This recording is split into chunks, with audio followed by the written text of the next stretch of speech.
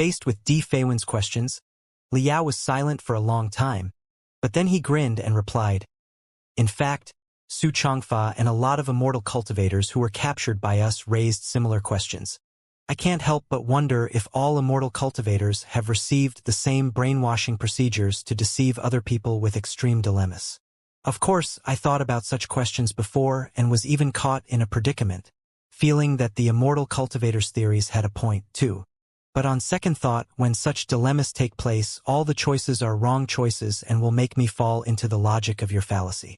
How can I prove that I've made a sensible choice then? So, I believe that the key is not how you act in such dilemmas but how to prevent such dilemmas from happening in the first place. For example, you said that when a crisis comes, mobs inevitably show up in the maddest way. Why? Because the immortal cultivators have always despised and exploited ordinary people. You do not believe in the strength of the ordinary people, and you do not promote real education to awaken the ordinary people as defenders of humanity. Instead, you have always inculcated into their heads survival of the fittest and all those theories. You have planted the seeds of brutality and selfishness deep down the hearts of the ordinary people and treated them as animals in peacetime. Then, how can you expect them to obey orders or even sacrifice themselves when a crisis comes? Besides, although you claim to be elites, you are actually the most selfish and arrogant people in the world.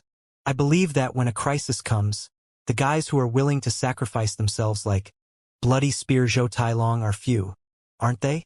Most immortal cultivators will flee for survival in a hurry, claiming, "I am strong, and my life is more valuable, so I'm more qualified to live," right? You have set very bad examples yourselves. When ordinary people learn from you, how can they not become mobs? However, consider such a possibility. In an ideal society, everyone receives comprehensive citizenship education from childhood.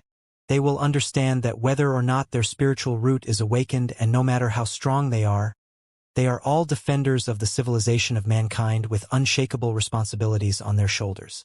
They will consider protection and self-sacrifice as the highest values, which will be deeply branded into their subconsciousness.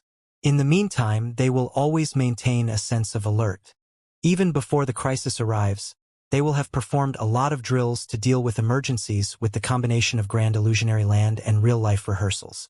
When the real crisis does come, under the lead of the cultivators, countless people will stand up and sacrifice themselves to stop the enemy, and the rest of the people will maintain basic order thanks to their training before when they evacuate and retreat in an organized way. That way, the number of people that have retreated in the end will be maximized. Such an ideal society is exactly what the Star Glory Federation and I pursue.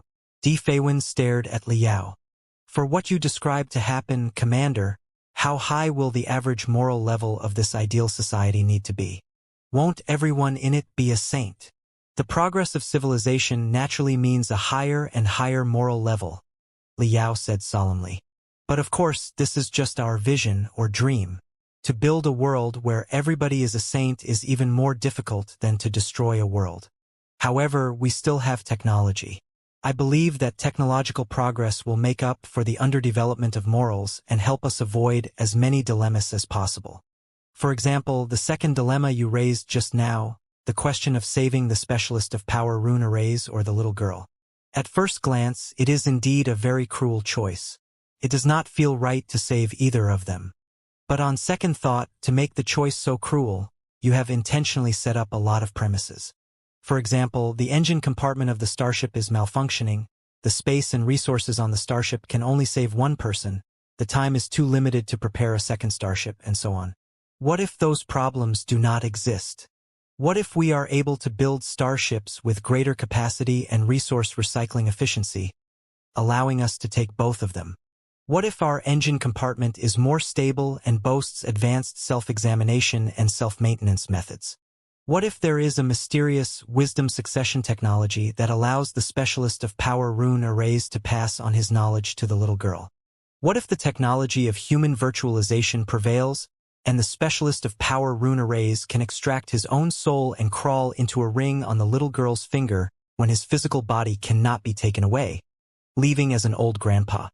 The bottom line is, the most fundamental difference between human beings and animals is tools and technology. As a refiner, I believe in technology.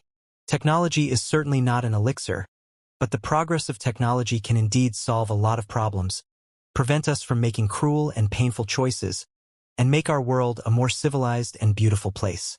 This is my answer. Liao's eyes were clear but firm. Di Feiwen's eyes, however, were filled with a hint of pity. Amused, he shook his head and said, "Morals? Technology? Is this your answer, Commander? That is rather too self-willed. Having lived at the edge of the cosmos for a long time, I am beginning to understand your outlook and the ideology that you persist in. Sometimes, I truly feel that the cultivators are like ignorant, innocent kids who lie in a nest that is temporarily warm and safe, not knowing the darkness and treacherousness of the outside world at all. You think that your insignificant persistence and strength can solve all problems. When the immortal cultivators tell you the cruelty of the outside world out of goodwill and the ways to survive in the cruel world, you simply cover your ears, unwilling to hear it, and think that as long as you persist in your doctrines, the dark world will go, and the cruel laws will change on their own. Face the reality. Both morals and technology have their limits, but the cruelty and brutality of the dark universe are infinite. There are always problems that you cannot resolve. There are always cruel, painful choices that have to be made. The innocent kids will grow up into adults one day. They will have bones of iron and hearts of stone when they learn to live in the dog-eat-dog universe. You are still living in your nest at the relatively stable and secure edge of the cosmos. Naturally, you are free to brag about such useless stuff. But believe me, after you reach the center of the cosmos where you experience some cruel choices that cannot be resolved with either morals or technology, chances are that you will become the next Black Star the Great, and the Star Glory Federation will become the next imperium of true human beings. If there is any difference between the Star Glory Federation at that time and the imperium of true human beings right now, it will only be crueler, more brutal, and more tyrannical. If it is not, it will not be qualified to continue fighting in the universal slaughterhouse in the place of the imperium of true human beings. Seeing Di Feiwen's twisted face and hysterical performance, Liao suddenly chuckled. His eyes were not focused, implying that he was absent-minded.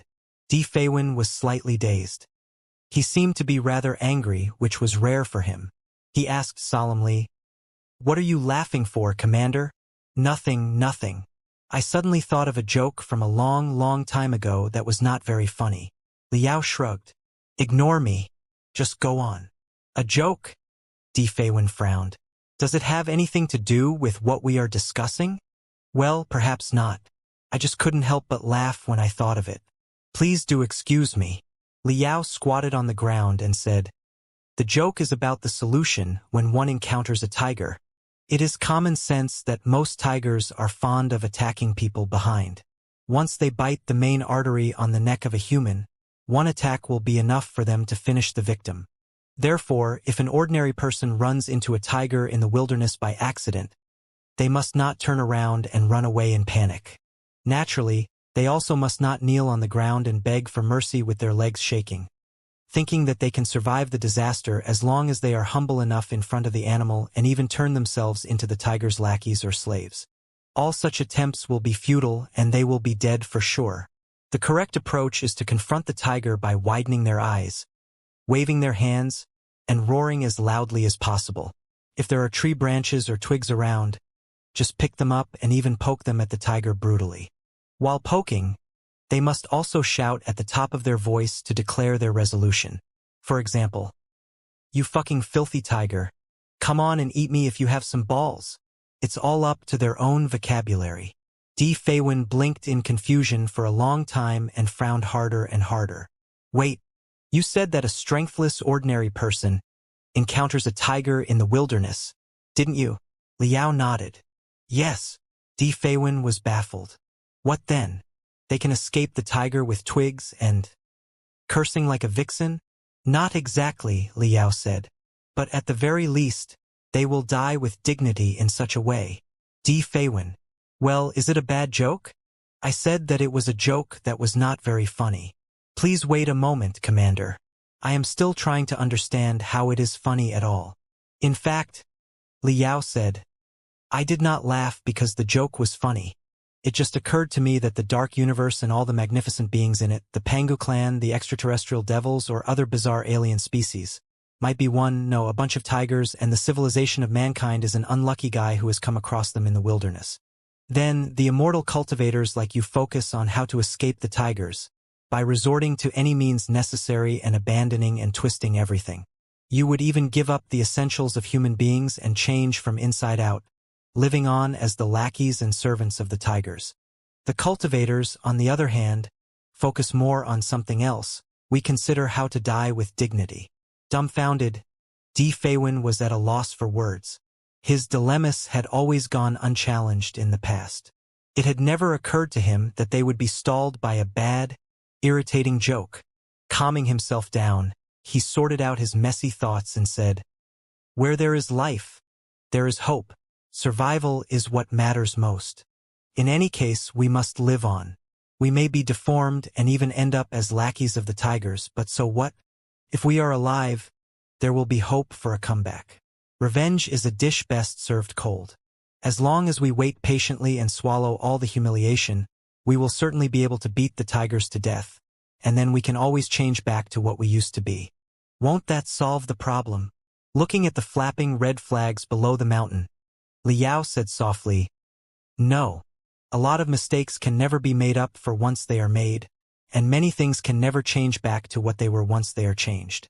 Even if the lackeys truly kill the tigers, they will only become the second tigers at most and will never become humans again. There are some things that are more important than survival, aren't there? Let's still take the example just now. Assuming that you are traveling with your children in the wilderness and you encounter a tiger, you will have two choices. Firstly, you can stand in the tiger's way, shouting, kicking, and attracting the tiger's attention. You can even charge forward and fight the tiger bravely, trying to buy more time for your children to run away. But they are too little to run away. After you are eaten up by the tiger, they will also be killed one after another. In other words, everything you do will be futile.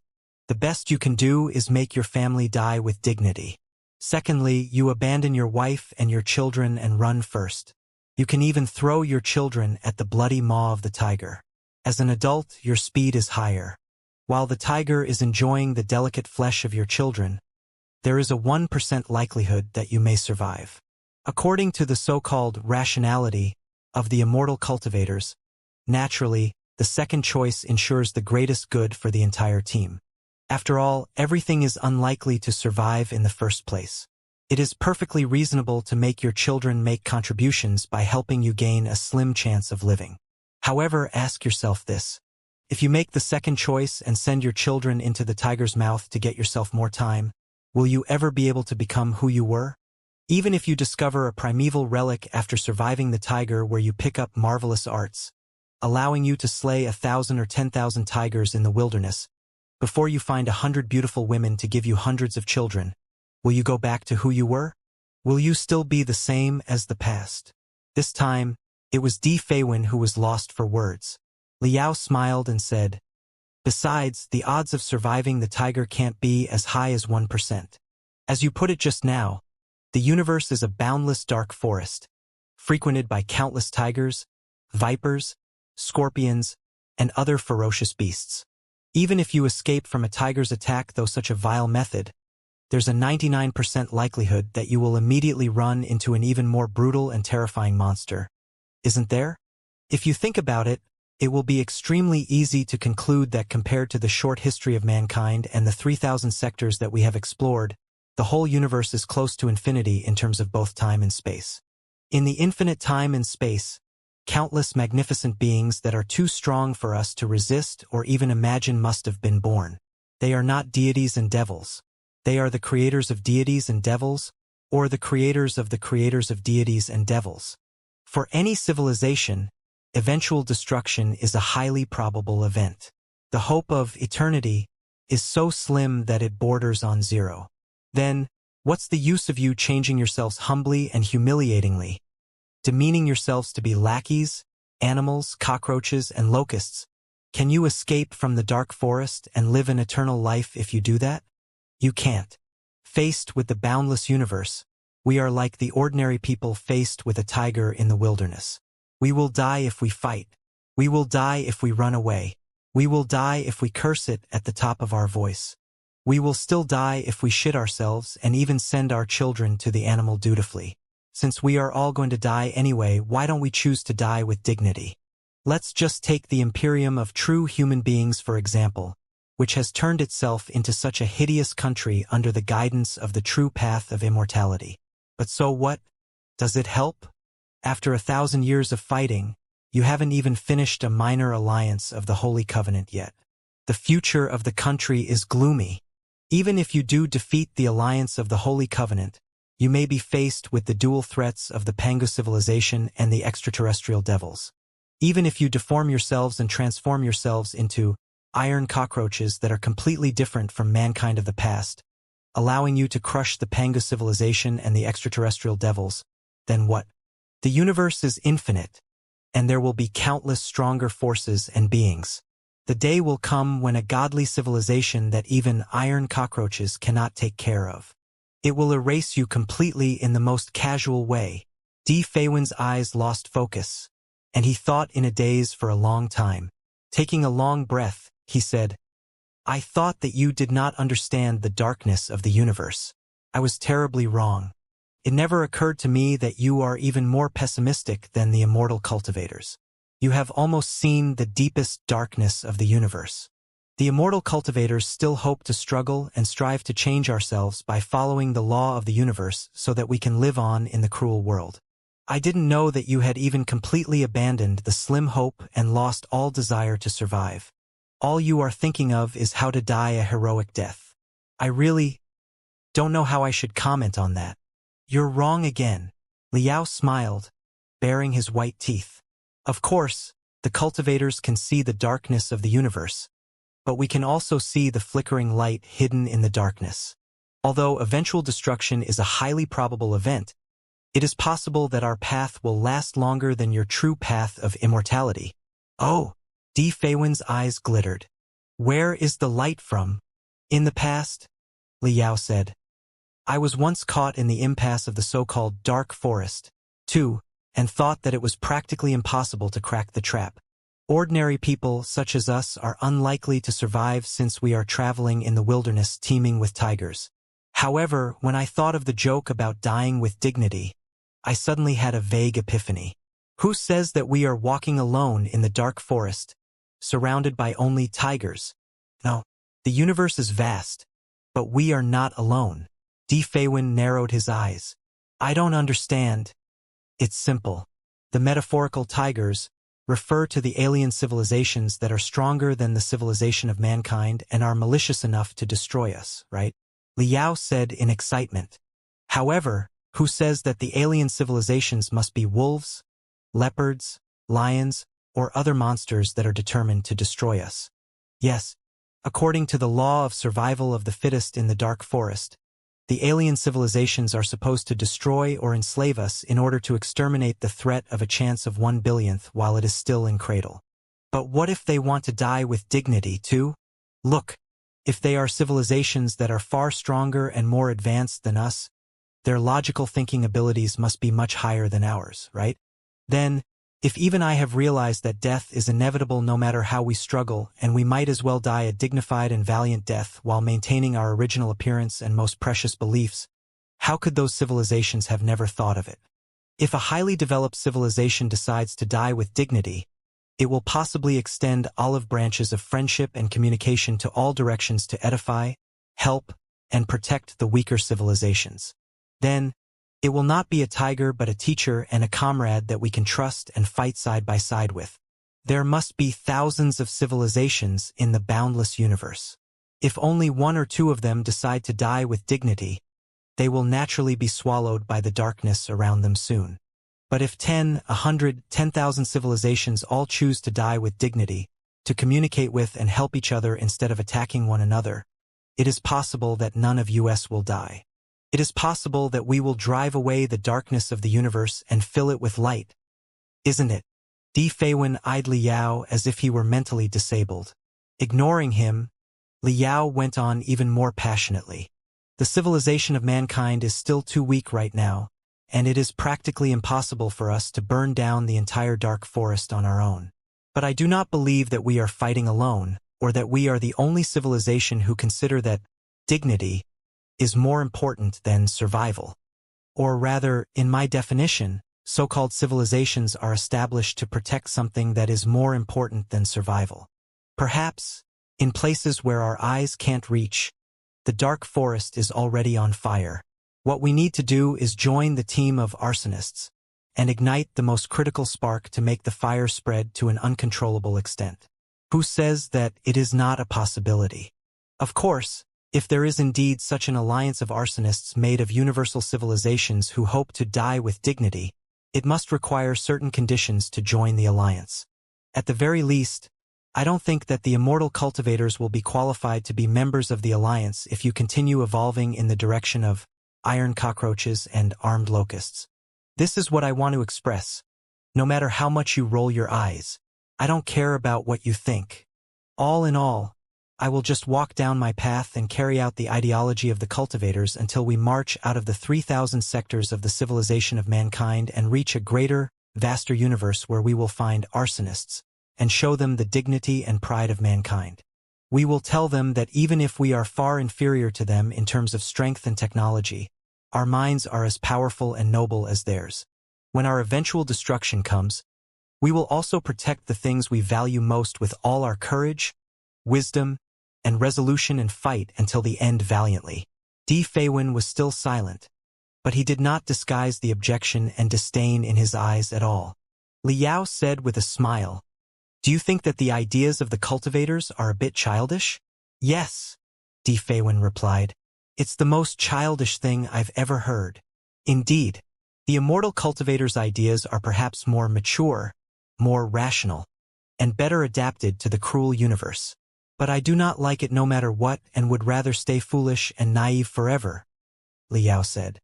Has it never occurred to you why the cultivators and the immortal cultivators call the most important phase of training nascent soul, and consider it a great accomplishment of training to condense a nascent soul? Then, why is it a nascent soul that the essence of our training condenses, instead of a muscular adult or a sophisticated senior?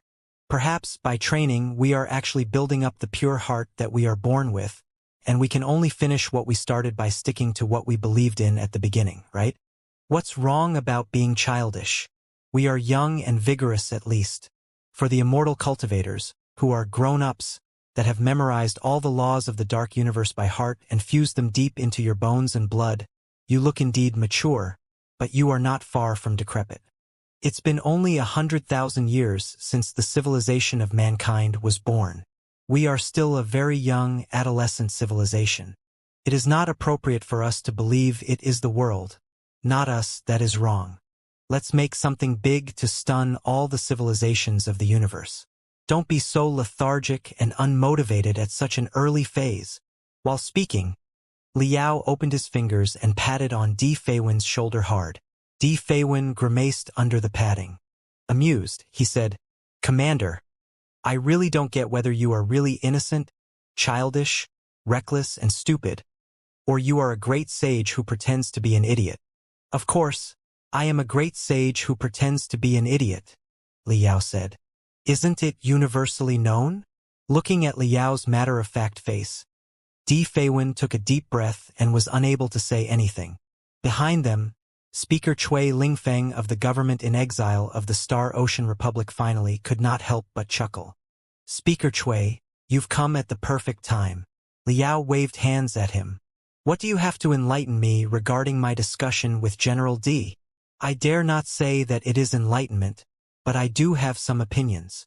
Hesitating for a moment, Chui Lingfeng squatted next to Liao, too. He remarked while looking at the busy construction site below the mountain, "The disagreement between you and General D is really not a simple right or wrong thing. There are not many things that are absolutely correct or absolutely wrong. I can only say that in extreme cases the two different choices can both work, but they can both fail, too. You know that, as the highest leader on Firefly, I am responsible for the lives of almost 100 million people. In the 1,000 years of history of Firefly's escape, quite a few extreme crises did take place. forcing me and my predecessors to be interrogated by humanity and conscience time and time ago when we made cruel, heartless choices. We were on the verge of the abyss of darkness countless times, or we might have sunk into the darkness without knowing it. We understand deeply the helplessness of certain choices and the inevitability of depravity. Although I consider myself a bad cultivator, if some righteous cultivators berate me for what I did and regard me as an immortal cultivator, I'll have nothing to say for myself.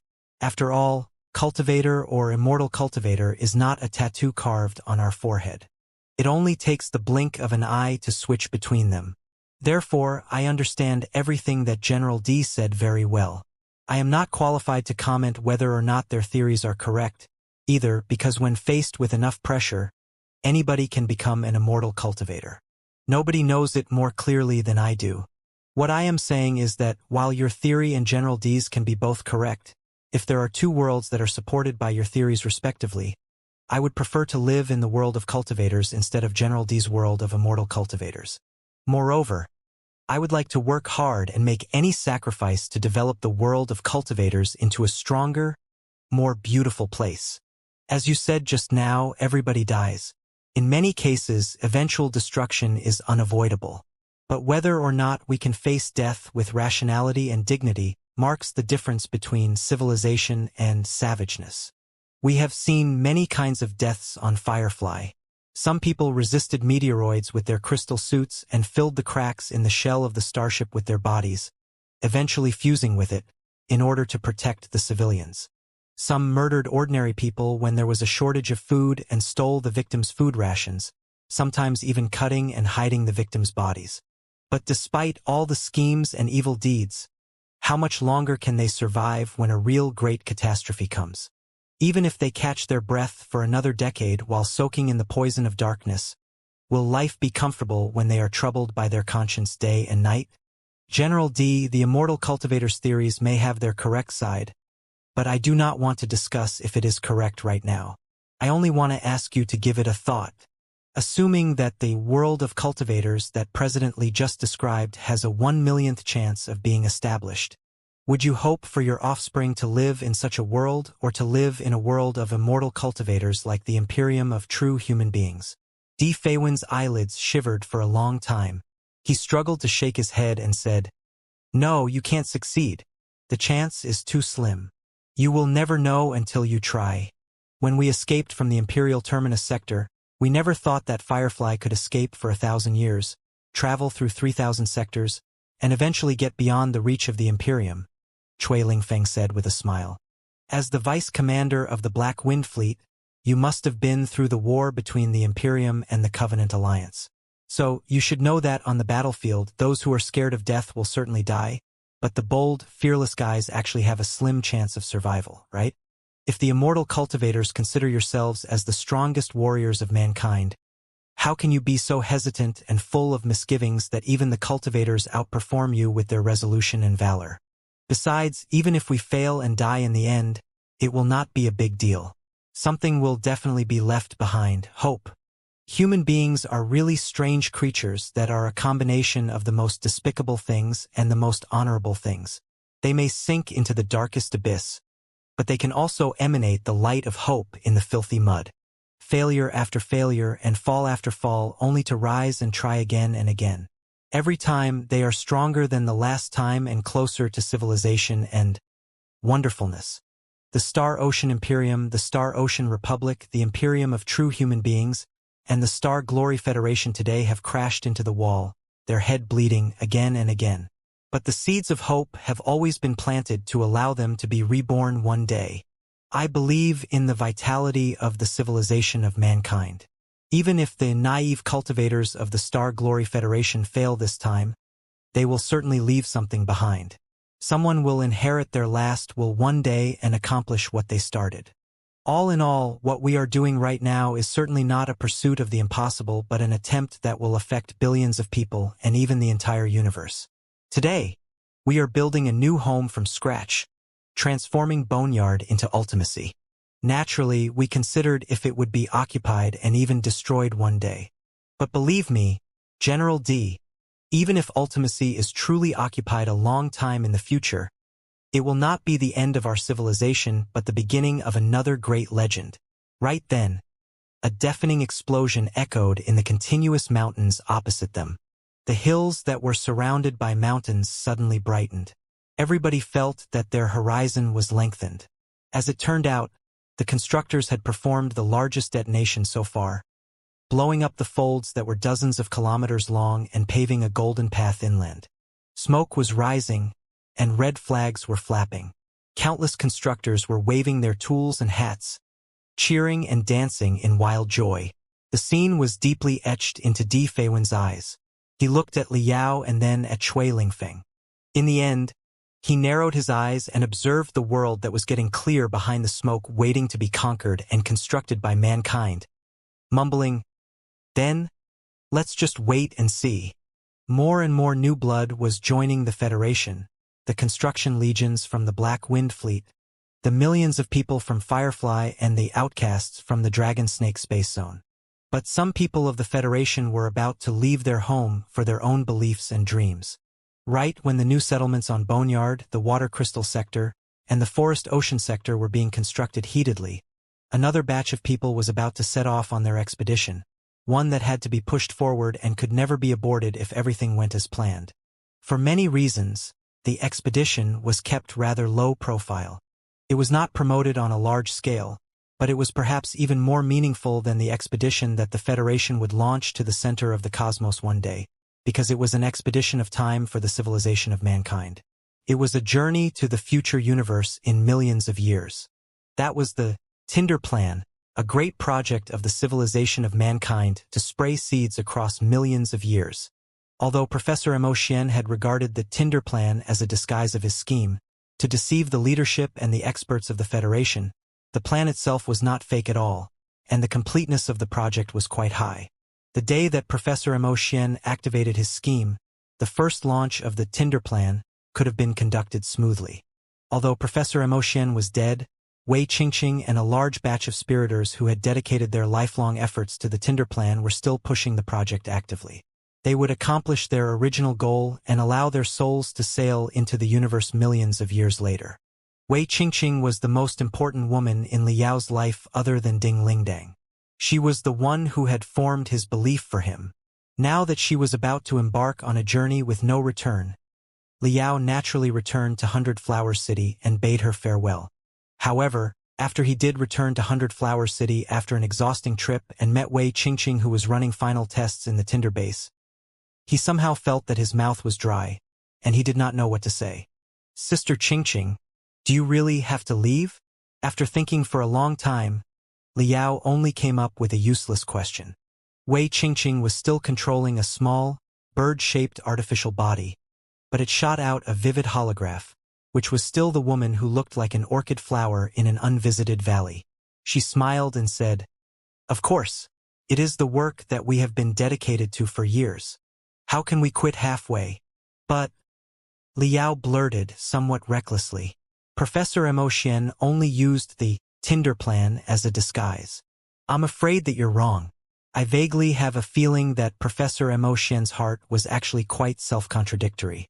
On the surface, he did use the Tinder Plan as a disguise, but it was not entirely unlikely that he wished for the plan to succeed too," Wei Qingqing said. Perhaps Professor Mo Xian was also caught in the warfare of the dual personality at that time.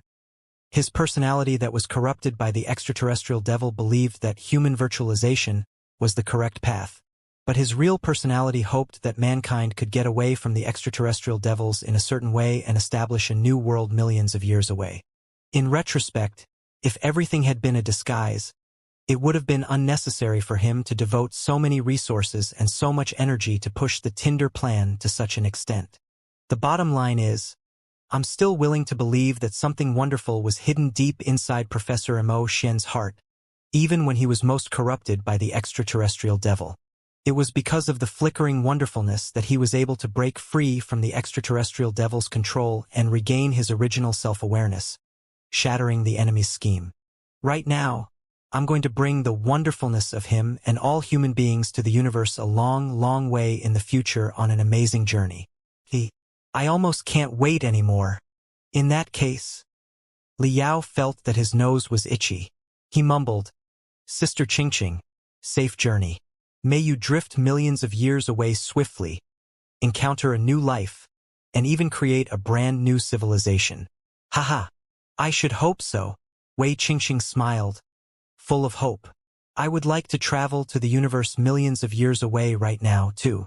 I may encounter all kinds of bizarre lives and civilizations. Some of them may be advanced, some underdeveloped.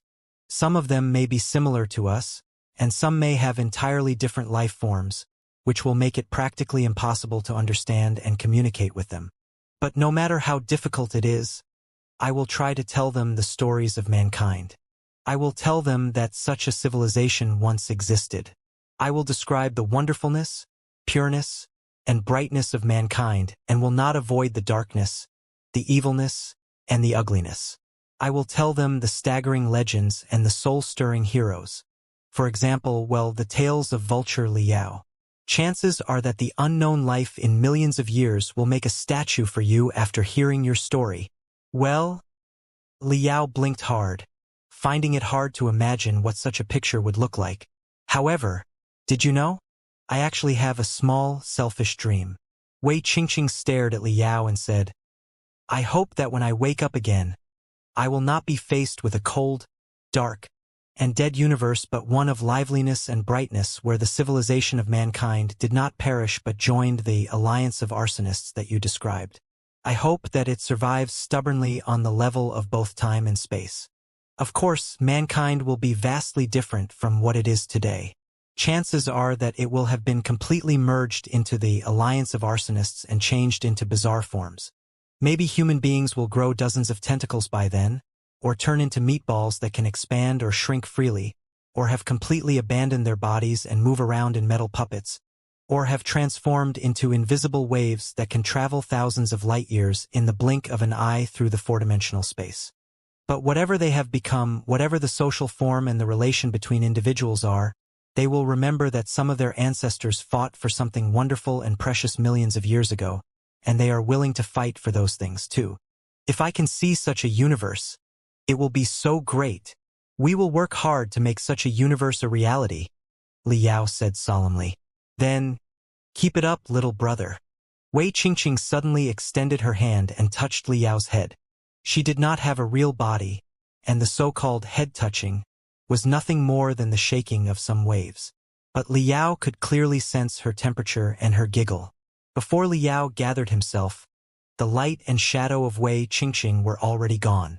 The delicate little bird also landed on the ground slowly and stopped moving, losing all the color that it had before. Wei Qingqing's soul had left the artificial body and entered Tinder 1, which was about to be launched. When Tinder 1 took off and its colorful exhaust flames danced vigorously inside Liao's eyes, Liao was still unable to free himself from the feeling of loss. Touching his head where Wei Qingqing's temperature still lingered, Liao suddenly recalled the experience of Helian Lai's daughter. Nobody was an island entirely of itself. Everyone's fate was like a line that joined each other and outlined the general picture of the entire civilization. As it was the case for individuals, was it the case for civilizations, too? The universe was a vast place, but no civilization could live on their own however powerful they might be. They were bound to be influenced by other civilizations and then influence even more civilizations, leaving their mark on the universe in such a way. Even if the civilization of mankind was truly destroyed one day, the marks that they left behind would affect thousands of future civilizations, creating or changing the fate of countless species. Whether Wei Qingqing was to see a dark, cold universe or a lively, comfortable one in millions of years' time perhaps truly depended on their hard work today. So that was all the more reason to work harder. Looking at Tinder 1, which had already turned into a star, Liao waved his fist hard. It never occurred to me that anyone in the real world would actually cheer themselves up by waving their fist for nothing. You are truly a narcissistic guy, Long Yongjun said from behind him. Ha! Why are you here? Liao was rather shocked. Please, I've always been here, all right? Wei Qingqing and I spent such a long time in the investigation team for the extraterrestrial devils. As a friend, isn't it perfectly normal for me to see her off? Holding her arms and leaning against the wall, Long Yongjun rolled her eyes at Liao. You were so attracted to the big sister that you would have neglected Ding Lingdang too, if she were standing here. It is needless to mention unimportant small fries such as myself. Enough of the crap. What nonsense are you talking about? Frowning, Liao eyed Long Yongjun up and down and said suspiciously, Why do I have a feeling that there is something you want to say to me and that you are not very happy about it? Of course there is something I want to say. And I am not in the best mood. Long Yongjun said. You haven't forgotten our deal, have you? Well, you truly have. Long Yongjun exclaimed. How is that possible? However, if you could drop me a hint. I'm talking about the deal we reached in the Nuwa warship, wherein I help you get the ancient sages sector, and you will help me repair the Nuwa warship and find the secrets deep inside it with all the available forces of the Star Glory Federation. Long Yongjun said. Hey. You can't have forgotten all that and think that I'm here to work in the Star Glory Federation for free, right? Liao blinked quickly and coughed hard. Speaking of which, the Nuwa warship in the Ancient Sages sector was truly one of the most critical parts in the Star Glory Federation's grand strategy. Although the Federation had defeated the Black Wind Fleet, it was still at an absolute disadvantage faced with the two behemoths that were the Imperium and the Covenant Alliance. The only thing that could make up for the gap in the comprehensive national power was the primeval technology under their control. The primeval technology had two sources, one being Kunlun and the other being the Nuwa warship and the Pango laboratory deep inside the Ancient Sages sector. The two sources could be cross-examined and studied together. It was not hard to estimate that once the intact Nuwa warship and Pango laboratory below the ice were fully under the Federation's control, together with Kunlun, the Federation's capability would certainly soar and even undergo a qualitative change. It would be the trump card for them to compete in the universe. However, in the past half a year, they had been occupied with the problems left by the Black Wind Fleet. Also, because of the long distance and the harsh sailing routes, the Federation had never had enough time and resources to bother with the Ancient Sages sector, which was deep inside the Dark Nebula. That was why the issue had been postponed for so long. After the battlefield uprising of the remaining soldiers of the Black Wind Fleet, the war that had lasted a whole year had finally ended. The Federation was finally able to summon the most elite forces and the full resources to dredge the sailing routes in the Dark Nebula and embrace the Ancient Sages sector. It was also the last mission for Liao at the edge of the cosmos before he set off to the center of the cosmos to search for Earth. Rest assured. How could I possibly forget that? Liao said. An enormous fleet is being gathered in the Federation. The specialists of the primeval civilizations who have spent decades on Kunlun have been summoned. Meng Qixin, Han Bailing, Yen Liren, and other fellow cultivators have dropped their work and are planning their grand return to the Ancient Sages sector. If everything goes well, we will be able to take off within 1 month. This time, we have the precise information of the sailing routes deep inside the Dark Nebula and the coordinates of the Ancient Sages sector. With the support of the advanced cruise technology and starships of the Black Wind Fleet and Firefly, we will definitely be able to return to the Ancient Sages sector in 1.5 years. That's good, Long Yongjun said. The Ancient Sages sector was at the critical phase where the contradictions were intensified and conflicts could break any time. After it lost the 12 top experts and most powerful people, there is no telling what kind of world-shaking changes happened. Although the 12 of us made thorough plans before we left, if we were away for too long, some of the ambitious fellows would certainly rise to fill the vacancy. It is best that we go back as soon as possible and bring the Ancient Sages sector into the Federation system. That's good. As the saying goes, among the blind, the one-eyed man is the king. There's no telling how many ambitious schemers are jumping up and down in the Ancient Sages sector right now. While those people are as good as nothing, the civilians there will certainly suffer. So, we must seize every second to reach the Ancient Sages sector sooner. Liao could not have agreed with Long Yongjun's opinion more. After thinking for a moment, he asked again, Right, after we really reach the Ancient Sages sector and excavate the Nuwa warship, you will have to release your identity to the public sooner or later, won't you? You have witnessed what kind of country the Federation is with your own eyes. My own integrity is definitely unquestionable, too. Nobody here will dissect and slice you for study. What are you still worried about? Long Yongjun smiled and said, Fine. You have honored your word and never exposed my real identity all the way here. So, I can assure you now that as soon as the Nuwa warship is excavated in one piece and the problems about the Panga laboratory are resolved, I will tell you and the world my identity and destiny. As of right now, a hint of confusion beamed out of her eyes as she mumbled. I have recalled a lot of things, but they are all modeled pieces. I need some critical information to connect them and figure out my real destiny. Looking at her slightly confused face, Li Yao could not help but have a weird feeling.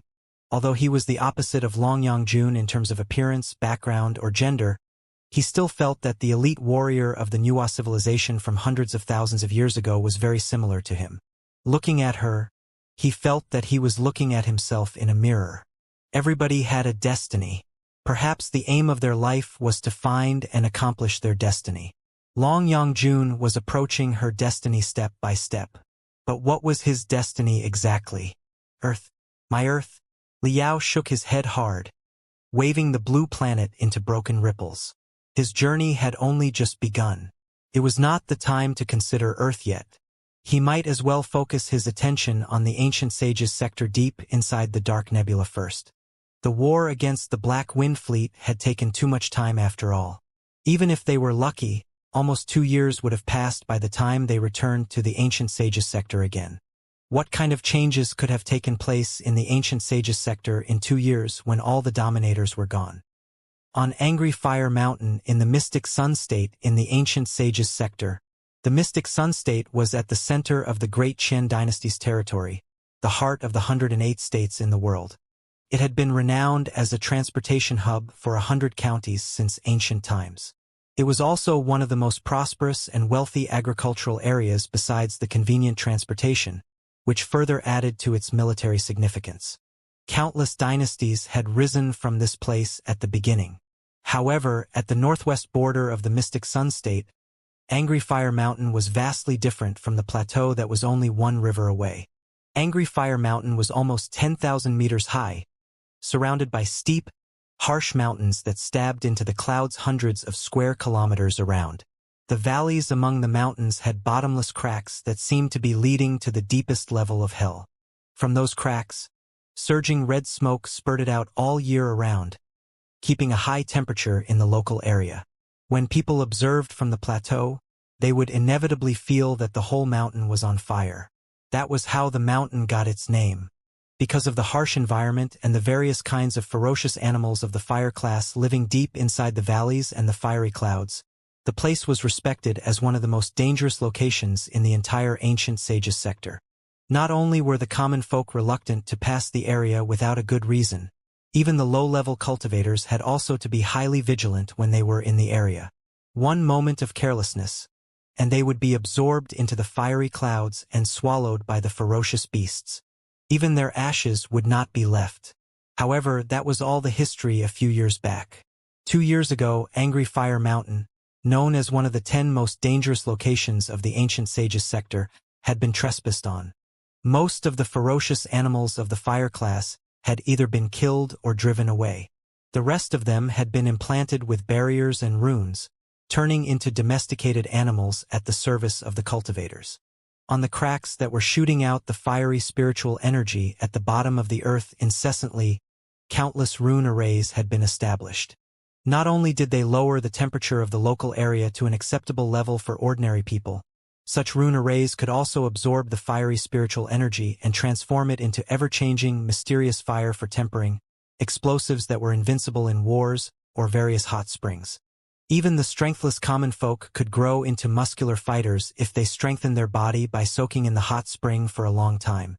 Ever since then, Angry Fire Mountain had become livelier with each passing day. Flying boats shipped towers and pavilions from all directions. More than 10 floating mountains were even stopped at the above of Angry Fire Mountain. A rather splendid town was almost established in the middle of the mountain. Outside of the town, almost 10 huge military camps had been set up. Brawny men from everywhere were joining the army every day. Almost 10,000 torches as thick as the thigh of a bull were consumed on a daily basis, illuminating the vast angry fire mountain into a sleepless city. The clinks of blades and the roars of men could be heard every night. People who lived on the plateau looked at the bloodily burning mountain in fright. The raging flames of light from the mountain even eclipsed the splendor of the great Qian dynasty and the dark cloud prairies. All kinds of rumors were spreading on the street. A lot of them told other people how they saw a crimson dragon soaring from Angry Fire Mountain and hovering amid clouds at night. "A true dragon has shown up." The touts and butchers on the street grimaced and spoke to each other thoughtfully. Even the scoundrels who spent their entire time in the casinos had put down their dice and dimes, considering if they should join the army and make a name for themselves. That day, the anomaly in the sky further proved their judgment. Starting from 5 o'clock in the morning, when there was not the slightest light in the sky, flashes of light tore apart the night sky and lunged in the direction of Angry Fire Mountain. When they were the largest in number, hundreds of fire lines occupied the sky. Explosions echoed like rumbling thunder, each louder than the last, almost deafening the common folk below. Such a terrible view drove a lot of people mad. They kneeled on the ground and kowtowed at the sky the entire day, until their head was bleeding and their mouth was foaming, and they passed out on one side of the road. Cultivators. There were countless high and almighty cultivators. The common folk had never seen so many cultivators gathering together, marching toward Angry Fire Mountain incessantly. The fiery lines in the sky burnt for an entire morning without stop. How could they not feel frightened or go mad? Why are so many cultivators here? Are they here to pay homage to the true dragon? The true dragon has shown up, and all the people bow. This is truly a sign of a change of dynasties. Not just the ignorant common folk on the plateau who did not know anything better. Even the cultivators who had arrived at Angry Fire Mountain from thousands of kilometers away without any rest were mumbling the same thing. The Angry Fire Mountain was perhaps the liveliest place in the entire ancient sages sector at that moment. On the hills large and small, and above the towers and pavilions floating in midair, sabers, swords, and spears were rising like an ocean, and too many flags were flapping in the wind. Almost 10,000 soldiers who were wearing fine armor stood like statues made of iron and copper. Holding the flags that were almost 10 meters tall, they were absolutely motionless. The emblem of angry fire on the flags was the only thing moving in the wind like crazily dancing flames. Countless hideous, ferocious animals of the fire class were all awed by such a view. Lying under the feet of the tamers, they did not dare move at all but only bulged their big red eyes and stared at the crowd down below somewhat in fear. The valley that could accommodate hundreds of thousands of people had been full. Even the well-heeled cultivators had to stand right next to each other, leaving no space for privacy at all. They were all wearing expressions of confusion and panic. The guest gong outside of the valley had been bashed for an entire day, yet it was still echoing non-stop. Every time a leader or an elder of a sect came to visit, the gong would be hit hard together with roars that rumbled like thunder. Master Zhao Yunfeng of the Heavenly Wolf Manor has come, offering 2,000-year ginsengs and 1 jade ornament. Leader Long, Elder Sun, and Elder Qian of the Glamorous Cloud sect, as well as their 33 true disciples, are here, offering 30 glamorous cloud flags that everybody of the sect has baptized with their heart blood for 81 days. Master Shangguan of the Wild Sand Fortress is here, offering 1 world unity cauldron. Elder Scorching Sun is the best expert in the world, who has the support of 1 million elite soldiers of the Angry Fire Army and countless experts of the Red Sun sect. It will only be a matter of time for him to unite the world again. This cauldron will be the best medium to carve the magnificent feats of Elder Scorching Sun for all the posterity to memorize. After the announcement, the atmosphere in the valley was more heated than ever. Even the rocks were about to be melted, and the sky was to be burnt through. Countless muscular soldiers wearing the red flame armor shouted at the top of their voices. The invincible Elder Scorching Sun will sweep across and unite the world, and he will be remembered by all future generations. At first, only the soldiers of the Angry Fire Army were shouting.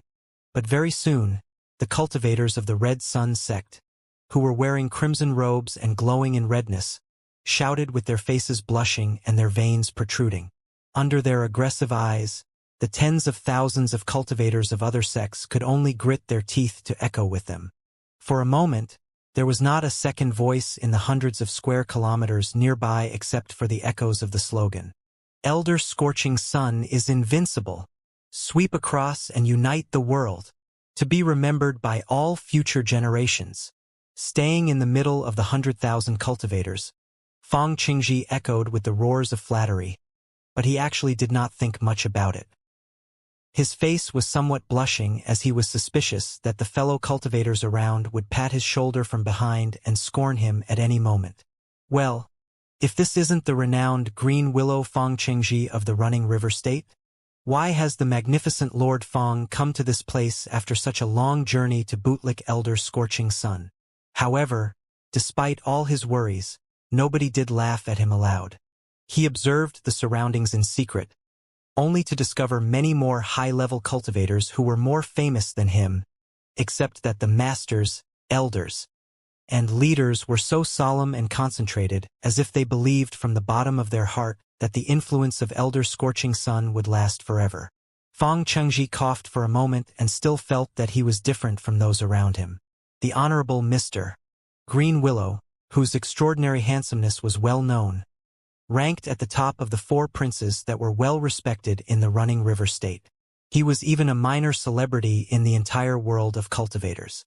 His grandfather had even advanced into the nascent soul stage and founded the Green Cloud Sword sect. With a Green Cloud Devil sweeping sword and the corresponding sword arts, his reputation did not stop in the Running River State. Nobody in the neighboring 10 or so states had not heard his father's name. Anywhere he went, all the sects must show some respect for him as soon as he showed the token of the Green Cloud Sword sect. Besides, his great-grandfather was a true disciple of the Purple Pole Sword sect, known as the best sword sect in the world. It was with the permission and full support of the Purple Pole Sword sect that his ancestors had left the sect to found an independent sect. In other words, the Green Cloud Sword sect was an offshoot, or rather a peripheral organization, of the Purple Pole Sword sect. Sword Manik Yen Liren of the Purple Pole Sword sect was known as the best expert in the world. In the sword-testing battle years ago, even Qi Zhongdao, the leader of all cultivators, had been no match for him. With such an unshakable mountain supporting them, they were completely different from the small fries who had no backgrounds around him. What was wrong with his father setting foot in such a mess here? Fang Qingji was somewhat dissatisfied with Fang Shi, his father and the current leader of the Green Cloud Sword sect, who was praising Elder Scorching Sun humbly. It was true that as the unparalleled experts in the old days such as the 3 Saints, the 4 Rapscallions, and Elder Spiritual Vulture had gone missing, the capabilities of multiple forces, including the Grand Mystery Sect, the Purple Pole Sword Sect, the Great Chen Dynasty, the Dark Cloud Prairies had greatly weakened. All of them were shrinking. The Angry Fire Army and Scorching Sun Sect, under the lead of Elder Scorching Sun, had risen abruptly and rapidly, showing the momentum of a revolution. With the excuse that an unprecedentedly powerful Rising Sun array had been crafted, Elder Scorching Sun was holding a Rising Sun ceremony. Invitations had been sent out to all sects in the entire Ancient Sages sector, large and small, asking them to attend the great event. In fact, everybody knew that the real purpose was something else. The Rising Sun ceremony was a declaration of war that Elder Scorching Sun sent to the entire world of cultivators and even the entire Ancient Sages sector, implying that the unparalleled expert who had risen recently was about to compete for the hegemony of the world. The cultivators who were willing to attend the Rising Sun ceremony would be his allies and lackeys. Those who did not show him respect and ignored his invitation would be his foes or the targets to be annihilated by his great army later. Frankly, it was a meeting to take sides. Elder Scorching Sun would see how many people in the world of cultivators were on his side and how many opposed him. The invitations were indeed a shock to the entire Ancient Sages sector and finally caused the rare turnout that day. Most of the middle-sized and small sects, awed by the dominance of Elder Scorching Sun, had sent their leaders or elders with great gifts. They were even busy adulating Elder Scorching Sun as much as they could. The shameless exaltations were major eye-openers for Fang Qingji. Even a few deeply rooted sects that had a long history had at least sent a few elders to attend the ceremony with the replies of their leaders. However, the 6 major sects including the Grand Mystery Sect and the Purple Pole Sword Sect, the court of the Great Qin Dynasty, and the Dark Cloud Prairies did not send anybody. The stances of the two parties were very obvious. As an offshoot of the Purple Pole Sword Sect, the Green Cloud Sword Sect was supposed to take the Purple Pole Sword Sect side and resist Elder Scorching Sun and the Red Sun Sect together. However, after discussing the issue with the leaders of more than 10 peripheral sects, his father had made a shocking decision. None of them considered the attitude of the Purple Pole Sword Sect further. They all went to Angry Fire Mountain together. Although their excuse was to help the Purple Pole Sword Sect investigate the enemy, anyone who was not an idiot knew how absurd that was. Their actions were doubtlessly a slap in the face for the Purple Pole Sword Sect. More strictly speaking, they were even suspected of betrayal. Fang Qingji was young and had a thin face after all. He was both ashamed to change sides so blatantly and frightened by the past reputation of the Purple Pole Sword Sect. He was also very suspicious about Elder Scorching Sun, who had only risen to fame a couple of years ago. Although he had been dragged to Angry Fire Mountain by his father unwillingly, he felt that his father had made a reckless move deep in his heart. Is Elder Scorching Sun still not out? 100,000 cultivators are waiting for him alone. How cocky! Fang Qingji mumbled to himself in a very low voice. He had thought that nobody could hear him, but hardly had he finished his sentence when the center of his eyebrow was poked so hard that he almost burst into tears. Then his father's high-pitched voice echoed in his ears. Idiot! Watch your mouth. You may not only get yourself killed, but also involve your family and sect. Greatly shocked, Fang Qingji raised his head to look, only to discover that his father was still bowing like a tumbler with the most devoted expression, while mumbling the adulations such as, Elder Scorching Sun is invincible. But his father's private talk was running into his ears incessantly. What does a little idiot like you know? Have I not told you how tough Elder Scorching Sun is on our way here? Did you not hear any of that? He may not have been very famous in the world of cultivators in the past 100 years, but he was a major celebrity more than 100 years ago who had advanced to the beginning level of the nascent soul stage. At that time, he entered the depths of Angry Fire Mountain when chasing after an animal and went missing. Everybody thought that he was killed in the magma deep inside the underground cracks. Nobody knew that, while he was indeed lost beneath the earth, he found something more underground. He discovered a relic of the Saint Fire Dynasty from more than 70,000 years ago, and the residences of dozens of ancient masters. The relic of the Saint Fire Dynasty and the residences of dozens of ancient masters were actually founded on a battlefield of primeval wars from hundreds of thousands of years ago. Therefore, the underground relic in Angry Fire Mountain has both the enormous arsenal of the Saint Fire Dynasty, the lifelong work of the dozens of ancient monsters, and abundant, amazing arts and magical equipment. Some of the primeval treasures are even as good as Iron Saint Qi Zhongdao's heaven-flipping seal. What's most shocking is that there was actually a Cloud Qin gold statue among all the primeval treasures. You may not know much about other primeval treasures, but I'm certain that you are fully aware of the ultimate dominance of Cloud Qin gold statue. It was with the help of the 12 Cloud Qin gold statues that the great enterprise of the Cloud Qin dynasty was founded. Today, although Elder Scorching Sun has only one Cloud Qin gold statue whose arm is broken. So what? Who else in the world can compete with him? Fang Shi, the leader of the Green Cloud Sword Sect, had indeed repeated it countless times on the road. But Fang Qingji was not convinced because he had not seen it with his own eyes. He stood straight and was about to argue. Hee. Fang Shi sniffed and mixed some sharp sword auras in his voice, which scraped Feng Chengji's brains like a dagger. Do not say anything. Just listen obediently. Elder Scorching Sun trained himself hard in the underground residences from the Saint Fire Dynasty for 100 years and finally advanced to the ultimate level at the peak of the nascent soul stage, only half a step away from the divinity transformation stage. He also practiced dozens of most dominating arts. Even if he were faced with Meng Qixin and Wu Suiyun, the two legendary divinity transformation stage cultivators from 100 years ago, he would not necessarily be on the losing side. Now that he has broken out of his seclusion after grasping all his arts, he is definitely one of the best experts in the world. As it happens, he has ended his seclusion at the perfect time. It is exactly the time when the three saints, the four rapscallions, the monk, and the emperor have all vanished uncannily. Regarding the mysterious disappearance of the three saints, the four rapscallions, elder spiritual vulture, and the other experts, there are all kinds of rumors and strange theories. Some say that they died with each other in the depths of the land of eternal night. Some say that they set off to search for the deity's realm on an enormous divine boat and will return to the ancient sage's sector in 1.5 years. But the journey to divinity is full of perils. Who knows if it is true?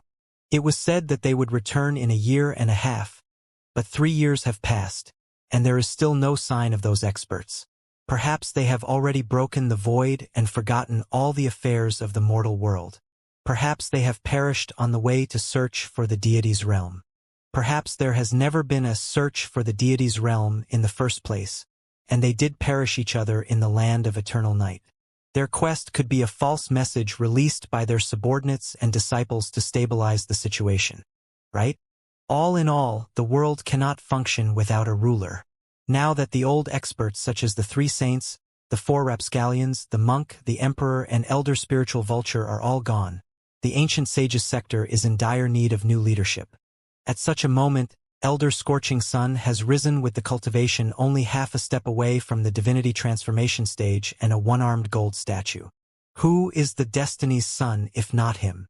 Feng Chengji felt his head go dizzy when he heard the description of Son of Destiny. Still, the stubborn suspicions in his heart made him feel that his father was merely exaggerating. The truth could not be so unbelievable. He who knew a man best was his father. Leader Feng did not need to turn around to know what his son was thinking. He sneered. In terms of heavenly materials and earthly treasures and unparalleled arts, Elder Scorching Sun boasts the techniques and legacy treasures from dozens of ancient masters of the Saint Fire dynasty. In terms of magical equipment and weapons, he has a whole arsenal, plus the broken fragments of tremendous primeval magical equipment. In terms of personal strength, he is one of the most unparalleled experts in the world. Even when the three saints, four rapscallions, and Master Spiritual Vulture were still here, they might not have been strong enough to compete with him. Not to mention that all the experts of the old days are either missing or dead. Elder Scorching Sun is the only unchallenged champion right now. After he broke out of seclusion, he crushed a few well-known experts in a row and soon gained his reputation. The unaffiliated cultivators in the world all joined him. In only a couple of years, those cultivators have made significant progress in their cultivation while being nurtured by his marvelous medicine and armed with primeval weapons. Not only does the Red Sun sect have more than 10 nascent soul stage cultivators, those nascent soul stage cultivators who are armed by the fragments of primeval treasures have a shockingly high combat ability. It is not difficult at all for a cultivator of the Red Sun sect to fight 3 cultivators of the same level in other sections. Even the 6 major sects did not have such dominance in their prime years. In terms of troops, you saw them with your own eyes on our way here. Elder Scorching Sun has polished the soldiers with the Angry Fire Sacred Water below the earth and trained them with the advanced fighting techniques from the Saint Fire dynasty. All the ordinary soldiers have been trained into bloodthirsty, resolute, and vicious warriors. Of every 5 soldiers, 1 can reach the level of inborn warrior. While those people can work as a centurion in other troops, they can only work as tiny captains here. Also, the number of soldiers in this terrifying army has almost reached 1 million. Both the most elite royal army of the Great Qian dynasty and the Ghost Qin Wolf Raiders on the Dark Cloud Prairies are unable to compete with the Angry Fire army. Right now, Elder Scorching Sun has already occupied the heartland of the Central Plateau. From this place to the west and to the south, nobody knows the court or the Dark Cloud Prairies but only recognizes the flag of Angry Fire of Elder Scorching Sun. Tell me, what is destiny and the unstoppable wheel of fate if not this? Today, after the Rising Sun ceremony, the Angry Fire Army and the Red Sun sect will embark on their expedition to sweep across the world. The 6 major sects, the Great Qian dynasty, and the Dark Cloud Prairies are all the targets of their conquest. The 6 major sects are obstinate enough to fight Elder Scorching Sun to the end. The Green Cloud Sword Sect is an offshoot of the Purple Pole Sword Sect. Because of the critical relation, if we did not come here in a hurry to pledge our loyalty, we would certainly die together with the Purple Pole Sword Sect. Our 100 years of enterprise would vanish. The two of us, as well as every other member in our family, old and young, would be obliterated. I spent days and nights considering how to preserve our tiny Green Cloud Sword Sect in front of the overwhelming dominance of Elder Scorching Sun. But you, little brat, are cocky enough in your ignorance. After being lambasted by his father, Fang Qingji felt that his stubbornness got the better of him. He argued, too, telepathically, not entirely convinced. Although Elder Scorching Sun is tough, the 6 major sects, the court of the Great Qian dynasty, and the Dark Cloud Prairies will not be so easy to deal with. As the saying goes, even a broken ship has some nails that are still useful. Even if those forces lack leaders, will they just wait to be killed? What are they doing right now if not waiting to be killed? Leader Fang scoffed. Ever since the top 10 experts of the ancient sages sector went missing mysteriously 3 years ago, the 6 major sects, the Great Qian dynasty, the Dark Cloud Prairies, and the rebel forces such as the White Lotus Cult and the Heaven Battering Army have all been resting their banners and holding their positions without making any moves. They have not extended a single finger to the outside world in the past 3 years.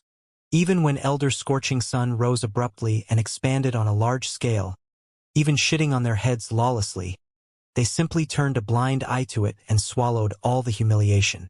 Do they still have the dominance of the old days? If they were not really incapable, how could they have allowed Elder Scorching Sun to go on a rampage blatantly? The relationship between the Green Cloud Sword Sect and the Purple Pole Sword Sect is highly unusual. By pulling some strings, I learned the unquestionable information that a world-shaking battle did break out in the depths of the Land of Eternal Night 3 years ago. Not only were the top 10 experts of the Ancient Sages sector involved, even the thousands of high-level cultivators under their lead also participated in the battle. It is said that blood was flowing like rivers after the battle. After the battle, the forces all suffered great casualties. Also, because their leaders went missing uncannily, they were all unable to thrive again.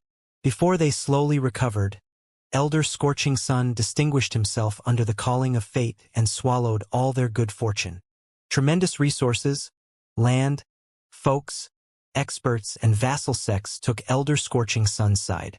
Tell me, how can the old forces expect to rise again? All in all, one of them is rising and the other is setting. Elder Scorching Sun is now glowing exactly like the sun in the middle of a day, whereas the Great Qian dynasty, the Dark Cloud Prairies, the 6 major sects, the White Lotus Cult, the Heaven Battering Army, and the other forces are dry bones in the grave waiting to decay. Even if we do not intend to be great contributors to the new monarch's cause, there is no reason we should be bound to the dry bones and die together with them. Fang Qingji was somewhat convinced by his father. He stammered. But I was told that the 10 experts did not go missing or perish with each other. They joined hands to search for the deity's realm. Didn't they leave a divine wrath order before they left, claiming that they would return with marvelous treasures or even divine soldiers of the deity's realm in a year and a half, and asked all cultivators of the ancient sages sector to behave and not start any wars? Whoever disobeys the divine wrath order and raises a war while they are away will be punished and suppressed in the most ruthless way on the day of their return. What divine wrath order? It was just a pretentious move, Leader Fang sneered. Countless unparalleled experts of the ancient sages sector have set off to search for the deity's realm in the past 100,000 years. Did any of them ever come back? Even the experts who were well above the divinity transformation stage lost their lives in the boundless darkness. The 3 saints and the 4 rapscallions were merely at the peak of the nascent soul stage and had not even touched the threshold of the divinity transformation stage yet. Yet they were bold enough to search for the deity's realm? How ridiculous! You said it yourself. They announced that they would return in a year and a half in the divine wrath order. It's already been 3 years. Where are the marvelous treasures and the divine soldiers from the deity's realm? The way I see it, the whole issue couldn't be simpler. It's true that the 10 experts discovered some secret treasures deep inside the Land of Eternal Night and that they fought each other for the treasures. But then, as they were so deeply mired in the battle, and also possibly because of the defense rune arrays from the primeval age, the top 10 experts were killed at the same time. Their disciples and subordinates knew that the world would be in chaos if news got out, and those forces that were once dominating would end up as meat on a chopping block. Therefore, the forces that were hostile to each other before secretly reached a pact and made up the ridiculous lie that their leaders had gone out to search for the deity's realm. It was only a strategy to buy them a few years of time so that they could slowly recover. It's a pity that things never go as planned. It never occurred to them that an unstoppable man like Elder Scorching Sun would show up. Naturally, their lie could not be sustained any longer. His father's analysis was reasonable and flawless. Even Fang Chengji, who had always been proud of himself, was fully convinced. Father, you do have a point. That seems to be what happened. I have traveled in the world of cultivators for almost 100 years. What kind of extraordinary incidents have I not come across? How can such absurd tricks deceive me? Leader Fang sneered. He suddenly changed his face color and flapped his sleeves, saying in a low voice, "Quiet! Elder is here." The praises in all directions lowered at some point, replaced by enchantments that were even more agitating. It did not sound like it came from throats but felt like the violent spiritual energy contained in the infinite earthly fire was burning the air in the 1,000 square kilometers around. The million soldiers of the Angry Fire Army, the 30,000 disciples of the Red Sun sect, and the 100,000 cultivators from 3,000 sects in the world, greet the magnificent elder. Accompanied by the sounds that seemed to be blown out of bullhorns, Green Willow Fang Chengji saw thousands of colorful fireballs slowly rising. After the fireballs flew into the air, they occupied the entire sky like a well-organized army. The distance among the fireballs was absolutely the same, turning the sky into an enormous chessboard. Pa! All the fireballs exploded at the same time, turning into hideous, vivid beasts. Among the thousands of beasts made of fireballs, there were wolves, tigers, leopards, lions, and all other creatures. They were raging and emanating shocking spiritual energy above the valley. But no two fiery beasts were the same. Each of them had their unique posture and movements as if they were alive. A lot of the less capable cultivators in the valley found it hard to catch their breath under the pressure. They were also sweating hard because of the heat and could not have looked more devastated. The thousands of fireballs radiated and gradually moved to the clouds at the highest sky, and the overlapping clouds seemed to be under Elder Scorching Sun's command. 2. After a series of splendid changes, they condensed into a grand image that blocked the sun and the sky, one daunting giant that was sitting cross-legged in furious flames. The red clouds and colorful glows constituted the giant's body, and the vigorous flames of spiritual energy turned into its facial organs and armor. What a splendid and unstoppable giant that almost looked like the giant that created the universe. The floating mountains and pavilions in the sky were as insignificant and vulnerable as children's toys in front of the monolithic fiery fiend. The highest peak of the Angry Fire Mountain that rose to the clouds did not seem enough to suffer a sneeze from the fiend. Even the valley that held hundreds of thousands of cultivators and ordinary soldiers seemed to have been opened by the hands of the fiend, who could rip another ravine in the broken ground that led to the core of the planet and bury everyone in it as long as it wanted to. So magnificent and dominating.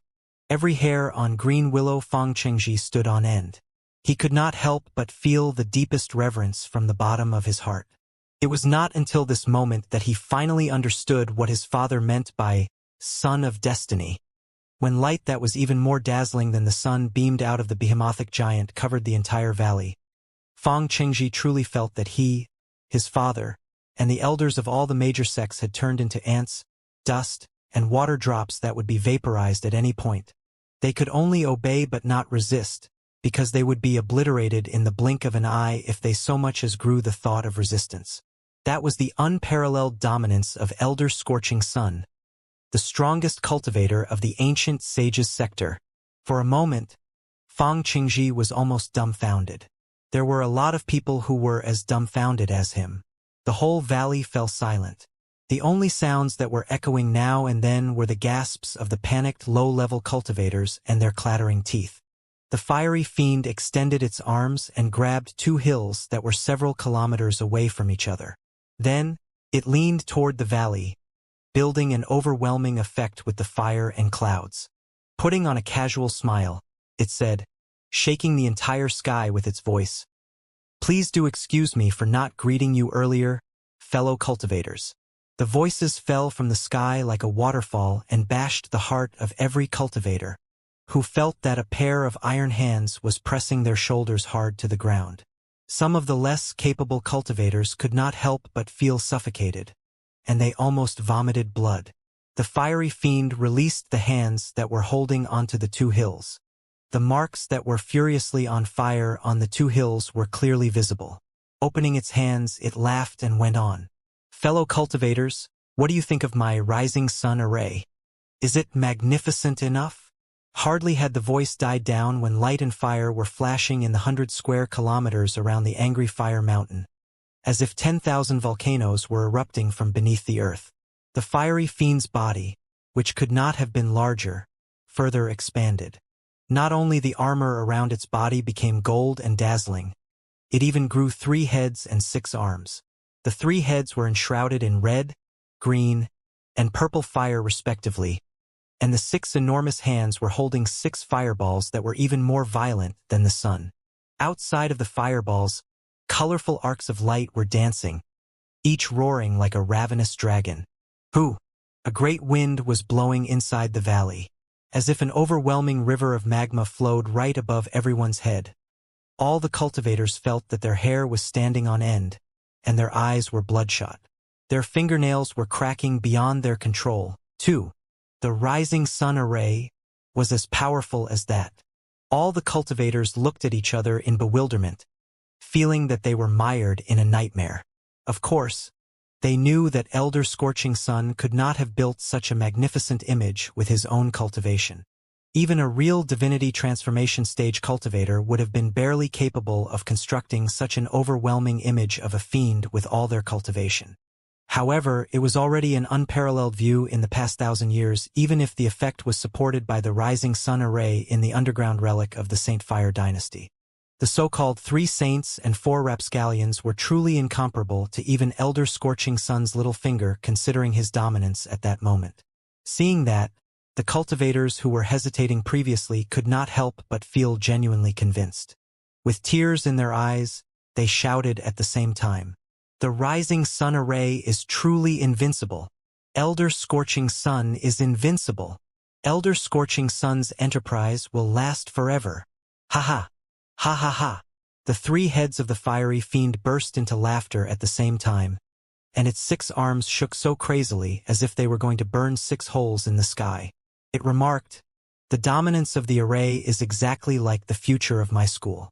Like a rising sun in the morning, it will soar unstoppably."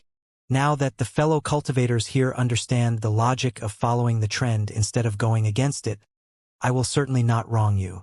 One day, when the sun truly shines at the highest sky and illuminates the earth, all fellow cultivators will be flowers, woods, and grass on the ground that will benefit from the light and heat. The cultivators looked at each other. Naturally, another round of applause and adulation began. However, the 3 faces of the fiery fiend turned gloomy at the same time. Ever since I fully grasped the unparalleled arts and broke out of seclusion, most cultivators have proved wise enough to understand the unstoppable trend of history like you do. But still, there are blind, obstinate guys who choose to fight against me. Although kindness is a great virtue, I shall show no mercy to those who are determined to get killed. Someone, bring the heaven-sweeping King Zhao Chonglai here. In Elder Scorching Sun's sneer, 5 flying boats slowly ascended from the valley, each pulling a thick chain that was bound to the limbs and neck of a dirty man whose face was covered in blood. The man's body was stretched out and about to be split apart when he was dragged into the sky. Elder Scorching Sun has captured Heaven-Sweeping King Zhao Chonglai. The cultivators in the valley were all shocked. The Heaven-Sweeping King Zhao Chonglai was a sworn brother of the Heaven-Battering King Qi Chongxing, one of the 4 rapscallions and one of the top 10 experts of the ancient sages sector. Before Qi Chongxing established the Heaven-Battering Army, the man had already been following Qi Chongxing to excavate ancient tombs and relics in the northwest. The 2 of them were life-and-death friends. Although they were not from the same family, they were closer to each other than many blood relatives. After Xianxia established the heaven-battering army, it was annihilated by the court many times, and he even had to surrender to the court himself on several occasions. During his failures, a lot of his past brothers betrayed him and even stabbed him in the back. But Zhao Chonglai always remained loyal to him. Even when Xianxia had only 9 subordinates left with him, Zhao Chonglai was still by his side. Therefore, Zhao Chonglai had been most trusted by Xianxia. Xianxia called himself the Heaven-Battering King and named Zhao Chonglai the Heaven-Sweeping King as the vice-commander of the Heaven-Battering Army. It was said that Xianxia entrusted the remaining troops of the Heaven-Battering Army to Zhao Chonglai before he and other 9 experts went to visit the deity's realm with the other 9 experts 3 years ago. It had never occurred to the cultivators that even Heaven-Sweeping King Zhao Chonglai had become Elder Scorching Sun's prisoner. Did it mean that the Heaven-Battering Army had been completely crushed by the Angry Fire Army and the Red Fire sect? All the cultivators present could not help but swallow hard. They recalled the Divine Wrath Order at the same time. It was said to be a decree left by the 10 experts 3 years ago before they left the Ancient Sages sector, warning all the sects and unaffiliated cultivators in the world not to make any reckless moves while they were away. Whoever dared to start a war would be punished gravely after they were back. But right now, not only had Elder Scorching Sun started a war, but he was also directly touching one of Heaven-Battering King Xianxia's subordinates, which was equivalent to kicking the Divine Wrath Order away and smashing it into pieces. Well, what if the top 10 experts, including the 3 saints, the 4 rapscallions, and Master Spiritual Vulture, are not dead and truly return from the deity's realm someday? A lot of cultivators could not help but feel cold sweat popping up. However, when they saw the overwhelming fiery fiend above the valley, they laughed at their own paranoia. With the dominance of Elder Scorching Sun, what could the top 10 experts do even if they came back? Would there be any outcome other than being killed by Elder Scorching Sun without leaving any bones behind? Zhao Chonglai. The fiery fiend craned a gigantic head toward the man who was about to be split apart, grinning hideously. I sent a proud sun badge to your heaven-battering army out of goodwill and invited you to appreciate the magnificence of the rising sun array. Not only did you turn a blind eye on it, you even killed my envoy and destroyed my badge. You have insulted my school to such an extent that I was forced to invite you here in such a way. Why do you choose to be humiliated instead of being respected as a guest? Walla, walla, walla. The 5 thick chains shook violently for a while.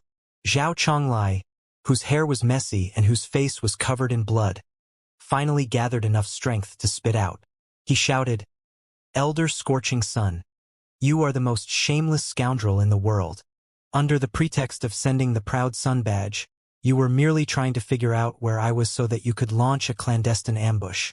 Even if you do crush the heaven-battering army and split me apart, do you think you are a man worthy of respect? Hee hee. The fiery fiend sneered and waved its 6 arms. You have seen the dominance of the Angry Fire Army and the Red Sun sect with your own eyes. Crushing the heaven-battering army is as easy as crushing a bunch of ants.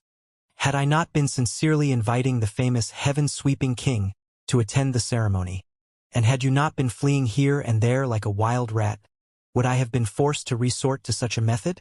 Today is a great day for the Angry Fire Army and the Red Sun sect. I do not intend to cause much death today. So, let me ask you one last time. Heaven-Sweeping King Zhao Chonglai, are you going to surrender or not? Great day? Ha ha ha.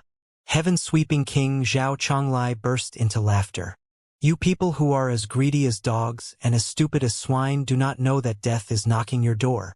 You may be having your day today, but when my brother Xianxia and the other 9 experts return from the deity's realm, each and every one of you will be slain. None of you are going to get away. Elder Scorching Sun had already foreseen his obstinateness, and therefore was not infuriated at all. He simply smiled and casually said, You are still daydreaming. Do you really think that anybody is going to return from the deity's realm? Let me tell you the truth and offer a word of insight to all fellow cultivators here. I am not some ignorant fool who can be tricked easily. Having been training in the primeval relic for more than 100 years, I do know a lot of ancient anecdotes. Deity's realm? There is no such thing. It is a boundless black ocean that surrounds the ancient sage's sector. The thickness of the black ocean is beyond any imagination. Even the unparalleled experts in the nascent soul stage, the divinity transformation stage, or even higher levels would not be able to fly out of it after a 10,000-year journey. From the ancient times to this day, almost all the experts who flew out of the ancient sage's sector to search for the deity's realm were killed in the black ocean outside miserably. Those who were lucky enough to run back lost all their cultivation and most of their life, too. By my estimation, the so-called search for the deity's realm and divine wrath order was a scheme that you people came up with. The old top 10 experts died with each other in the depths of the land of eternal night. Even the forces behind them suffered great losses. You were unable to resist the challenges of the heroes of the world. That's why you thought of the trick to buy yourselves more time. Even if they were not dead but truly went out to search for the deity's realm on an enormous flying boat, they would either be killed halfway or return devastated. Right now, I have the legacies from the Saint Fire dynasty, 1,000,000 soldiers and experts, and the support of countless fellow cultivators in the 3,000 sectors in the world. Even if they do come back, how do they expect to compete with me? They will have to kneel before me. Xianxia, a wise man knows when to submit to fate. Stop daydreaming and just obey me. Surrender the wealth and weapons that the heaven-battering army has looted for years. Damn you, Xianxia cursed. You can jump up and down however you want today, but your happy life won't last. Very soon, my brother and the 9 experts will return from the deity's realm. By then, you will die a death 10 times more miserable than how I am killed today. Good, good, good. The fiery fiend narrowed its eyes, and the 3 big faces were all brimming with graveness as it gnashed its teeth. The rising sun array has only recently been built and is in need of the blood of a nascent soul stage cultivator for sacrifice. Since you are too pig-headed to change, why don't I grant your wish? Let me see how the 3 saints, the 4 rapscallions, Master Spiritual Vulture, or the others can make me die 10 times more miserably than you do after you are split apart and burnt to ash and your soul is sealed in the magma to be boiled in all eternality. Voila! The 5 flying boats moved in different directions, and the 5 chains were immediately straightened. Cracking sounds were immediately echoing from Xianxia's flesh and bones. He was roaring non-stop in excruciating pain. Elder Scorching Sun meant to establish his authority with Xianxia and therefore was not in a hurry to kill the man. He ordered the flying boats to move as slowly as possible so that he would have more time to torture the obstinate prisoner. Right then, dozens of roars echoed like spring thunder at the same time from the crowd in the valley. Die now, old monster! Justice is going to be served today, old monster! Old fart! Today is the day of your death. Grand Mystery Sect, Purple Pole Sword Sect, Wind Thunder Valley. The 6 major sects swear to kill the monster. Shwa! Shwa! Shwa! Shwa! Hundreds of streaks of auras of sword rose up to the altar of the Red Sun sect at the end of the valley. Assassins! The experts from the 6 major sects are bold enough to assassinate Elder Scorching Sun. The whole valley was thrown into chaos in that moment. All the cultivators drew their blades, activated their magical equipment, and triggered their spiritual shields. But since the place was already jam-packed, it was inevitable that everybody's weapons and magical equipment crashed into each other. Their spiritual shields even disrupted each other, unleashing tremendous brightness and waves that turned into a mess.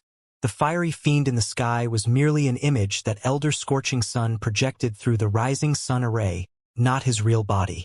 The assassins from the 6 major sects naturally would not attack the image. They had long aimed at the real Elder Scorching Sun, who was boosting the array on the altar. Green Willow Fong Chengji was dwelling in the unparalleled dominance of Elder Scorching Sun and thought that he was about to appreciate the thrilling view where the legendary heaven-sweeping King Xianxia was split apart. It had never occurred to him that he would run into a public assassination that was even more thrilling. Soaked in hot sweat, he stood on his toes and craned his neck, trying his best to look at the front of the crowd. It was a shame that the Green Cloud Sword sect was really too far behind. As far as his eyes could reach, there was nothing but dense heads and the halos of spiritual energy caused by the surging spiritual shields. Colorful mist had been raised above everyone's head, making it impossible to see what was going on at the front. He was of a mind to fly into the air to watch, only to be grabbed by his father and pressed to the ground before he even jumped out. Before the young Fong realized what was happening, hundreds of flames already soared and blew down the cultivators who had ascended just now into the crowd as fast as lightning. All the victims crashed hard and grimaced in humiliation. In the middle of the roaring fire, the cultivators of the Red Sun sect, with red clouds below their feet and fiery sabers in their hands, showed up. Their nonchalant eyes and faces and their brutal attacks just now stopped everyone from moving recklessly. Fong Qingji could not have felt more fortunate. It was not a big deal to suffer some minor wounds, but if he had been smacked in public like the few unlucky fellows did just now, he would have been too ashamed to meet any of his friends in the future. He was greatly amazed. On one hand, he was shocked by the magnificence of the Red Sun sect, whose common disciples boasted such devastating strength.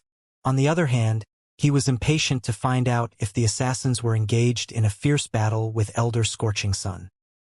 He stood up higher and higher and craned his neck more and more, only to see nothing at all. He could only feel giant waves of fire flooding above his head, turning all the cultivators into small fish living in an ocean of fire. Thankfully, the riot caused by the assassins died down as quickly as it took place. Before Fong Chengji's neck was tired, the chaos in the field had already been pacified.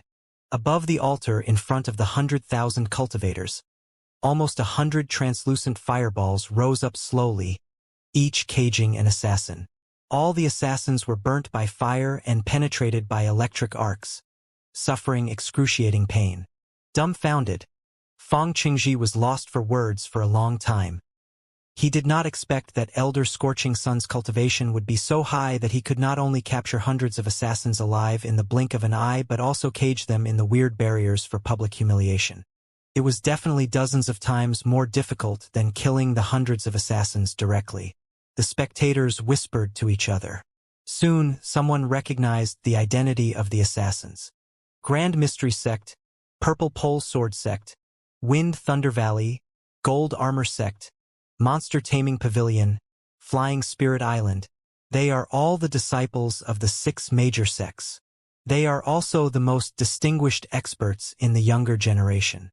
It seems that they have been suffocated for too long under the restriction of the Divine Wrath Order.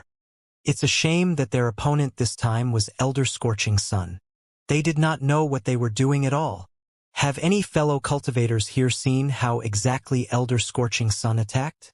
It happened so fast just now that I did not capture anything before the young people were captured alive. Although they all belong to the younger generation, many of them are experts at the peak of the core formation stage. Yet, they could not even survive 3 rounds under Elder's attack. Elder's cultivation is truly immeasurable. Fong Qingji was awed, too. At this moment, he finally saw what the assassins looked like. He had even met some of the young experts from the 6 major sects before, who had been idols for the offspring of the offshoots of the main sect. It had never occurred to him that they would be so humiliated one day. Right then, Fong Chengji suddenly heard a beep not far away from his head. The sound was quite weird. Fong Qingji had never heard any blade or magical equipment that could make a similar sound. The next second, ripples spread out in the air, and an item the size of a pearl popped up out of nowhere. There was no telling whether it had shown up because of the interference of the fiery spiritual energy, or because the time had come and there was no need to hide anymore. Fong Qingji was greatly fascinated. He unleashed a stream of spiritual energy in secret and snatched the ball. It was a piece of magical equipment that looked like an eyeball, but it was much more delicate than anything Fong Qingji had seen. Beep, beep, beep, beep, beep, beep. A sound echoed from deep inside the metal eye. The pupil of dozens of rings enlarged and shrank, as if the focus were moved from far away to his face. Fong Qingji trembled in his heart and somehow felt that the magical equipment was weird. However, This place was Elder Scorching Sun's territory, and such a fiery fiend was covering them from the sky. There did not seem to be anything that he should fear. Feng Chengji swallowed and examined the weird magical equipment for a long time, only to discover 2 lines of extremely tiny words carved on the back of the eye. The 2 lines were not only 100 times smaller than millet and had a lot of missing strokes. They were written in a weird style, too. Feng Chengji read and guessed for a long time before he finally figured out what they meant. Phoenix 19 Super Remote Multipurpose Stealth Crystal Camera. Produced by the Glorious Sunlight Group for the garrison of the Ancient Sages Special District of the Star Glory Federation.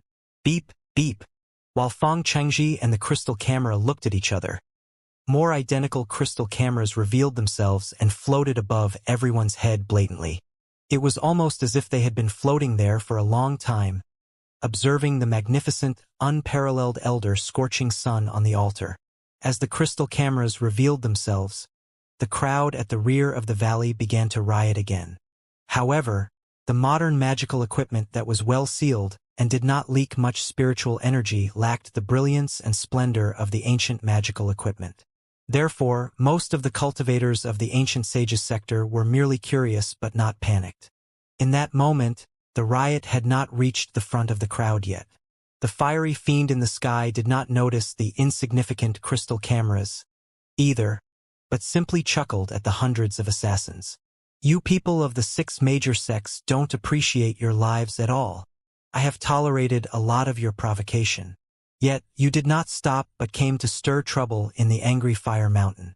Do you really that I will not dare to kill you because the 6 major sects are behind you? While talking, the 3 big faces suddenly turned extremely hideous. They craned the necks at the same time and spurted out 3 streams of overwhelming hot waves to the sky, setting the whole sky on fire. The sky was burnt deep red, then purple and then black. The sun, the moon, the stars, and the lightning were all eclipsed by Elder Scorching Sun's dominance. The cultivators of the Ancient Sages sector had never seen such a splendid view before. Unable to control the fear and admiration in their heart anymore, they all began to shout. Even the experts of the youngest generation from the 6 major sects were dumbfounded inside the barriers, finding it hard to believe their eyes. They were even secretly regretting their decision. Such an Elder Scorching Sun was an out-and-out reincarnation of a fiend that could not be defeated by the mortals such as them. How were they bold enough to assassinate such an unparalleled expert? Ha ha! Ha ha ha! Now that you have pushed me to this point, do I still have any concerns at all? The 6 arms of the fiery fiend were extended to the limits, as if it was trying to grasp the entire world into its hands. Elder Scorching Sun declared thunderously, "Crush the Grand Mystery Sect first, then the Purple Pole Sword Sect. All 6 major sects will be crushed before the capital city of the Great Qian Dynasty is taken. If the Dark Cloud Prairies dare to refuse my decree, no grass will ever grow out of the place after the thudding of 1,000,000 iron hooves. There are almost no places where the sun cannot reach as it rises and sets, but I will make the name of Scorching Sun hover in the sky forever and illuminate every blade of grass and every rock of the Ancient Sages sector." The splendid view completely shattered the last defense line in the heart of the last few cultivators. There was no telling who started it, but very soon, all the cultivators were kneeling on the ground, some shaking, some zealous, some blushing, and some frightened, but all of them roared crazily at the same time. Crush the Grand Mystery Sect first, and then the Purple Pole Sword Sect. Obliterate the 6 major sects and take the capital city of the Great Qian Dynasty. If the Dark Cloud Prairies dare to refuse Elder's decree, no grass will ever grow out of the place. Elder Scorching Sun is invincible. Elder Scorching Sun will sweep across the world. Elder Scorching Sun will live for all eternality. On the altar at the highest place of the Red Sun sect, a high-level cultivator who was wearing a crimson robe, a cloud-shaped crown, with a pair of glowing eyes that were filled with explosive strength, stood 3 meters in the sky away from the altar. His hands were behind his back, and his face was quite casual, not revealing any emotion. But deep inside his glittering eyes, the deepest ecstasy was hidden. He was Elder Scorching Sun, the best expert of the ancient sage's sector, invincible. Hearing the praise and roars from the hundreds of disciples on the pavilions, floating mountains, and flying boats and the more than 100,000 cultivators, Elder Scorching Sun could not have felt more gratified and ambitious. In a trance, modeled pictures flashed before his eyes.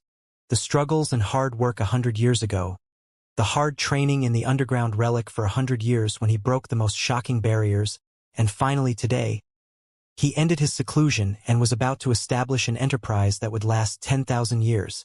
Finally, he had made it to this step. All the effort had been rewarded in the most fruitful way. He was indeed the lucky guy favored by fate. The whole world would be his. Elder Scorching Sun waved his hands. Fine. We will give sacrificial offerings to the flags with Zhao Chonglai and the 100 assassins here. Then, all the fellow cultivators will follow my flag of angry fire and sweep across the entire world. His enormous hand was raised high in the sky.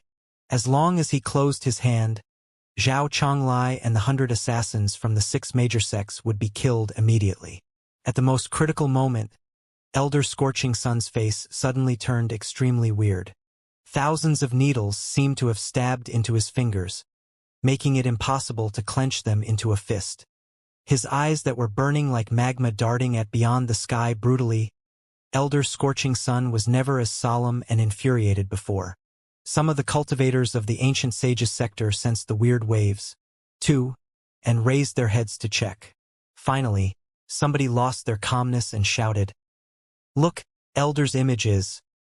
In midair, the overwhelming fiendish image of Elder Scorching Sun was releasing ripples. Because of the affection of the ripples, the 3 solemn and ambitious faces were twisted and stretched into the most ridiculous appearance. Blown by the wind, the vivid fiery fiend turned into unsubstantial mist and even seemed to vanish. The cultivators of the ancient sage's sector, who had been dwelling in Elder Scorching Sun's invincibility a moment ago, all felt as if they were soaked in sweat after seeing the uncanny change. They could not have been more shocked. How is it possible? Elder Scorching Sun's invincible image has been broken? Who is so bold as to mess around with him? Even the experts of the 6 major sects will be killed if they come together. Hee. Elder Scorching Sun snorted. He bit his tongue and smeared the blood on his palm, performing a gesture quickly to stabilize the fiery fiend, while he declared in fury, "Who is it that is bold enough to mess around in Angry Fire Mountain? Are you too timid to show yourself?" The voice soared into the sky like an overwhelming tsunami and disappeared deep inside the clouds. The cultivators of the ancient sage's sector felt that their souls were shaken again and could not help but be grasped by the infinite awe for Elder Scorching Sun. "Hello, can you hear me?" Above the burning clouds, a rather weird voice came over. Although it was not as intimidating as Elder Scorching Sun's, it was also clearly audible to every cultivator present. However, the tone of the voice was rather weird, and everyone felt that it was quite unnatural as they heard it more. "Greetings, Elder Scorching Sunday greetings, fellow cultivators of the ancient sage's sector. Please don't be nervous. I mean you no harm and do not intend to raise an unnecessary war at all. Allow me to introduce myself first. My name is Liao. You've probably never heard the name before. In that case, I used another name when I traveled in the ancient sage's sector a few years ago, which was Master Spiritual Vulture." Master Spiritual Vulture. After hearing that, the cultivators in the valley fell into complete chaos. Master Spiritual Vulture, one of the 10 experts of the ancient sage's sector who went to visit the deity's realm, had returned at such a critical moment. Was it true or false? It was too unbelievable. Everybody widened their eyes and pricked their ears while improving their spiritual shield to the maximum and preparing all their magical equipment, waiting for the development of the situation. Elder Scorching Sun was slightly dazed. Then he laughed. "Is the legendary Master Spiritual Vulture such a stealthy coward?" "Not exactly. It is mainly because the starships that have flown to the ancient sage's sector are all only adapted to the zero-gravity environment in the vacuum," the voice from the sky explained patiently. "To enter the high-gravity environment within the atmosphere, we have to make a lot of preparations to change the mode. All in all, it is very complicated. So, if you fellow cultivators can wait patiently for a while, 100 or so starships will arrive in no time. Nonsense! Elder Scorching Sun turned gloomy and demanded. I do not care whether you are impersonating anyone with evil arts or you are really Master Spiritual Vulture. Even if you are, so what? Master Spiritual Vulture. I've heard your name before, and know that you have similar backgrounds to mine. We both have legacies from ancient dynasties. I've longed to compete with you. Come on. If you are the real Master Spiritual Vulture, just reveal yourself and have an open fight with me. Let all the heroes in the world be witnesses to see which is better, the legacies of the Great Zhou dynasty, or the legacies of the Saint Fire dynasty. Well, it is rather hard to explain, but I'm actually not the real Master Spiritual Vulture. Nor do I have any legacies from the Great Zhou dynasty. All in all, would you please not be so hasty? Let's just talk nicely. Is there anything that cannot be worked out through peaceful communication? The voice in the clouds sounded rather troubled. You may not know this, fellow cultivators, but I am in fact a pacifist who does not like fighting. So, I'm hoping to settle these archaic problems including the Angry Fire Army, the Red Sun sect, and Elder Scorching Sun in a peaceful way. Therefore, please keep calm and hear me out quietly, Elder Scorching Sun, and let's communicate with each other well.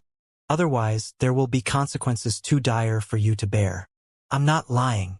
Elder Scorching Sunday, the cultivators of the ancient sages sector, the experts of the Angry Fire Army and the Red Sun sect. Everybody looked at each other in bewilderment. They looked at the sky as if it were a drunk moron who had lost his mind. The voice from the sky coughed and went on. First of all, I'd like to tell you a piece of exciting good news. In the July of the 4th year of Emperor Phoenix of the Great Qian Dynasty's reign, or in September of year 102 of the calendar of the New Federation, at the warm invitation of the Supreme Parliament of the Star Glory Federation, after the votes of Emperor Phoenix Zhu Zongyo, Dark Cloud King Han Bailing, Leader Qi Zhongdao of the 6 major sects, and other high-level representatives of the Ancient Sages sector, the Ancient Sages sector officially joined the Star Glory Federation and became a glorious and sacred member of the Star Glory Federation as a special district. From this day forth, the history of the Ancient Sages sector has moved on to a new chapter. The world now has a new future and has crossed to become a universal civilization from a lonely planetary civilization. This is indeed a rebirth and a new life. The voice in the sky paused for a moment, as if it were expecting cheers and applause from the valley. But it was only greeted by cold silence. All the cultivators of the Ancient Sages sector were looking at each other in confusion with the most amused expressions. What Star Glory Federation? What special district? What Supreme Parliament? What was that all about? He is not Master Spiritual Vulture. I attended Master Spiritual Vulture's lecture before. His voice was definitely not as casual as this. Fake. A counterfeit. Hearing the complaints of the cultivators of the Ancient Sages sector, Elder Scorching Sun pulled his face even longer.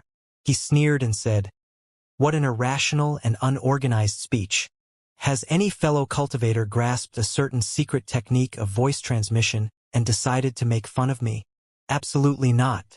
Everything I spoke is true, and for your sake, fellow cultivator Scorching Sunday, you are in great trouble, but you do not know the first thing about it. I am the only person who can save you right now." The voice in the clouds became anxious. The whole issue is rather complicated. If I have to explain it in a way that you can understand, it probably goes like this. In fact, I was a legendary deity who traveled in the Ancient Sages sector under the identity of Master Spiritual Vulture, for the purpose of guiding all of you into the deity's realm. Qi Zhongdao, Han Bailing, Yen Liren, and other fellow cultivators were taken to the deity's realm by me to appreciate the view there. They are all astounded by the prosperity of the deity's realm and have decided to join a deity's country named Star Glory Federation in the deity's realm. As you may know, Emperor Phoenix Zhu Zongyo and Dark Cloud King Han Bailing are the legitimate rulers of the Great Qian Dynasty and the Dark Cloud Prairies. There are also Qi Zhongdao and Yan Liren as representatives of the major sects in the world of cultivators, Qi Changsheng and Wan Mingzhu as representatives of the common folk, and even Master Bitter Cicada as a representative of the clergy. Therefore, the decision they made is quite democratic, legal, and representative. The bottom line is, the Ancient Sages sector is now a member of the Star Glory Federation, and we have returned to establish a special district. Of course, the deity's realm and deity's country that I mentioned are different from what you imagined. But that is a different problem. Fellow cultivator Scorching Sun, would you please retreat your techniques first so that we can talk nicely? Elder Scorching Sun was stunned for a long time, only to burst into great laughter. Ha ha, ha ha ha, ha ha ha. After he began to laugh, the soldiers and disciples of the Angry Fire Army and the Red Sun sect followed him. The laughter seemed to be contagious.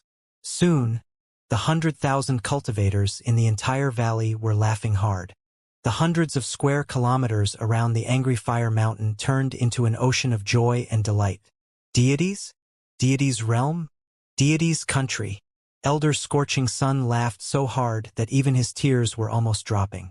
He pointed at the sky and shouted, "Whoever you are, such a great scam is too ridiculous. If you are a deity who has returned from the deity's realm with countless soldiers, generals, and boats, where are your subordinates and where are Qi Zhongdao, Yan Liren, Han Bailing, and the other fellow cultivators? Why are they hiding behind you while you brag about yourself? That's why I said that you are in great trouble." The voice in the clouds replied in a pitiful tone. "We issued the divine wrath order before we left, commanding all cultivators in the world to behave and not start any wars recklessly. But you turned a blind eye to it and recruited soldiers blatantly to expand. You also swallowed the middle and small sects that disobeyed you without showing any respect for the top 10 experts. You were even audacious enough to attack fellow cultivator Qi Changsheng's heaven-battering army and capture heaven-sweeping king Zhao Chonglai for public humiliation. This is serious, really? We've only been back in the Ancient Sages sector for half a day, and so many of your atrocities have been collected. Right now, the fellow cultivators here have no interest in talking to you but only want to throw a bunch of starships in your face. Fellow cultivator, heaven-battering King Qi Changsheng is particularly exasperated right now and shouting about cutting you into pieces and feeding you to dogs. You must thank me for holding them back and reminding them that peace is always better than war. That's why you are still alive right now. Fellow cultivator Scorching Sun." The valley fell silent again. All the cultivators of the Ancient Sages sector looked at each other in bewilderment, asking exactly the same question in silence. Did I hear what I heard?" Elder Scorching Sun was so angry that he almost jumped to his feet. Even the fiery fiend in the sky was raging and screaming. "You want to cut me into pieces and feed me to dogs? After I locate where your real body is, I will do exactly what you described and make you beg to be killed. Why can't you listen to my kind advice?" The voice from the sky could not have sounded more wronged. "I've defended you as best as I can hear. I told them that while the Federation is a society ruled by law, the case of the Ancient Sages sector is special after all. It is in a different phase of development from the outside world and has all kinds of historical problems. The fellow cultivators, including Han Bailing, Qi Changsheng, and some others, are certainly not the most innocent people in the world, and it was their daily routine to fight and kill, was it not? It is exactly because we cannot treat you like we treat other people that we have to make a special district in this place. It is true that we set up the Divine Wrath Order years ago, but you only broke out of seclusion after we left and were probably not familiar with the situation at that time. Besides, we are partly responsible for your fault. We said that we would return in a year and a half, but the Dark Nebula was so tricky that we were lost halfway. Took us another year for us to find the sailing route again. All in all, while your crime cannot be pardoned, it is somewhat understandable. Considering that your 100 years of training couldn't have been easy, we should give you an opportunity to rectify your mistake and repay society and the people. After all the cases I made for you, fellow cultivator Qi Changsheng and other people finally agreed, however unwillingly. But they had one condition, too. If you choose to plead guilty and surrender after witnessing the toughness of the divine boats and the soldiers and generals of the Federation, it will not be enough to show your sincerity. We will be like bullies browbeating you. However, if I can convince you to let go of your magical equipment and your techniques and surrender without any proof, it will indicate that you still have hope to be educated. All the fellow cultivators here are broad-minded enough to not nitpick you for violating the divine wrath order. Really, please do think about it carefully, fellow cultivator Scorching Sunday. We can only live once.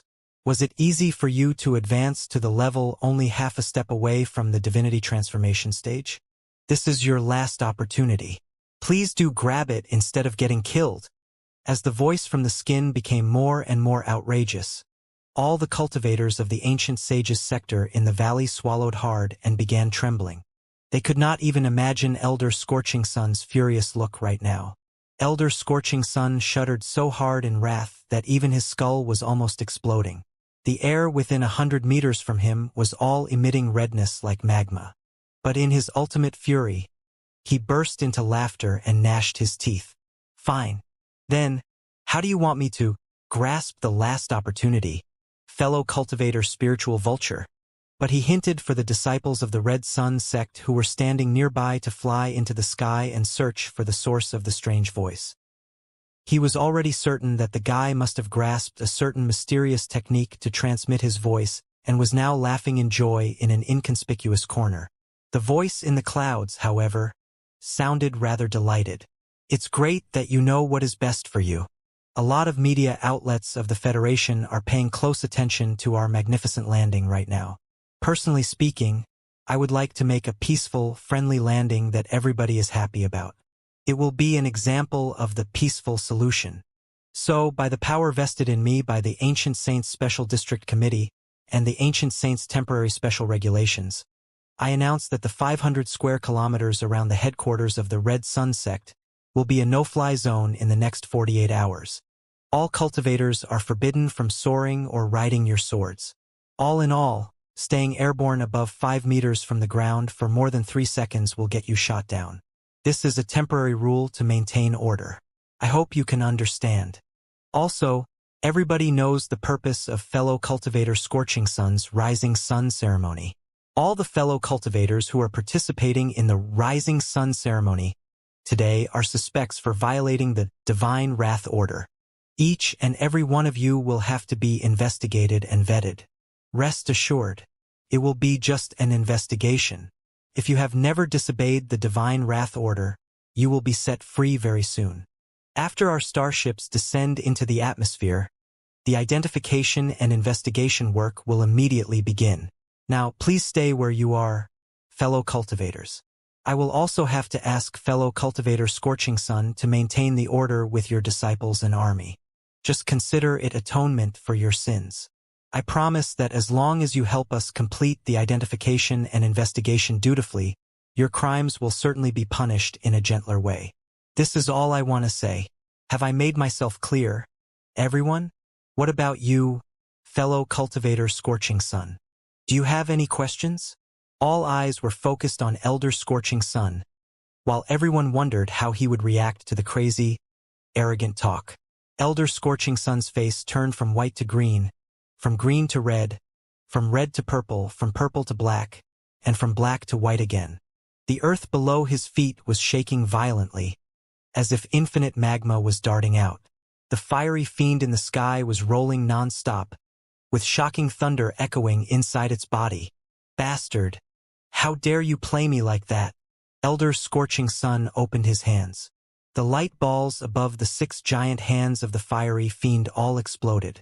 Thousands of arcs occupied the entire sky rampantly, making the furiously burning sky even more dazzling, until the whole valley seemed to be on fire. All the cultivators of the ancient sages sector could not help but close their eyes. They could only hear the loud roars of Elder Scorching Sun. Show yourself! Show yourself! Show yourself! You stealthy bastard! Come on and show up right now! You? The voice in the clouds was not affected by the light balls and the electric arcs at all, remaining as clear as ever. It simply sighed gloomily and said, I have been as cowardly as possible, but you are still so determined to be killed. What else can I say? You are doomed. You really are, fellow cultivator Scorching Sunday. Even if all the deities and devils in the world come to beg me to spare you, you will not be saved. Hiss! After hearing that, everybody in the valley gasped hard.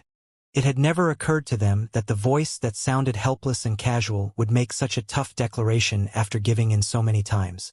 Even if all the deities and devils in the world come to beg me to spare you, you will not be saved.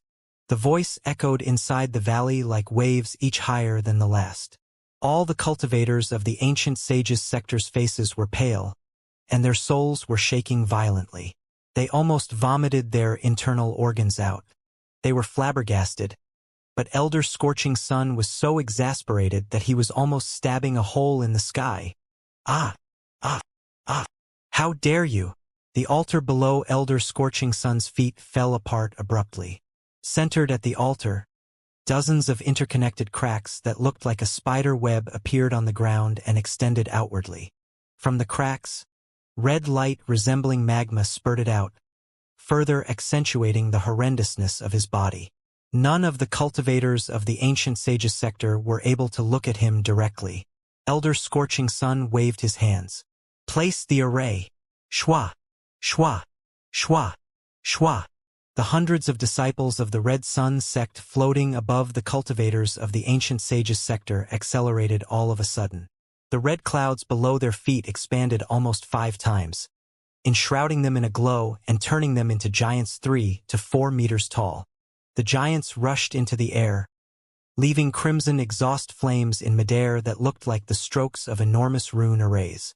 After all the exhaust flames were connected, hundreds of overwhelming runes had been composed.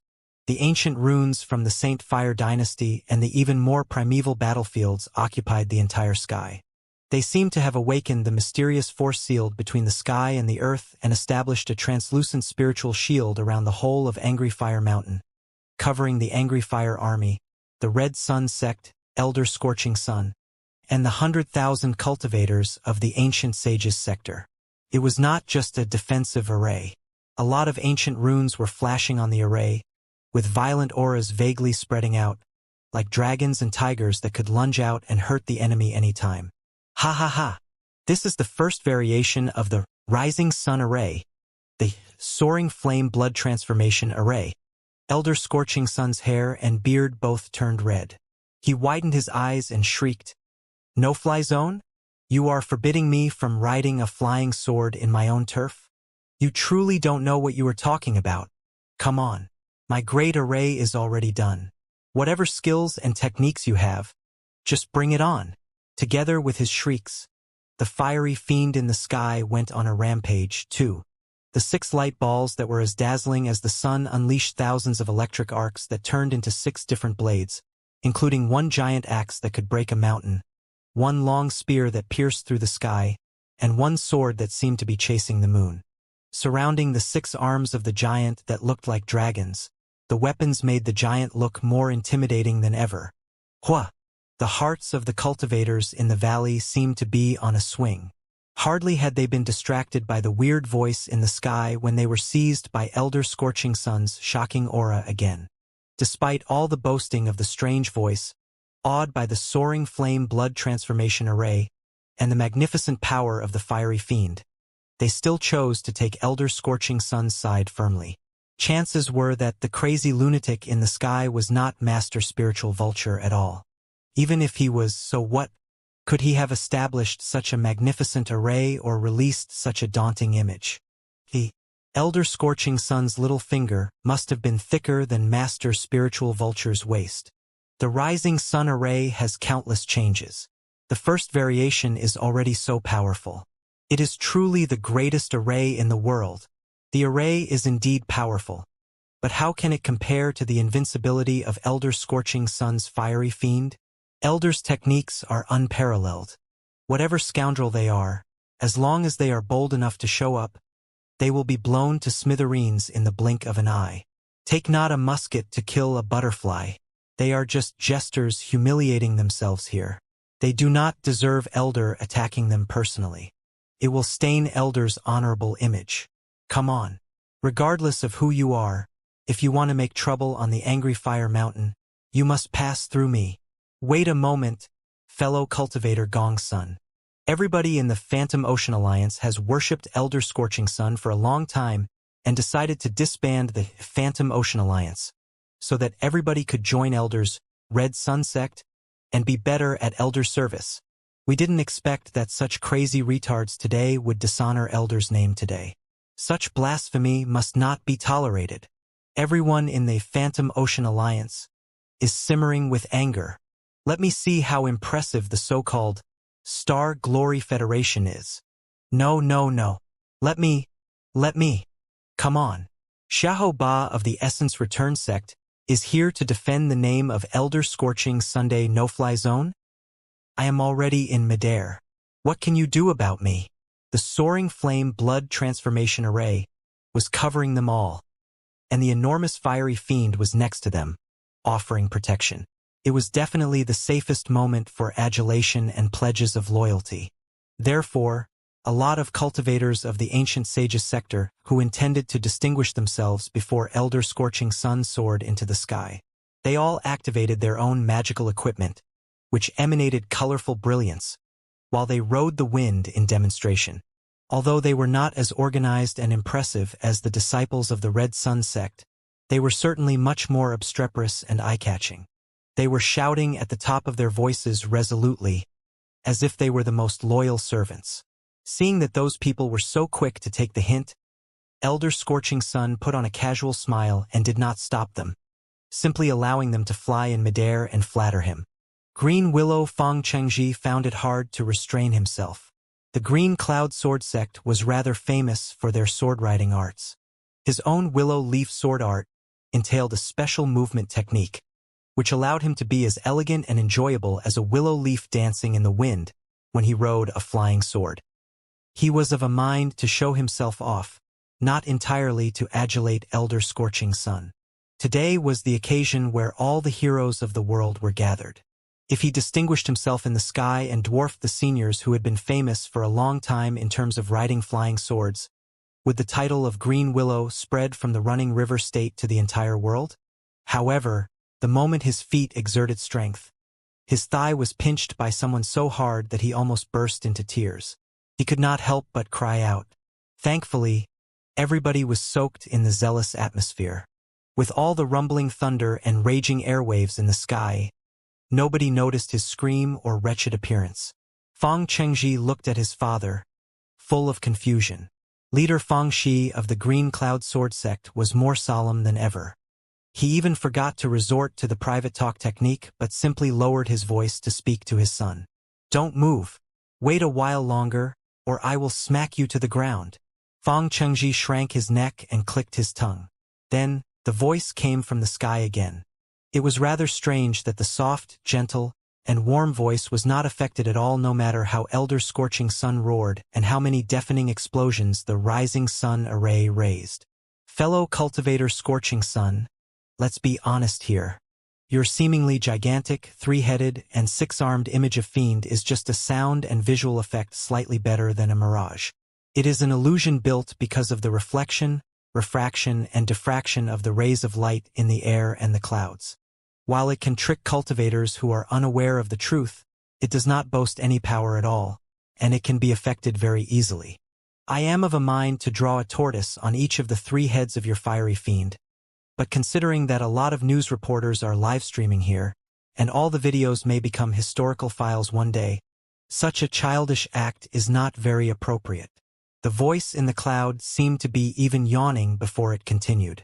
Also, your so-called soaring flame blood transformation array sounds impressive enough, but it is nothing more than an enormous spiritual shield that has been jumbled up.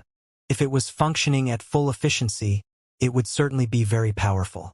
However, both you and the Saint Fire dynasty do not have the first understanding about the primeval relics and are still in the phase of monkeys playing with pistols. You cannot bring out 1% of the array's power at all. You have even spent a lot of time and effort wasting the 1% of the power on useless sound and visual effects. Sometimes it really confuses me. You are not hot-blooded adolescents anymore. Why do you attach so much importance to the impressiveness instead of actual performance? Forget it. It's too late for a lecture right now. Our fleet is already in position. All the cannons and artilleries have locked onto all the flying objects in the sky of the no-fly zone. I will give you 3 seconds to exit the no-fly zone, or there will be dire consequences. Also, our magical equipment is different from yours. You cannot begin to imagine how powerful it is. So, please activate your spiritual shields to the maximum, fellow cultivators on the ground. If you have any defensive magical equipment, hurry to activate it and cover your heads. There's also the life-saving magical equipment that has been passed on in your family for hundreds of years and can only be used once. Stop hesitating. Now is the time to bring them out and cover yourselves in them. As for the members of the Angry Fire Army and the Red Sun sect, lay down your weapons, kneel on the ground, and raise your hands above your heads. We will try to spare your lives as much as possible. But if you insist on following Elder Scorching Sun in resisting us to the end, I'm afraid that we will have to say sorry. Enough of the crap. Bastard. Come on. Elder Scorching Sun's eyes were fuming in fury when he interrupted the voice in the sky. Elder Scorching Sun is invincible. Elder Scorching Sun will sweep across the world and establish an enterprise that will last forever. The members of the Angry Fire Army and the Red Sun sect shouted at the same time. We are the loyal servants of Elder Scorching Sun. Whoever you are and whatever you are, come at us first if you want to touch the Angry Fire Mountain. Hundreds of cultivators of other sects chanted in the sky with their feigned sense of justice. Come on! Come on! Come on! The 100,000 cultivators in the entire valley were flapping the flags and laughing at the same time. There was a brief silence in the clouds, which was broken by a casual voice. Okay, I'm coming. The next moment, the whole world turned black and white. It was not because the colors between the sky and the earth really changed, but because tens of thousands of flashing rays pierced through the sky and rained down, penetrating the earth like countless thick needles. The electric arcs, flames of spiritual energy, fiery clouds, and glowing runes unleashed by Elder Scorching Sun were already dazzling enough, making it difficult for people to look at them directly. But they were all eclipsed by the tens of thousands of flashing rays, as if all their brightness had been absorbed. They became more lackluster than ever, including Feng Chengji. The eyes of all the cultivators of the ancient sages sector were drowned by the ocean of light made of tens of thousands of light beams. They could only see that the light left hundreds of holes on the fiery fiend easily before darting into the soaring flame blood transformation array without meeting any hindrance. The hundreds of ancient runes that made up the array were as vulnerable as thin ice and collapsed at the first touch. After that, their eyes were occupied by blankness, and they could not see a thing. It was because the brightness of the light far exceeded the limits of their retina. All the cultivators of the ancient sages sector were caught in a brief blindness. Before Feng Chengji realized what was going on, he had already been snatched by his father. Having no time to consider their honorable identities, the two of them simply fell on one of their knees to make themselves shorter than other people. Disciples of the Green Cloud Sword sect, watch out! Leader Feng roared, activating all the flying swords in the sword box and triggering his spiritual shield to the maximum. Feng Chengji, on the other hand, had a face as pale as paper. He had forgotten all his remarkable movement techniques and could only tremble in fear. He heard a storm of clinks echoing in the sky, as if countless shooting stars were smashing into their spiritual shields. Every collision felt like thunder bursting out in his chest. His head was dizzy, and his throat was stuffed. He could not help but feel that he was about to vomit blood. However, vomiting blood was certainly not the worst outcome. Feng Chengji could hear moans and screams from all directions. Noises of bones being broken and magical equipment falling apart were reverberating everywhere. Even the smell of hot, burnt flesh was finding its way into his nose, which was quite disgusting for him. Clink! Something fell before him softly. Feng Chengji focused his spiritual energy on his eyes and rubbed them hard, finally regaining some of his sight, however faint. He absorbed the item into his palm and observed it carefully before his eyes, only to discover that it was the tip of a sword that had been twisted into a spiral. Judging from the shape of the edge and the remaining runes on it, it was the Green Lotus Sword, his father's personal sword that he had used for more than 10 years. Well, The personal sword of the leader of the Green Cloud Sword sect had been reduced to such a condition in the blink of an eye after it was activated? Fang Qingji was too shocked and scared to raise his head.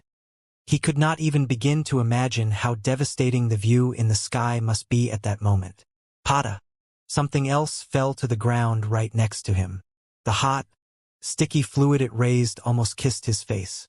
He touched it casually, only to discover that it was half a burnt arm. Fang Qingji could not hold on any longer and began to vomit while clutching his stomach. The black and white world of terrors disappeared as quickly as it appeared.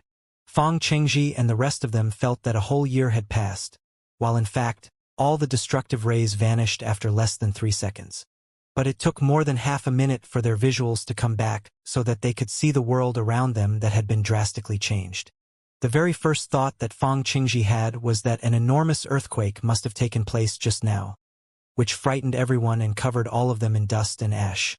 They had all been graceful cultivators, armored warriors, and brawny men before. But right now, their clothes were all disheveled, their armor broken, and their spiritual energy dim. Whatever remained of their magical equipment was crawling into their arms as if they were hens that had been horrified. Blood could be found on a lot of people's bodies and faces. There was no telling whether it was their own or from somebody else. Their expressions were no different than those of zombies. All the faces were numb and frozen to the moment of their devastation. They were unable to utter a single syllable.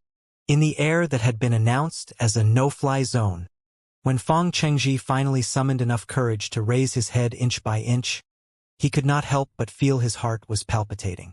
The image of the fiery fiend was riddled with holes and looked like a beehive.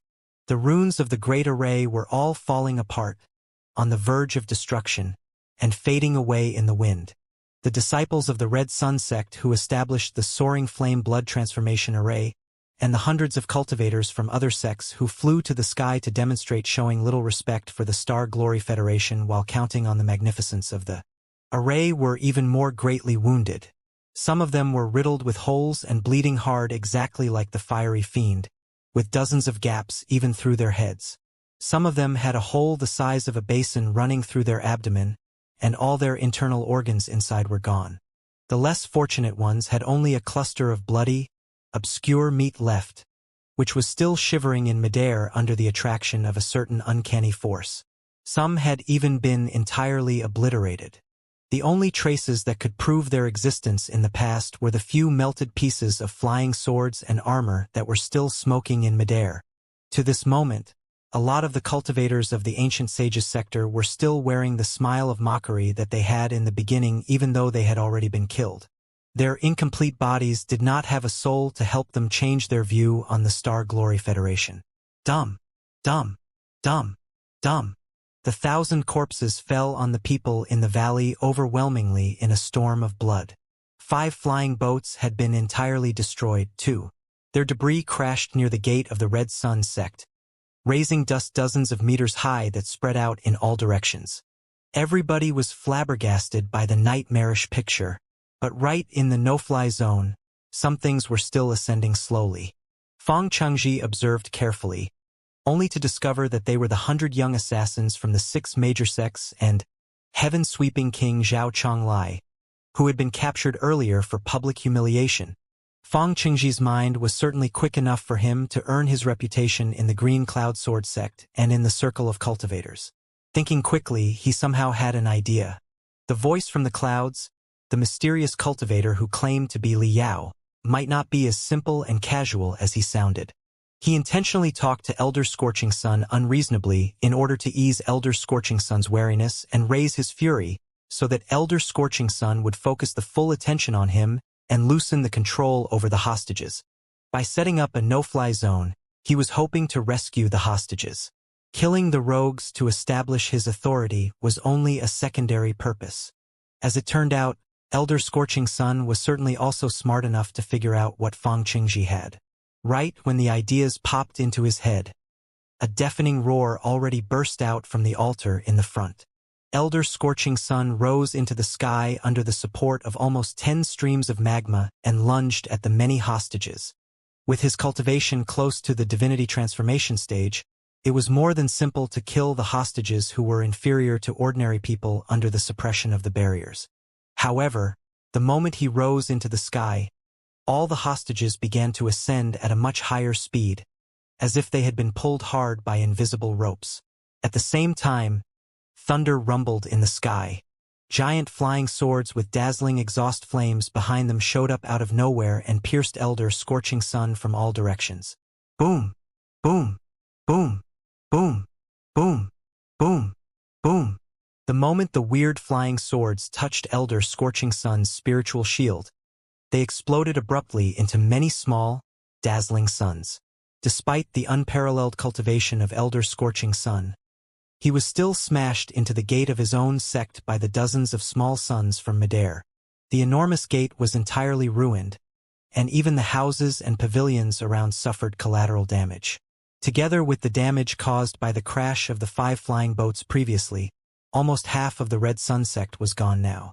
Fellow cultivator Scorching Sun, you must regret not listening to my kind suggestion and surrendering nicely. But regret is useless right now. To this moment, the people in the valley still did not see the real face of the mysterious enemy. They could only hear the same casual voice coming from the clouds. Right now, there is only one way that you can save your sorry life, which is to submit the Cloud Qin gold statue that is in your hands in one piece. If you do that, I will only deprive you of your cultivation, and you will live in prison for no more than 100 years. How does that sound? Ah! Ah! Ah! How could Elder Scorching Sun, the best expert of the ancient sages sector who had broken out of seclusion with the heritage of the Saint Fire dynasty, after 100 years of hard training, bear being insulted in front of more than 100,000 cultivators and his own disciples like that? In crazy roars, more than 10 furious dragons of magma dashed out around his body again and interweaved into a crimson colossus more than 30 meters tall that seemed to be entirely made of magma. The colossus only had its right arm left, and cracks covered its body. But under the support of Elder Scorching Sun's soul, it still unleashed overwhelming fiery auras that enshrouded the entire valley in redness. This is the legendary Cloud Qin gold statue. However tough the mysterious cultivator who claimed to be Master Spiritual Vulture is, he can't defeat a Cloud Qin gold statue. Can he? That is a primeval treasure that can help anyone claim the world. A lot of the cultivators of the ancient sages sector who were still shocked gained some confidence in Elder Scorching Sun again after witnessing the magnificence of the Cloud Qin gold statue. However, even the most pious soldiers of the Angry Fire Army and disciples of the Red Sun sect were not as confident as before. After all this, you are still scared of the might of my gold statue. Elder Scorching Sun's eyes were bloodshot, like a gambler who had wagered everything. Then, let me teach you a lesson with my thunderous fire. Hew! The colossus turned into a red pillar of smoke as it darted into the clouds. Furious clouds were rolling in the sky. An enormous hole was left behind when the one-armed gold statue broke through the clouds.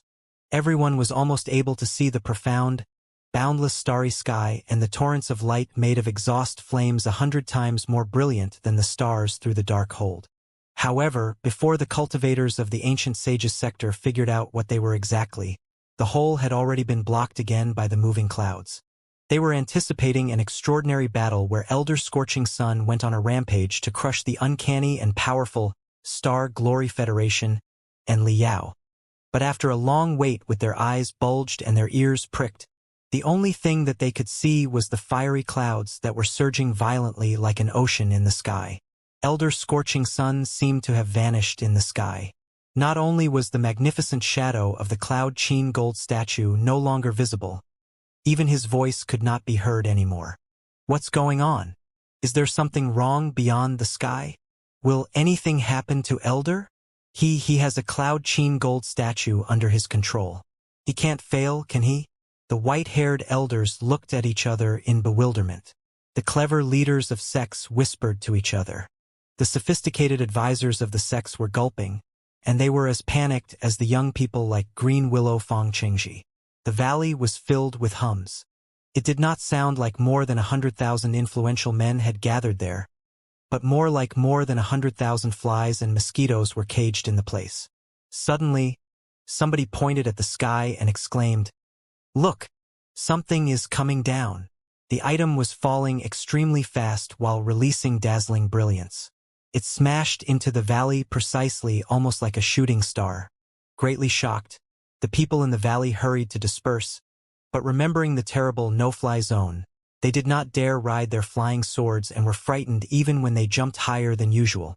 They could only shove each other with all their strength. For a moment, almost everybody was stumbling and falling. Boom! The thing crashed heavily, creating a colossal crater at the edge of the valley and raising an overwhelming blast. About 100 cultivators were thrown back by the blast because they failed to dodge in time. Their bones were broken, their internal organs relocated, and they vomited blood hard. Having no time to check the condition of the injured, people in the valley looked at the item that had just crashed. They were confused at first, but after they finally recognized what it was, they were so shocked that they could barely stand on their feet. It was the right leg of a cloud sheen gold statue. Judging from the shape, the stripes, and the runes carved on it, it was a leg of the thunderous fire, the one-armed gold statue with which Elder Scorching Sun was going to fight for control of the world. Just several moments after Elder Scorching Sun charged into the sky, the right leg of his cloud sheen gold statue had been broken from the knee and thrown down. While everybody was dumbfounded and tried to calm themselves down, another 2 shooting stars crashed down from the sky. One of them hit a floating mountain precisely and blew half of it into smithereens, sending the broken rocks toward the heads of the people in the valley like a storm. The other bombarded the Red Sun Temple, the most splendid building in the Red Sun sect, and penetrated straight through the roof. After an ear-splitting explosion, the Red Sun Temple, where countless secret treasures from the Saint Fire dynasty were enshrined, was blown to the ground. After all the smoke dispersed, everybody was even more horrified. The first shooting star was the one arm that the Cloud Sheen Gold statue had, and the second shooting star was the head of the Cloud Sheen Gold statue. The awe-inspiring, enormous face made of fiery stripes was twisted. Could not have looked more ridiculous and painful. Looking at the expression, nobody was willing to imagine what kind of pain Elder Scorching Sun must be in. It was almost equivalent to the torture that Elder Scorching Sun was going to perform on heaven-sweeping King Zhao Chonglai, where the arms, the legs, and the head would directly be torn apart from the torso. It was truly miserable. Roars finally echoed from the clouds, but they were entirely different from the previously gentle, submissive voice and shocked the hearts of the almost million people around Angry Fire Mountain like the most violent thunder. Elder Scorching Sun, you disregarded the deity-slaying order that we issued first by recruiting soldiers and expanding your territory on a large scale. You attacked the sects and forces that stayed in their own territory for no good reason, casting the entire Ancient Sages sector into chaos. Just now, you further abandoned the last opportunity one gave you and considered my genuine kindness as bullshit. Do you have any idea how precious a colossus is? Do you know how much time and how many resources it will take to repair such a colossus that has been blown up by me personally? You don't know the first thing about it, yet you were bold enough to swagger around in front of Vulture Liao. Let me tell you, even a merciful pacifist such as myself has boundaries. You can go to hell now. Hiu. Accompanied by the roar of the pacifist, the fourth shooting star tore apart the sky. Not only was the burning light 10 times more glamorous than the previous 3 shooting stars, hundreds of ripples that looked like petals spread out in the blink of an eye, too. Even its speed was much higher than before. Those in the valley all felt as if the crags on the 2 sides of the valley had collapsed or that the world had been overturned and they were all buried. The airwaves and the dust rushed above their head like a river and did not stop until almost 5 minutes later. They finally looked at the end of the valley, not entirely recovered from their shock, only to discover that someone was floating in midair. It was Elder Scorching Sun, who had been beaten from the sky into the ground and torn out of the Cloud Sheen Gold statue. Elder Scorching Sun did not look half as awesome as a few minutes prior. His hair was messy, his clothes were ragged, his face was swollen, his limbs were twisted, and a piece of weird magical equipment that looked like a crimson crystal was stabbed between his eyebrows.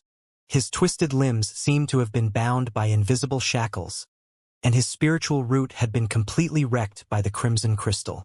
The massive spiritual energy of the peak of the nascent soul stage was all flooding out, transforming into glamorous exotic fire in midair. After the spiritual root was destroyed and the spiritual energy inside the body was vaporized, the great cultivator who was only half a step away from the divinity transformation stage would become a useless man. For a great cultivator who had walked this far after hundreds of years of hard training, it was indeed a form of torture even more insufferable than death. No wonder Elder Scorching Sun was cramping and screaming like a pig being butchered. Right below Elder Scorching Sun, a brand new black fiend slowly surfaced under the contrast of airwaves, dust, and smoke. This is the cultivators of the ancient sages sector and the soldiers of the Angry Fire Army all looked at the black fiend in disbelief. The enormous skeleton, almost 40 meters tall, seemed to be forged out of black iron. The long, slender bones were covered in armor that looked like black feathers. There was nothing on its face except for a cross-shaped dent that divided the facial cover into 4 parts. Inside the dent was a crystal camera that was a deep red color resembling dried blood. Around the limbs and the torso, quite a few long whips made of red crystals were bound. They looked both like vines and boas and like the veins and nerves of the black skeleton that had been exposed to the air. One could only know what was good by comparison. When Thunderous Fire, Elder Scorching Sun's one-armed gold statue, showed up, it was already magnificent enough. But it was a pile of worthless garbage compared with the black skeleton. Elegant, mysterious, cruel, brutal. The cultivators of the ancient sages sector were too awed by the devastating aura to even moor their legs.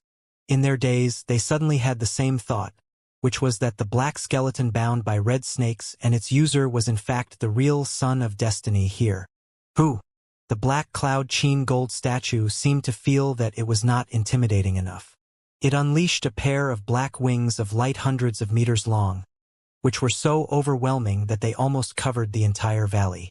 Right above the pair of enormous wings, the furious flames of spiritual energy condensed into the image of what appeared to be a falcon or a vulture, which looked down upon the people in the valley with sharp claws and glittering eyes.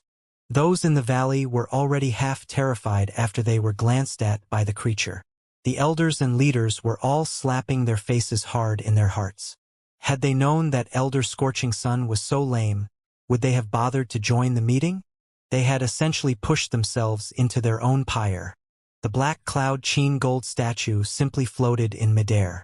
Since the guy in the gold statue was silent, none of the locals of the ancient sages sector dared to open their mouths. Nothing could be heard inside the vast valley except for the collapses of the remains of the Red Sun sect and Elder Scorching Sun's screams that were becoming more and more feeble. Right then, even greater changes took place in the higher sky above the black cloud sheen gold statue and Elder Scorching Sunday. The image of Elder Scorching Sun's fiery fiend that was riddled with holes did not disperse in the moment. It seemed to have been drawn into a giant swirl that blurred and contorted it. It looked like a mirage that was about to disperse. But right then, it was clear again, except that it was no longer a 3-headed and 6-armed fiery fiend but a weird pattern where a raging dragon hovered above 9 stars. The pattern covered the entire sky, in a size 10 times larger than the image of the fiery fiend. With that as the background, the deep red clouds in the sky suddenly protruded downward and spread out ripples that looked like giant tides. 100 starships that were even larger than the floating mountains and completely beyond the comprehension of the cultivators of the ancient sages sector slowly barged into the atmosphere. It was almost like the sky of the ancient sages sector had collapsed. The 100,000 cultivators of the ancient sages sector were all dumbfounded. Most of them had lost the ability to think. Some had even lost control over their urethra and sphincter. Greetings, everyone. I am Liao.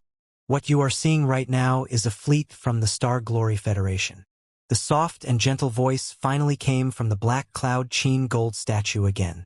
As you have seen, the Federation is a country that loves peace. We have come with the most genuine friendliness and sincerity. Now, let's abandon violence and build a better tomorrow together through earnest communication. That day, The common folk and the cultivators within thousands of kilometers all saw the arrival of the 100 starships that were even larger than floating mountains from the surging clouds. When the clouds slid past their solid shells, ripples that looked like foam were raised, as if they were projections of blue whales in the sky when they leapt out of the ocean. They also saw the emblem of rising dragon of the 9 stars announcing its presence to the entire planet of the ancient sages sector. The cloud-sheen gold statue that extended the black wings of light to thousands of meters long below the rising dragon of the 9 stars emblem did not escape their attention either. The black gold statue unleashed terrifying tides blatantly and suppressed all the cultivators and soldiers of the Angry Fire army in the valley. None of them even dared to cough lightly, although the people tens of thousands of kilometers away could not quite catch what happened on Angry Fire Mountain. They could at least see the great changes in nature and hear the thunderous sound from the depths of the cloud-sheen gold statue. Don't be scared, everyone. The Federation loves peace. We are here to win you over with our integrity and build a better tomorrow together. That fellow cultivator over there, don't run away. Compared to the standard of communication of the universal era, the ancient sages sector was rather undeveloped. Even the news of the change of dynasties often needed a couple of years before it spread across the entire continent.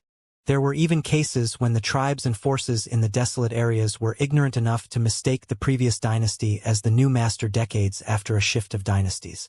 However, this time, except for the 6 major sects, almost all the sects and forces in the ancient sages sector had sent representatives to the Rising Sun ceremony. After Liao intentionally set some of them free to deliver the message, the news of the arrival of the Star Glory Federation spread out at an unprecedented speed. 3 days after the Battle of Angry Fire, in every mountain and every prosperous city along the Sorcerer's River, countless panicked cultivators of the ancient sages sector were riding their flying swords and screaming at the top of their voice, "The Federation is here!" Letters that vividly depicted the 100 starships, the rising dragon of the 9 stars emblem, and the Tartarian skeleton were sent to every corner of the ancient sages sector. 5 days after the Battle of Angry Fire, the capital of the Great Qian dynasty, the ancient supermetropolis and the heart that had governed the ancient sages sector for almost 100 years, was witnessing the quakes of the jam-packed towers and pavilions. The floating mountains were moving up and down, too, as if they were ragged canoes on a surging ocean that would be thrown to the bottom of the ocean at any point. The lords, ministers, and cultivators in the capital all looked at the sky in devastation, while dozens of starships flew toward the capital slowly. The decks on the 2 sides of the starships opened, sending out hundreds of crystal suits in glamorous brilliance that thudded on the stone roads that had not been changed for 10,000 years like shooting stars. 9 days after the Battle of Angry Fire, on the vast, boundless dark cloud prairies, a large horde of cows and sheep were eating grass in silence, but deafening explosions echoed in the sky. Hundreds of white lights penetrated through the sky and did not disperse until a long time later like ice pillars. They were hundreds of all-weather, stealthy armed shuttles. Moo! Moo! The cattle fled in panic. The shepherd could not stop them however hard he whistled. Very soon, weird noises echoed from the grass that almost reached the height of a human's shoulder when the grass was pressed down. Beast puppets in the shape of spiders crawled out of the grass in cold light and congregated into an ocean of steel, as they marched toward the depths of the dark cloud prairies in the most fluent and unstoppable way. 15 days after the Battle of Angry Fire, thanks to the highly efficient organizational system of the Star Glory Federation, the thunderous approaches that Liao demonstrated in the Battle of Angry Fire, and the kind persuasion of the military tech, the entire ancient sages sector had learned of the Star Glory Federation and Vulture Liao's dominance. Not a single sect, force, or unaffiliated cultivator had the courage to challenge the Federation anymore. The Federation had gained preliminary control over the entire ancient sages sector and was finally able to leak its strength into the capillary vessels of the decaying world, the villages and farmlands, in order to save the common folk there. Every starship had become a temporary hospital and sanctuary as they tried their best to save the common folk who had been tortured by war and famine. Before they took off, the leadership of the Federation had already made operation plans. They knew that it was not difficult to handle the ancient sages sector with the modern military forces of the Federation that far exceeded the era. What would be tricky was rescuing the underprivileged people who were struggling to survive. If they could not achieve that, would they be any essentially different from the Black Wind Fleet when it invaded the Star Glory Federation? Therefore, in the enormous space fleet, most of the starships were carriers and comprehensive supply starships. They had also been through special modifications to be installed with massive synthesized food and full facilities to produce such food. The so-called synthesized food was made by battering straw, grass, wood, thorns, bones, and other materials that were not readily edible for human beings into powder before adding the minerals and microelements that were necessary for health and mixing high-energy oil. In the end, such food was transformed into the solid form like bricks after high compression. The synthesized food tasted extremely bad. It would not be exaggerating to say that the food was as dry and awful as wax when it was eaten. However, it boasted abundant nutrition and calories. One section only the size of a finger was enough for a middle-aged man to be engaged in heavy labor for an entire day. The food could also be dissolved in water and turned into liquids like porridge. In that case, women, children, and patients whose stomachs were not functioning well could also digest the food easily. Therefore, for the billions of hungry people in the ancient sages sector, the food that was a horror to the travelers in space became a life-saving elixir. A lot of people actually worshipped the starships when they landed from the sky and regarded the Federal Army in weird costumes as guests from the deity's realm. In the long term, it was necessary to enlighten people with the truth. The Federation did not intend to keep anything from them. However, to suppress the chaos in the ancient sages sector for now so that all the people could receive assistance in an orderly fashion. Rumors that deities were walking on the earth and coming to everyone's salvation were more useful than any rule or regulation. At the very least, in front of the almighty, omniscient deities, the cunning scoundrels had no choice except to follow the rules and learn to wait in line as everybody else did. Despite the awful taste of the synthesized food, it could keep their bellies full. The sense of satiety that gradually spread out of their stomachs was a first for many people of the ancient sages sector. Some even learned for the first time what a burp was and wept. Although the deities were driving enormous divine boats and wearing weird armor, they turned out to be rather gentle and much more approachable than the lords and experts the common folk had met in the past. It was needless to mention the patients of various diseases, who were taken to the divine boats by the deities and soaked in some bizarre tanks. At first, they were panicked and thought that they were about to be boiled by the deities to make pills. But after only one sleep, all their diseases were gone, and their past ulcers and scars became new, pinky flesh. Deities are walking on the earth to save us. How graceful they are! They are the real deities. They have infinite arts and techniques, but they are so gentle that they even smile at us. Did the masters and lords in the past show any manners to us at all when they met us before? Is this a shift of dynasties? Now, it is not the great Qian dynasty that is in charge. None of the other sects are issuing commands, either. The world is now this so-called federations. The ancient sages sector was at the last years of a dynasty in the first place. The people did not have the slightest loyalty to the great Qian dynasty. Although some of the poor folks survived by attaching themselves to the big sects and had the deepest reverence and loyalty to those sects, the leaders of those sects were actually the first to worship the enormous divine boats.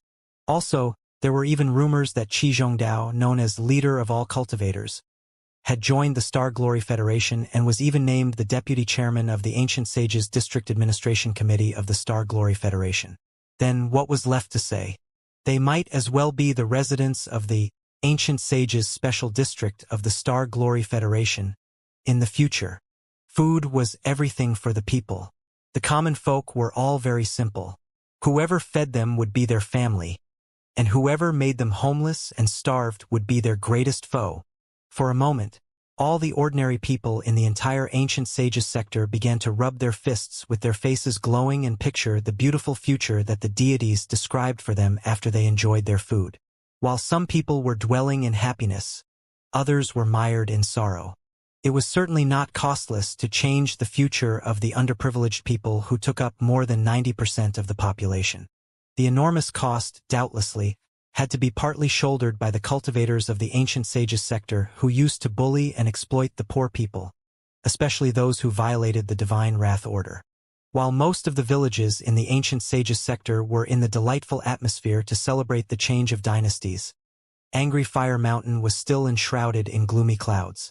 The more than 100,000 cultivators of the ancient sages sector who had gone to the Rising Sun ceremony a month ago to cheer for Elder Scorching Sun still lingered in the place to receive the most rigorous scrutiny and vetting.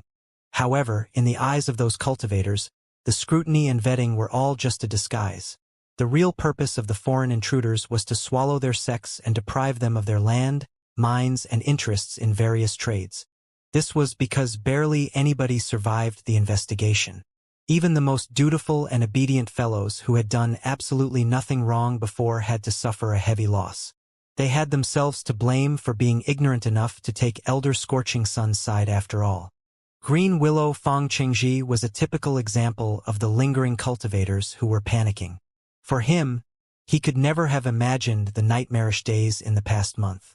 He seemed to have fallen from the high clouds into a bizarre, ridiculous new world, where every rule was exactly the opposite of his prior knowledge.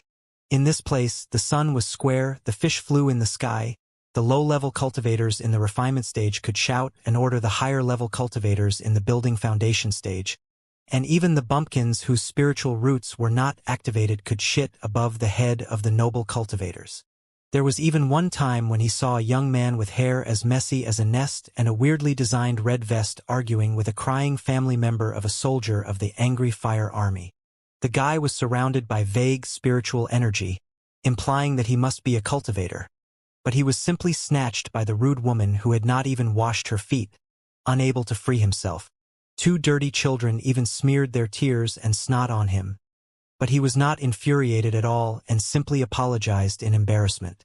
But later, Fang Qingji was informed that the young man wearing the red vest and squatting on the ground casually, allowing the young children to crawl on him and pluck his eye, was actually Vulture Liao, a super expert from the Star Glory Federation who had beaten Elder Scorching Sun into a pulp with the Black Cloud Qin gold statue and dismantled the one-armed gold statue into pieces. Fang Qingji was so shocked that his eyeballs almost hit the ground. Was there any law or reason in this place? What kind of world was this? Fang Qingji had been born into a wealthy family and had always enjoyed the respect of other people. For him, the previous month had indeed been tough. All the sects of unaffiliated cultivators who attended the Rising Sun ceremony were suspected of violating the Divine Wrath Order and joining Elder Scorching Sunday. In short, they were rebels. The crime of disobedience could be severe or petty. Some people would be punished more harshly than others. The common middle and small sects might pass, but the Green Cloud Sword sect, as an offshoot of the Purple Pole Sword sect, had come to pay respect to Elder Scorching Sunday. It was certainly a more severe betrayal. Therefore, after a large batch of starships arrived with the exos of the Federation and temporary prisons and interrogation rooms were established, and when the large-scale scrutiny and vetting began, Fang Qingji, his father, and the members who belonged to the offshoots of the 6 major sects all received the strictest investigation. Fang Qingji was escorted by 2 cultivators of the Federation in weird armor into a very tiny cell that was temporarily set up. It was almost a flawless iron coffin that did not have the slightest gap after the door was closed. Fang Qingji was so scared that he thought he was going to be buried alive. After living in unease if not tears for 3 days, somebody finally came to interrogate him. But being interrogated was no less insufferable than being caged in the iron coffin. He remembered a ferocious-looking man who played the bad cop and a seemingly gentle woman who played the good cop. Despite all their rhetoric, their sole purpose was for him to confess the ways that the Green Cloud Sword sect earned its revenue to cover the maintenance of the enormous sect, including the daily consumptions of the cultivators in their training. They were demanding the tiniest details. He was asked to confess if his sect had exploited the people, sold or bought goods through violent methods, acted as loan sharks, or even trained with living people or their souls. Of course, if he could not remember much about his own sect, he could also confess the similar clandestine businesses of the sects that bordered the Green Cloud Sword sect. It did not matter if what he knew was just a groundless rumor. The cultivators of the Federation would check the facts later. As long as any of the information he confessed was verified, he would be considered a contributor, and he would even receive points. Despite his horror, Fang Qingji was not out of his mind. After experiencing 2 sessions, he realized that the issue at hand was not insurgency at all, and the enemy was obviously trying to destroy the roots of the Green Cloud Sword sect. After figuring that out, Fang Qingji immediately made up his mind not to give in at all. He was going to teach the wretched cultivators of the Federation a good lesson about the resolution of the cultivators of the ancient sages sector. However, his interrogators were not infuriated by his reluctance at all, but simply sent him back to his prison. Then they asked him to think about it more carefully. Right now, we have not decided the nature of the Green Cloud Sword sect. This is not an interrogation but an interview to learn more information from you. If you are not willing to talk, we will not force you to. However, you are not the only person who knows the situation of the Green Cloud Sword sect. Some fellow cultivators from other sects do know a thing or two about it. For example, the fellow cultivators from Red Tiger Hall told us a lot of stories about you. Of course, we do not want to be prejudiced, but if everybody in your sect is as determined as you are, I'm afraid that we will have to adopt Red Tiger Hall's side of the story and decide your nature with their testimony.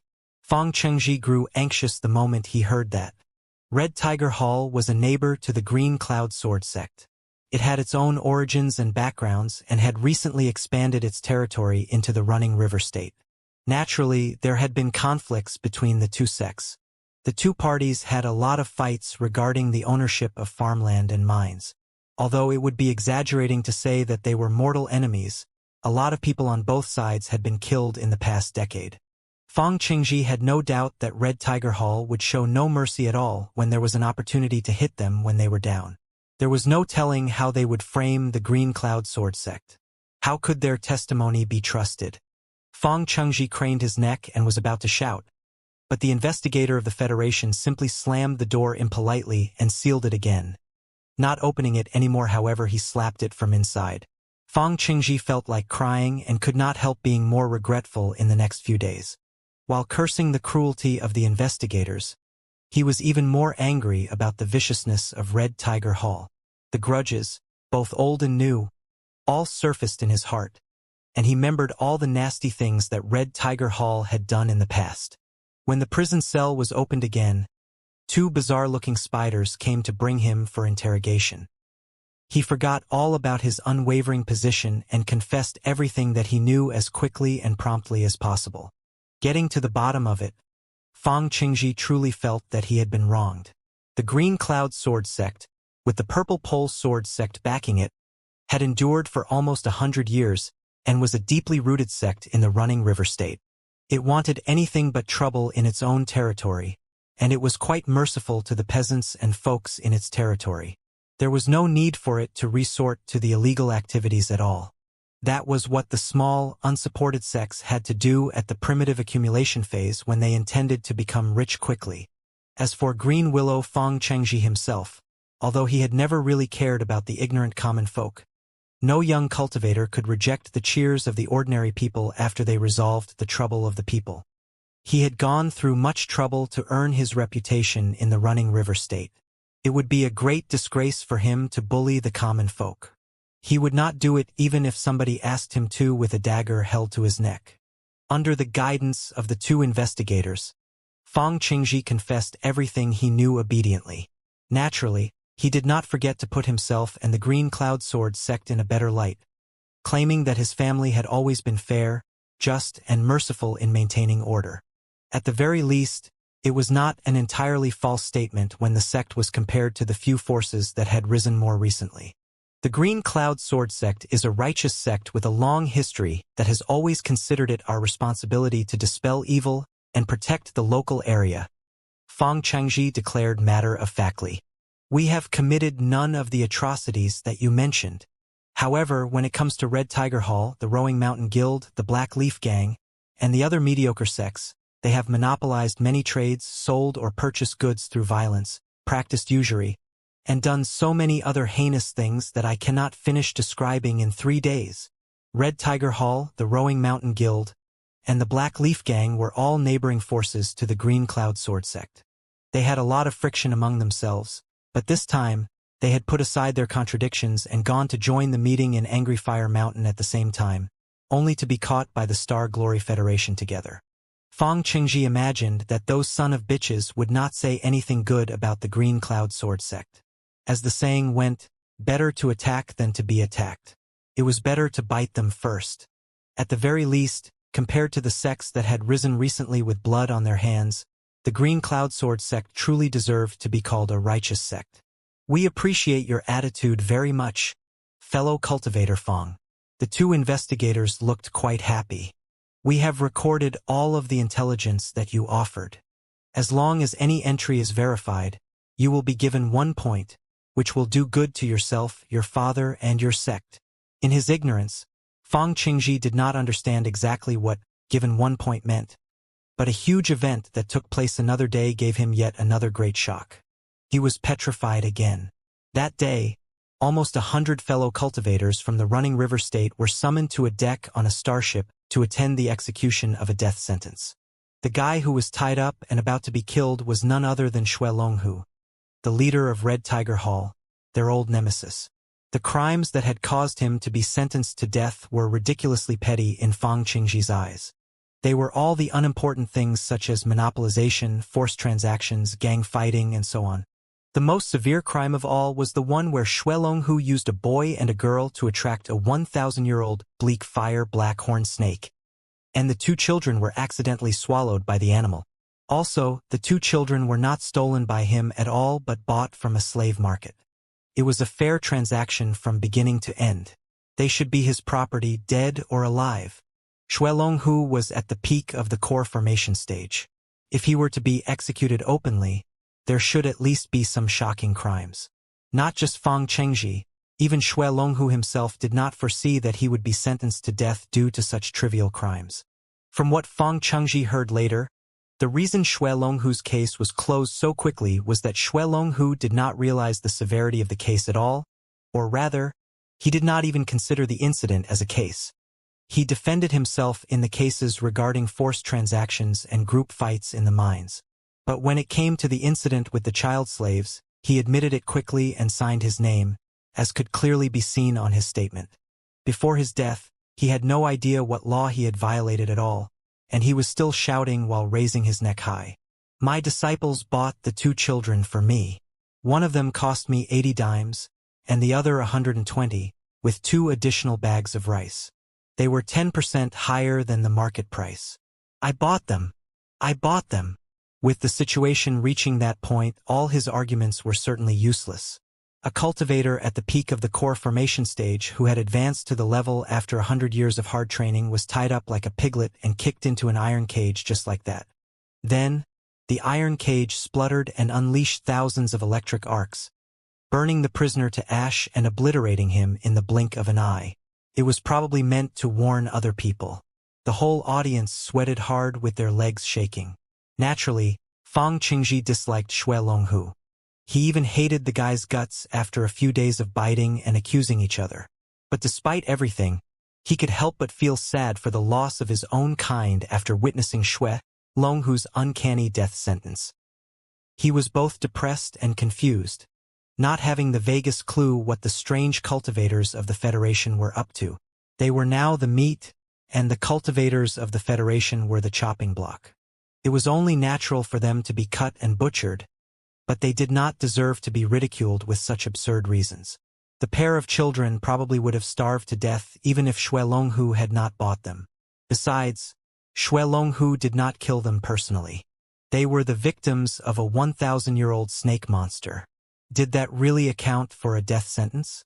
It took Fang Qingji days before Fang Qingji finally realized that Xue Longhu had been executed not just because he got a pair of children killed, but mainly because he had run out of points. As it turned out, in the Special District Committee of the federal government, a ledger for every cultivator of the Ancient Sages sector who was a suspect of violating the Divine Wrath Order had been established. A myriad of contributions and crimes had been listed, too.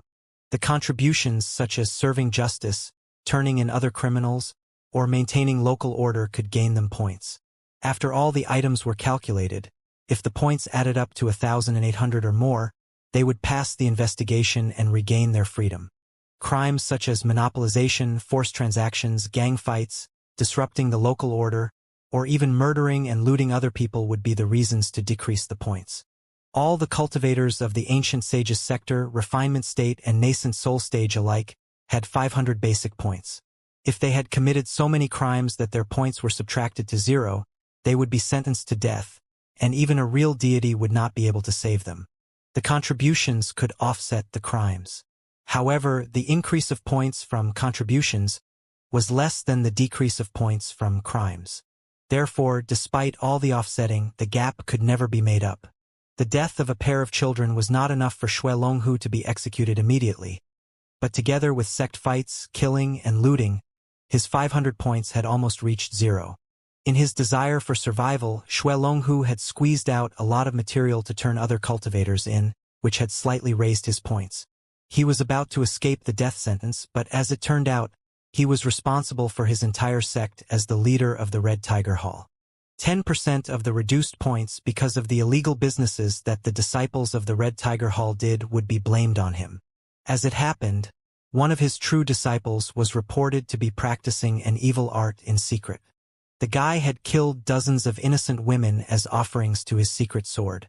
Whether or not Xue Longhu had been aware of the matter before could not be proven and was no longer important. All in all, his 500 points were reduced to zilch, and he could not present any major contribution for the time being. Therefore, he could only die a disgraceful death. After figuring out the wretched point system, Fang Qingji was greatly relieved at first. He thought to himself that it was great because the Star Glory Federation seemed to be somewhat reasonable, however ridiculous their reasons were. But on second thought, he could not help but feel frightened again. The cultivators of the Federation were so unnegotiable and persistent in their rules that even the most unimportant trivia could be counted as a crime. Fang Qingji wondered if he had committed crimes that were enough to get him killed without him knowing. Even if he did not, as the heir of the Green Cloud Sword sect, would he be affected because of a certain unpardonable guy in his own sect? He lived in fright for the next 2 weeks. Occasionally, when he was half asleep in his iron coffin, he felt that somebody would slap his shoulder hard and roar, "Fang Qingji, your crime has been exposed." Then he would be tied up and dragged away like a swine. But after a long wait, the cold hand and the deafening roar did not come. In the end, it was 2 smiling faces that came and informed him that the issues regarding the Green Cloud Sword sect had been fully investigated. They were indeed a righteous sect that had been maintaining the order of the running river state in the past 100 years, which was helpful for the prosperity and stability of the local area. Although it was a minor stain that they had gone to the Rising Sun ceremony, they had done nothing greatly wrong. Also, by approaching the federal government actively, they had set a good example for all the other cultivators. Therefore, the investigation targeting him was over. He was now free and could reunite with his father. Having regained his freedom and learned that the Green Cloud Sword sect had been promoted as a good example, Fang Qingji was already wild with joy. But then a piece of breaking news struck him into a bottomless abyss again. According to the message he received, his father had sold all the properties, mines, ranches, and everything else that mattered to the Green Cloud Sword sect to the federal government at a terribly low price. So, that was why it had been promoted as a good example and why he was set free. How shameless and despicable. Father! Outside of the enormous starship, the father and son finally met again, both feeling that a century had passed since their last meeting. Fang Qingji could not hold back his dissatisfaction anymore and gnashed his teeth. Those cultivators from the Federation are truly wolves and bandits. Nobody can be more unreasonable than them. Then he sighed while sobbing. Our family's enterprise that has been passed on for 100 years was given away to them just like that? Compared to Fang Qingji, who was jumping up and down, Fang Shi, the leader of the Green Cloud Sword sect, was at ease. He smiled casually and remarked, "This is always the case during a shift of dynasties. A revolution is not an invitation to dinner. Who do you think will reason or be polite with you? Besides, what they are doing right now is already reasonable and polite enough. Let's put aside the storm of blood when the thunderous Qin sect overturned the previous dynasty and established the Great Qin dynasty. Just focus on the destruction of the eunuchs party a few years ago. How many people were involved in the conflict between eunuch Wangxi and Emperor Phoenix, and how much blood was shed? At that time, we were still on the purple pole sword sect side and were almost destroyed as an accomplice to the great traitor. Hehe. Every change of the supreme power of the world requires the irrigation of endless blood. The blood shed today is already little to none. At the very least, the two of us have both survived, unlike Xue Longhu, who has been executed without even a body left. It was very fortunate for us in this unfortunate incident. Fang Qingji was dazed for a moment and then sighed again. Vulture Liao, the representative from the Star Glory Federation, even called himself a pacifist who convinces people with his integrity. Isn't that too outrageous? Do you believe everything from his mouth? Every deceased emperor has been given a lot of posthumous titles after passing away. Are all those titles true? Leader Fang shook his head and said, I'm told that the man is the husband of the current monarch of the Star Glory Federation, right? This place is managed by a queen today. So, it must be a custom in the Federation to give some special titles, such as a pacifist who convinces people with his integrity, to the Queen's husband. That is not very strange. The bottom line is, this Vulture Liao is best known for his cunningness and brutality in the Star Glory Federation. He is one of the most notorious men who roams the Sea of Stars. What? Fang Qingji was soaked in cold sweat again because of fear. It's true, said Fang Qingji. The Green Cloud Sword sect belongs to the system of the Purple Pole Sword sect. We used to be quite close to eunuch Wangxi. You know how powerful and influential eunuch Wangxi was in his prime. You must have heard a thing or two about how dreadful the organization ghost character that he established was too, right? So, you must have a general idea about eunuch Wangxi's personality and capability, mustn't you? Fang Qingji nodded quickly. As one of the 4 rapscallions, eunuch Wangxi was once a powerful person in court and a great master in sword arts. He was also the leader of the terrifying ghost character. His name was even enough to stop children from crying at night. Naturally, everyone knew him. Then, you also know how immeasurable Han Bailing, the magnificent sovereign of the ghost Qin of Dark Cloud Prairies, is. Right? Leader Fang asked again. Fang Qingji nodded again. To some extent, Han Bailing, who had great power and commanded 1,000,000 iron soldiers, was a man even more terrifying than eunuch Wangxi. He certainly deserved to rank at the top of the 4 rapscallions. Then, do you know how eunuch Wangxi and Han Bailing address this Vulture Liao? Leader Fang asked mysteriously. Fang Qingji was slightly dazed. He shook his head and said, I don't know. Leader Fang coughed and revealed, even men as strong as Wangxi and as brutal as Han Bailing call him Monster Li respectfully. Hiss. Fang Qingji felt as if a cold wind had blown from the bottom of his heart and flowed around his body in the blink of an eye. He could not help but shudder hard. In terms of ferocity, nobody in the entire ancient sages sector could be more ferocious than Han Bailing, who commanded 1,000,000,000 iron riders of Ghost Qin and had once charged on the central plateau to approach the capital city. In terms of sordidness, who could ever best eunuch Wangxi, who had manipulated the emperor in the past easily, killed the ministers as if they were hens, and founded ghost character to raise a storm of blood in the entire world of cultivators? However, even Han Bailing and eunuch Wangxi had to address Vulture Liao as Monster Li. How dreadful and terrifying the guy must be. Fang Qingji could not help but recall the Monster Li in the red vest that he had happened to see a few days ago. Both appalled and suspicious, he said, I once saw Vulture Liao from a long distance away. He seemed rather plain and did not have the demeanor of an unparalleled monster. All the monsters are temperamental and unpredictable.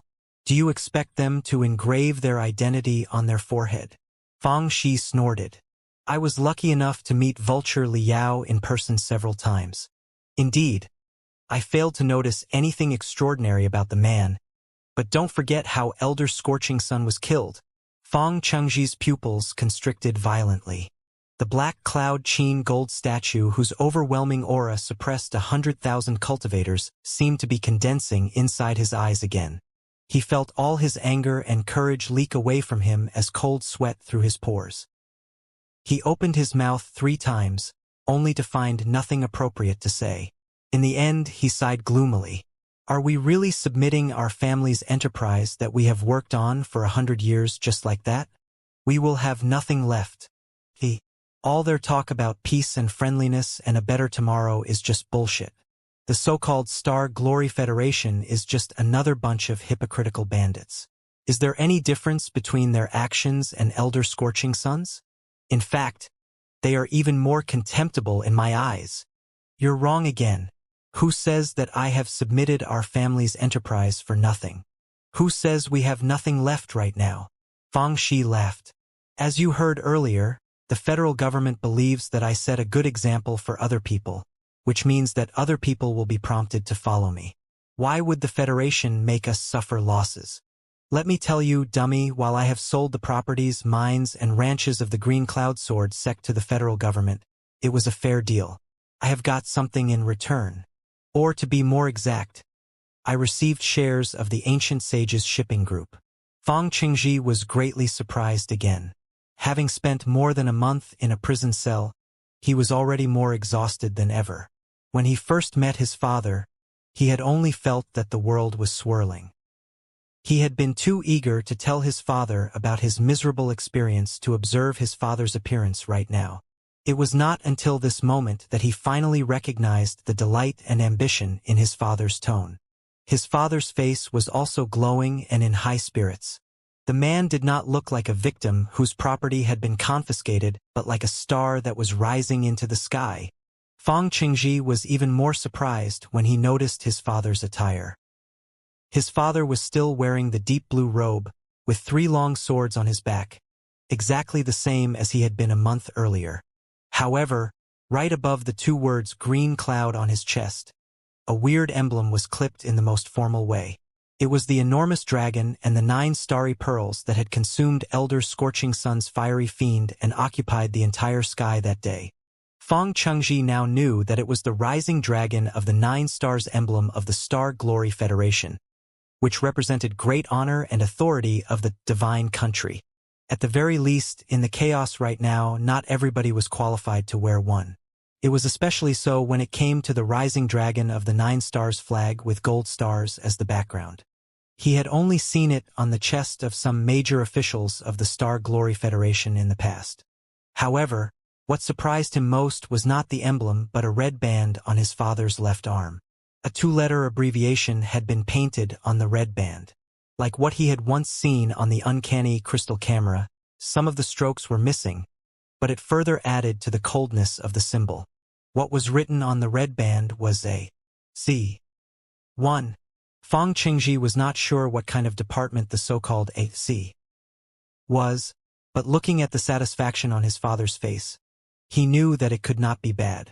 That explained a lot. By devoting all the family's possessions, they had earned themselves a place in the new regime. If the job was a well-paid one, it was not a bad outcome. Fang Qingji was not a stupid man in the first place. Thousands of thoughts rolled through his mind again, and he realized what his father wanted immediately. He was no stranger to shares. To feed so many high and mighty sword cultivators who did not work, the Green Cloud Sword sect naturally had a lot of businesses under its name, of which many other people had shares. However, there were a lot of tricks about the operation in a shared business. Some of them were even the meanest ways of exploitation that could suffocate the victims. For example, if a sect took interest in a wealthy family's business, it could establish an empty business, claiming that it would develop a mountain that was frequented by wild animals and evil creatures. Then, it would lure and coerce the wealthy family into buying the shares.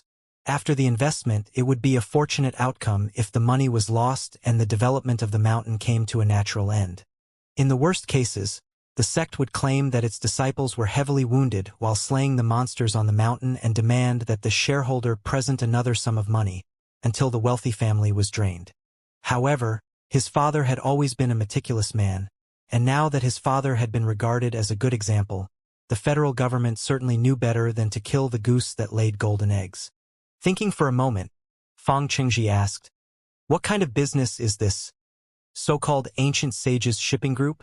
Leader Fang waved his hands and explained, "The Ancient Sages sector today has two superpowers, namely the Great Qian Dynasty and Ghost Qin, and 6 major sects. As for the middle and small sects, there are simply too many to count.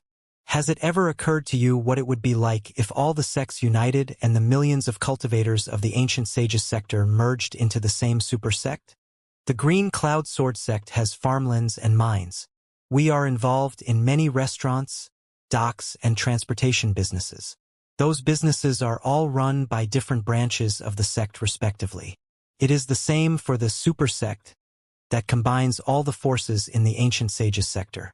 It will participate in the operation and expansion in the Sea of Stars.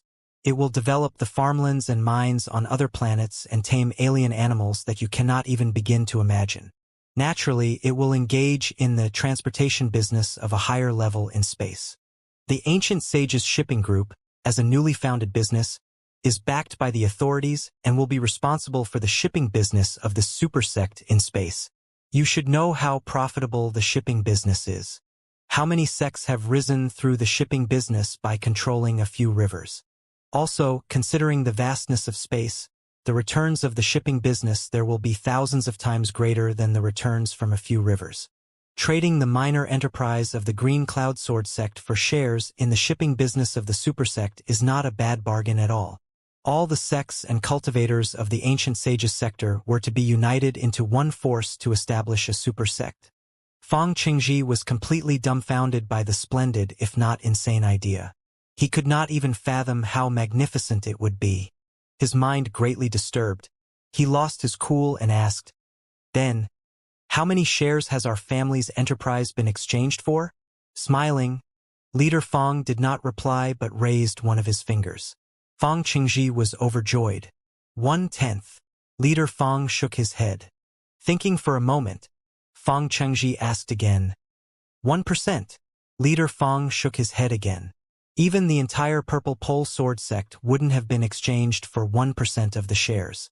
But because I was the first to accept the new regime, we were offered 1,000th of the shares. 1,000th? Fang Qingji had high expectations in the beginning and thought that it was truly a great deal. It had never occurred to him that they would only be given 1,000th of the shares. That seemed too little. Seeing the disdain on his son's face, Leader Fang smiled bitterly and said, "You truly don't know the first thing about the deity's realm and the deity's country. You have no idea how terrifying their real strength is. Let me tell you, even though we only have 1,000th of the shares, if we can operate well, the revenue will be greater than the many businesses that the Green Cloud Sword sect had in the past. It is even safe to say that whether or not the Green Cloud Sword sect can get rid of the influence of the Purple Pole Sword sect and truly grow independent will depend on my wild gamble this time." Seeing his father's glittering eyes, noticing the untraditional attire that his father had with the emblem and the red band, and hearing his father mentioning new terms nonstop, Fang Qingji suddenly thought of a new term himself. He blurted out, "Father, you haven't been brainwashed by the Star Glory Federation, have you?" Brainwashed? Leader Fang was slightly dazed. His hands in his back, he laughed aloud and said, Yes, I have indeed been brainwashed by the Star Glory Federation over the past month. After witnessing the boundlessness of the universe, I feel that I've been entirely reshaped and that half of my life has been for nothing. Come here and follow me. Let me give you some brainwashing today." While talking, Leader Fang took out a silver card from his pocket. On one side of the card had the rising dragon of the 9 stars emblem, but on the other side, it was crowded skyscrapers that made up a splendid metropolis that exceeded Fang Qingji's imagination. There were also several words on it, with some of the strokes missing VIP ticket. Pointing toward an enormous starship that was floating at the end of the valley above the debris of the Red Sun sect, Leader Fang said, "The federal government has established an exhibition center of the Star Glory Federation's 100-year glory for cultivators of the Ancient Sages sector to learn about the new regime. The latest debugging has just been completed, but it is not officially open yet. Today, a small batch of tickets were released so that cultivators who actively approached the new regime can visit it in advance. I have visited it already. There's no need to tell you how shocked I was. After you visit it yourself, you will know if our 1,000th of the shares is little and what a glorious future they will bring to the Green Cloud Sword sect. Green Willow Fang Qingji was dragged into the Museum of the Star Glory Federation's 100-year glory by his father, only to feel as if he had walked from one dream into another dream that was even deeper. The light around him dimmed, making him wonder if he had fallen into yet another trap. However, when he remembered that Shui Longhu, a renowned expert at the peak of the core formation stage, had been electrocuted and that his father, who had always been sophisticated, was deeply enticed, Fang Qingji could not help but sigh and decide that he might as well take things as they came. As it turned out, nobody was going to kill or mince him in the museum. Perhaps because it was not officially open yet, few cultivators from the Federation could be seen there. Fang Qingji did see a lot of experts and well-respected seniors in the corners who had been famous for a long time. Like his father, they were all wearing a rising dragon of the 9 stars emblem on their chest and a red band on their arm. There were various abbreviations on the red band. Some said A.C. A.C. stands for Administration Committee. Some said B.C. B.C. stands for Business Committee. And some were I.B.1. Fang Qingji assumed that they were all departments in the new regime. The most surprising red band of all, however, had 3 words sewn on: Iron Tower Corporation. Fang Qingji had absolutely no idea what the Iron Tower Corporation was. He doubted that the expert wearing the red band knew, too. It was because Fang Qingji remembered that the expert, who was brawny and almost 2 meters tall, had a nickname in the world of cultivators as the Tower that Holds the Sky. He had probably chosen the department in confusion because of his own nickname. Although the people there had also been imprisoned in Angry Fire Mountain, the atmosphere there was vastly different from that of the outside world. The cultivators of the ancient sages sector, who were still being identified and investigated on the starships, were all living in panic and fright, like dogs who had lost their home. The cultivators here, however, were like giant mice who had crawled into a warehouse of food. They were all fat, satisfied, and wearing mysterious smiles. Every now and then, they would look at each other, communicating with their eyes. What a happy and joyful place it was. Seeing that the father and son of the Fang family had walked in, a lot of people looked at them with envy and jealousy. But there was not much malevolence in their eyes. Everybody seemed to have been fed up and was too lazy to fight each other over some petty interests. Fang Qingji lowered his voice and said, holding back his smile, "Do you see? Of all the fellow cultivators and seniors here, some have a higher cultivation than mine and a stronger sect than the Green Cloud Sword sect. But just because they failed to change their mindset quickly enough, I was the one who stood up first to answer the call of the government and sell our properties, mines, and other possessions. As it turns out, we were the first to enjoy the reward. We have been given the most shares and the most favorable terms. Also, we have won the favor of the people above. That vulture Liao even patted my shoulder in person and said that the Glorious Sunlight Group under his name would cooperate with the Green Cloud Sword sect well in the future. You don't know how jealous those people are. This trip to Angry Fire Mountain has turned out to be a blessing in disguise after all." Fang Qingji nodded quickly. Having no time to pay his respects to the seniors around him, he was dragged into a round floating disc by his father. The floating disc rose to half an inch from the ground and carried the 2 of them forward. Shwa! Vivid grand illusionary lands were opened around them. Panoramic illusions that even had flavors immediately grabbed Fang Qingji's attention. He forgot all about the experts and seniors. Due to the limitation of the environment, the exhibition of the Star Glory Federation's 100-year glory was mainly panoramic videos played in the Grand Illusionary Land. Even so, a lot of the core formation stage cultivators and the nascent soul stage cultivators of the ancient sages sector were dazzled and stunned, not to mention a youngster like Green Willow Fang Qingji. The panoramic videos were divided into 5 parts. At the very beginning, 2 giant words smashed into Fang Qingji's eyes. National Treasure. Boom, boom, boom. Accompanied by the deafening mechanical fulminations, Melted steel was running and splashing. Squeezed, stretched, cut, and purified by the superenormous machinery that was as large as mountains, pieces of alloys that were as irregular as meteorites from outer space were produced. The light and shadows flashed, and the picture changed again. Components that were even larger than floating mountains were applied to the roads and bridges inside the stretch of mountains, the orbit ring beyond the atmosphere, the mines on the resource planets, and even the behemoths starships like the tough bones of the beasts that roamed the sea of stars. The bridges almost 1,000 meters high with a span of hundreds of thousands of meters, the orbit ring outside of the atmosphere where transportation could only be conducted through vacuum shuttles, and the hundreds of warships that were docked at the star fortresses modified from asteroids. The magnificence of this great industry and the modern miracles made Feng Chengji's heart race and his nostrils flare. He felt as if his heart was exploding, and he almost held his head and screamed. Deity's realm. That was the real deity's realm. Such a powerful star glory federation and such unbelievable divine techniques. His legs suddenly lost all strength. Had his father not sent a stream of spiritual energy into his body in time, he would have kneeled on the ground and worshipped what he saw in tears. The second group of pictures was lit in the darkness up ahead with the title, Marvelous Handicraft. A moment ago, everything had been huge, but all the items displayed became tiny.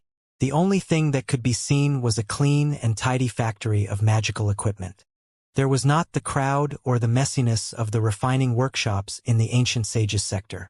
A couple of cultivators were all the workers there, operating attentively in front of the control panel on one side of the room.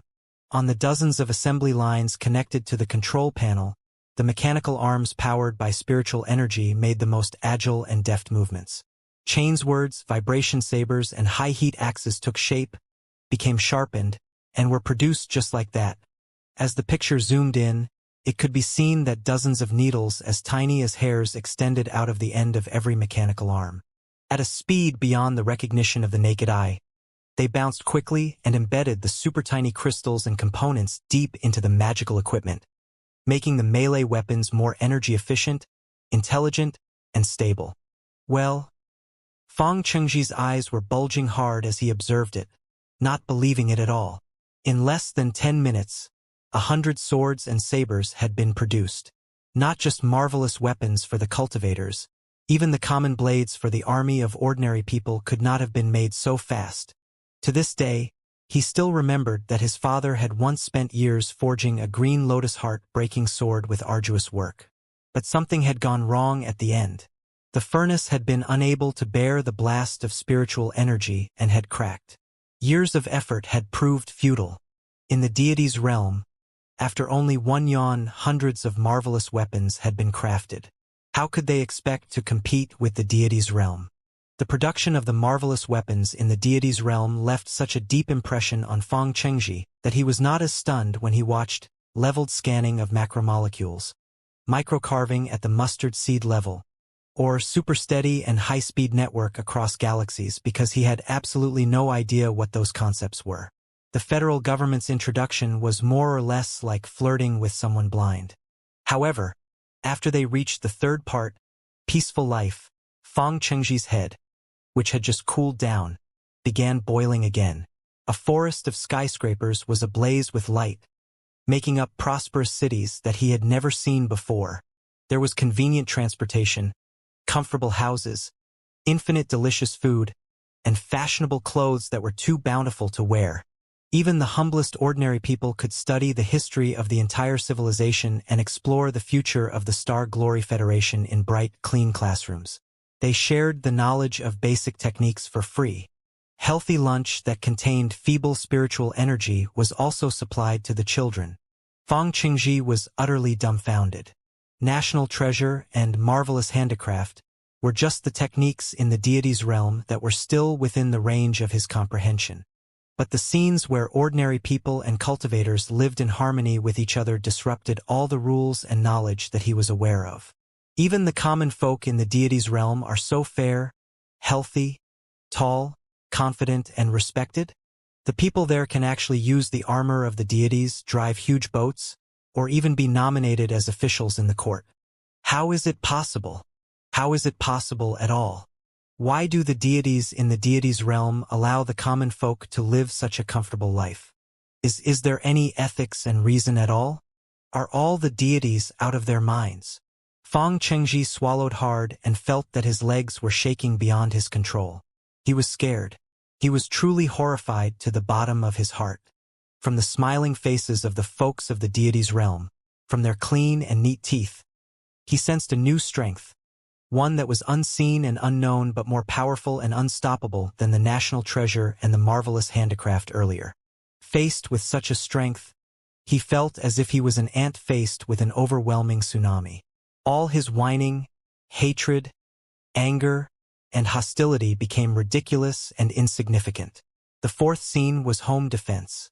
The materials of this section were taken from the space battle 3 years ago, where the thousands of starships of the Star Glory Federation and the Black Wind Fleet had a confrontation and dozens of colossi produced the most dazzling sparks in space. Dwelling in the grand illusionary land, Fang Qingji felt as if he was actually floating in space. 10,000 rays of death pierced through all the space around him. Countless suns were rising before they exploded in the most dazzling way. Fang Chengji could not help but moan in a low voice, like a wild dog that was caught between two tyrannosaurs. The wars in the deity's realm were too terrible. Compared to such a soul-stirring confrontation, the fights over the hegemony in the ancient sage's sector were nothing but child's play. It was not until then that he finally realized that Vulture Liao indeed maintained the highest self-control a month ago. If the 100 starships had really roared, it would have been simple for them to turn the entire Angry Fire Mountain into a deep ravine. The previous 4 scenes were already splendid enough, but they were not as awe-inspiring as the 5th scene, even combined. The 5th scene was Our Quest. If the previous 4 scenes highlighted the magnificence, development, and harmony of the Star Glory Federation, then the last scene went in the exact opposite direction, focusing on the insignificance of the Star Glory Federation and even the civilization of mankind on a universal scale. In the vast and boundless grand illusionary land, the Star Glory Federation was merely a dim spot of light at the edge of the picture, and the ancient sage's sector could not be found on the picture at all. The dense stars at the center of the picture congregated into 2 surging rivers. On the 2 sides of the river were 2 divine countries that were 10 times more powerful, the Imperium and the Covenant Alliance. The Star Glory Federation did not disguise the magnificence of the Imperium and the Covenant Alliance at all, nor did it veil its hostility against the 2 of them. In the meantime, the civilization of mankind, a combination of the Federation, the Imperium, and the Covenant Alliance, was only a lone boat in the vast sea of stars. In the land unvisited by the ancient people in the past billions of years, countless alien species, ghost civilizations, and unparalleled beings must have left brilliant and mysterious marks behind. That was exactly what they were going to explore. Their destiny was the endless quest of human beings itself. The picture zoomed in, and the previously small Star Glory Federation gradually grew huge.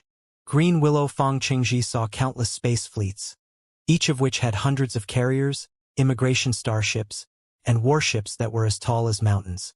Setting off from the cozy and comfortable homes, they sailed into the dark, unknown world determinately, pushing forward to the edge and the limits of the universe.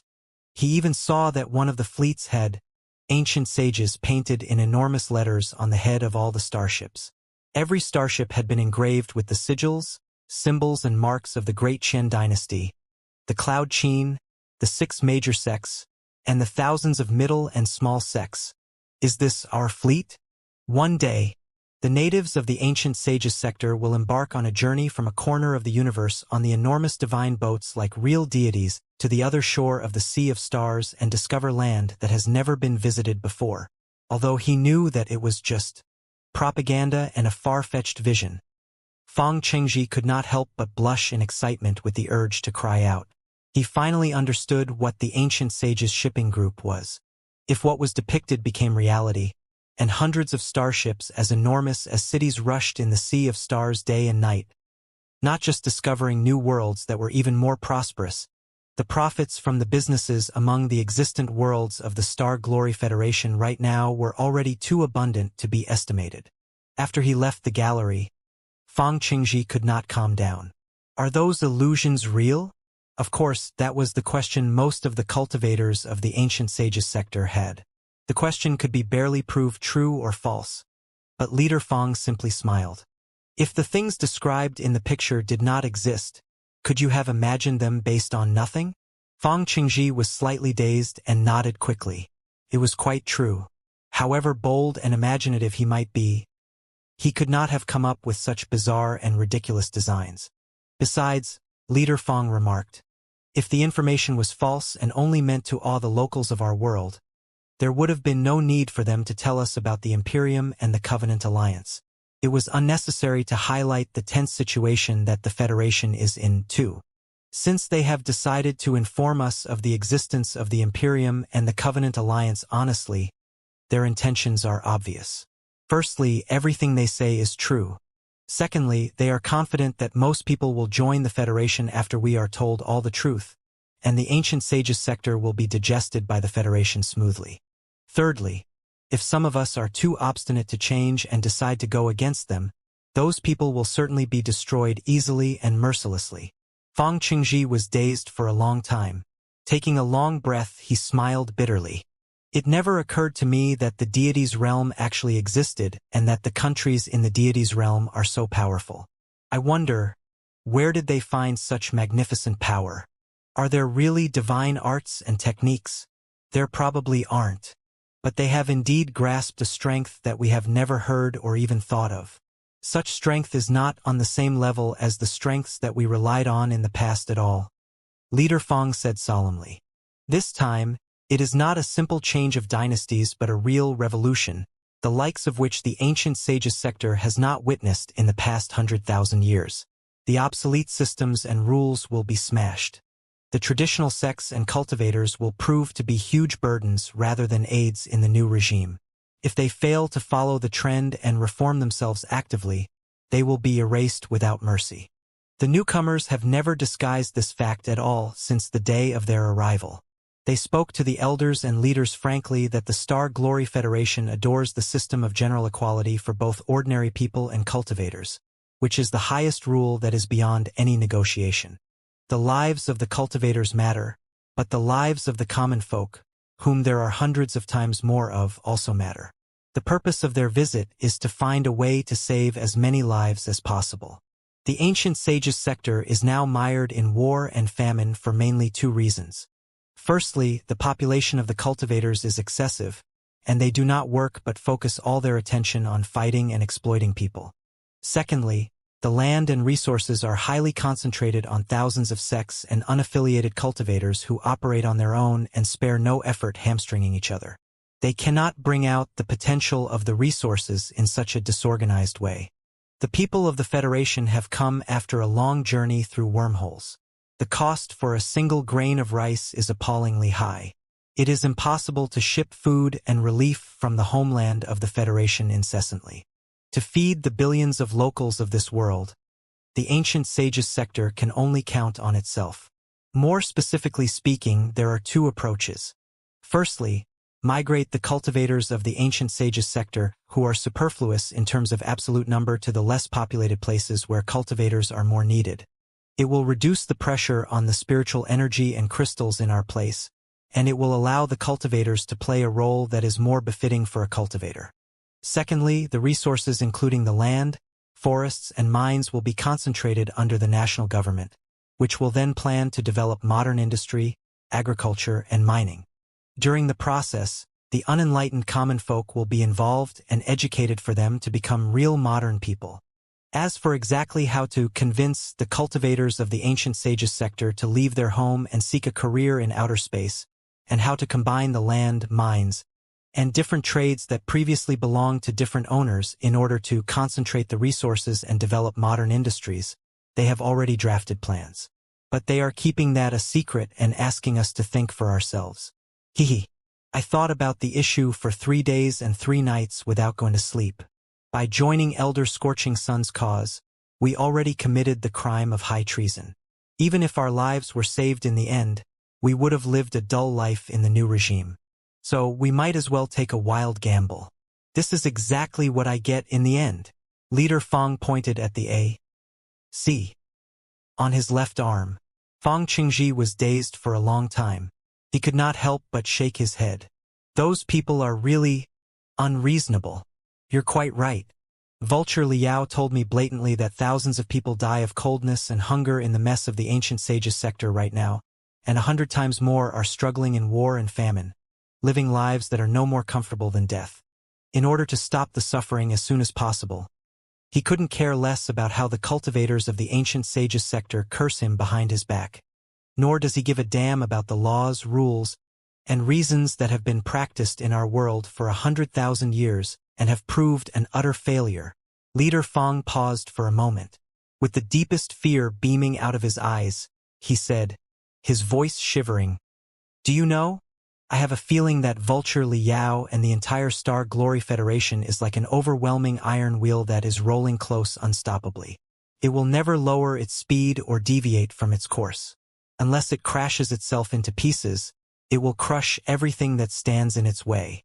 Faced with such a rolling wheel, it is useless to hate or curse it.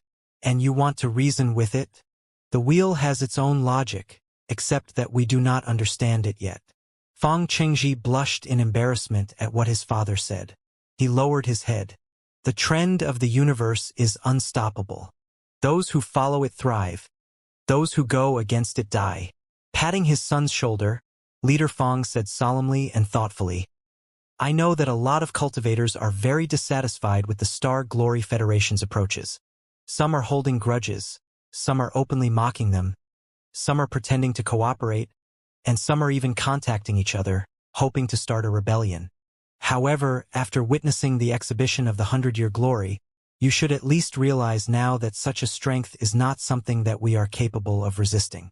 Or rather, it is the most advanced trend of the universe that we have seen. Why do we have to compete with it instead of finding a way to join it so that we can figure out their reasons and their source of strength for ourselves? After 100,000 years, the world of the ancient sages sector finally changed. The world is changing and we must change, too. Whoever changes faster than others will gain new opportunities, new techniques, and new blessings in the new world. I am already too old now. It is already my limit to have brought our sect to what it is right now. As for exactly where the Green Cloud Sword sect can reach in the Star Glory Federation and the boundless universe, it will depend on the younger generation like you."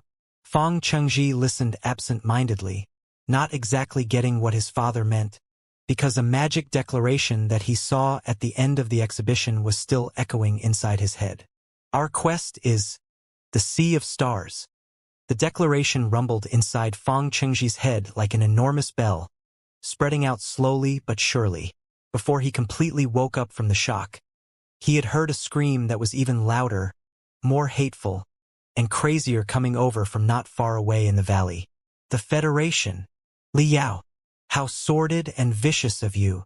While the voice was still echoing, a streak of green rose from the ground and dashed at the dozens of starships floating in the sky. Fang Qingji observed carefully, only to discover that it was an elegant, unworldly, and beautiful girl in green clothes who jumped into the sky. Despite her whining and apparent madness, her perfect face was still enough to disturb many men's minds. She seems to be Murong Ling, one of the 4 most famous female cultivators in the 100 Cranes state. Why is she as crazy as that? As a cultivator from a noble family who was passionate about socialization, Fang Qingji naturally knew most of the celebrities in the other sects and states. Murong Ling's cultivation was rather high and seemed even better than his. In the blink of an eye, she had already ascended to an altitude of hundreds of meters. With a couple of delicate swords swirling around herself rapidly, she roared. "My father was the leader of the righteous cultivators in the 100 Cranes state. He never did anything wrong, slaying evil and maintaining the local order. Who did not know the great name of Heavenly Sword of the South? Now, he has been executed by you for nothing other than butchering several villages of mobs? I don't buy it. I don't buy it at all. Those mobs had themselves to blame for their outcome. Who asked them to come and steal the food of the Murong family? Looting our warehouses in daylight, they were unpardonable bandits. Stomping on the lairs of bandits and annihilating the bandits big and small was meant to pacify the local region and keep the order. What's wrong with that? Murong Ling's desperate shouts attracted a lot of cultivators of the ancient sages sector to gather in the valley. They all looked at the sky in astonishment. The starships of the Federation in the sky, on the other hand, did not give any response, as if they had been rendered speechless by Murong Ling and were unable to refute her reasons. Murong Ling grew even more excited. Her hair in a mess, she burst into laughter and said, "The Star Glory Federation? Vulture Liao? Don't think that I'm unaware of what is on your mind. You just found a random excuse to kill my father because you were after the properties of the Murong family. Everybody knows that the 30% of farmlands and mines of the 100 Crane State previously owned by the Murong family have fallen into your hands. He who has a mind to beat his dog will easily find a stick. However, occupying our ancestral enterprise with such a ridiculous excuse and tearing the Murong family apart just like that is too outrageous. None of the thousands of fellow cultivators in the ancient sages sector will be convinced. Do you have any morals at all? Vulture Liao, don't presume that the thousands of cultivators of the ancient sages sector have been intimidated by the Star Glory Federation just like that.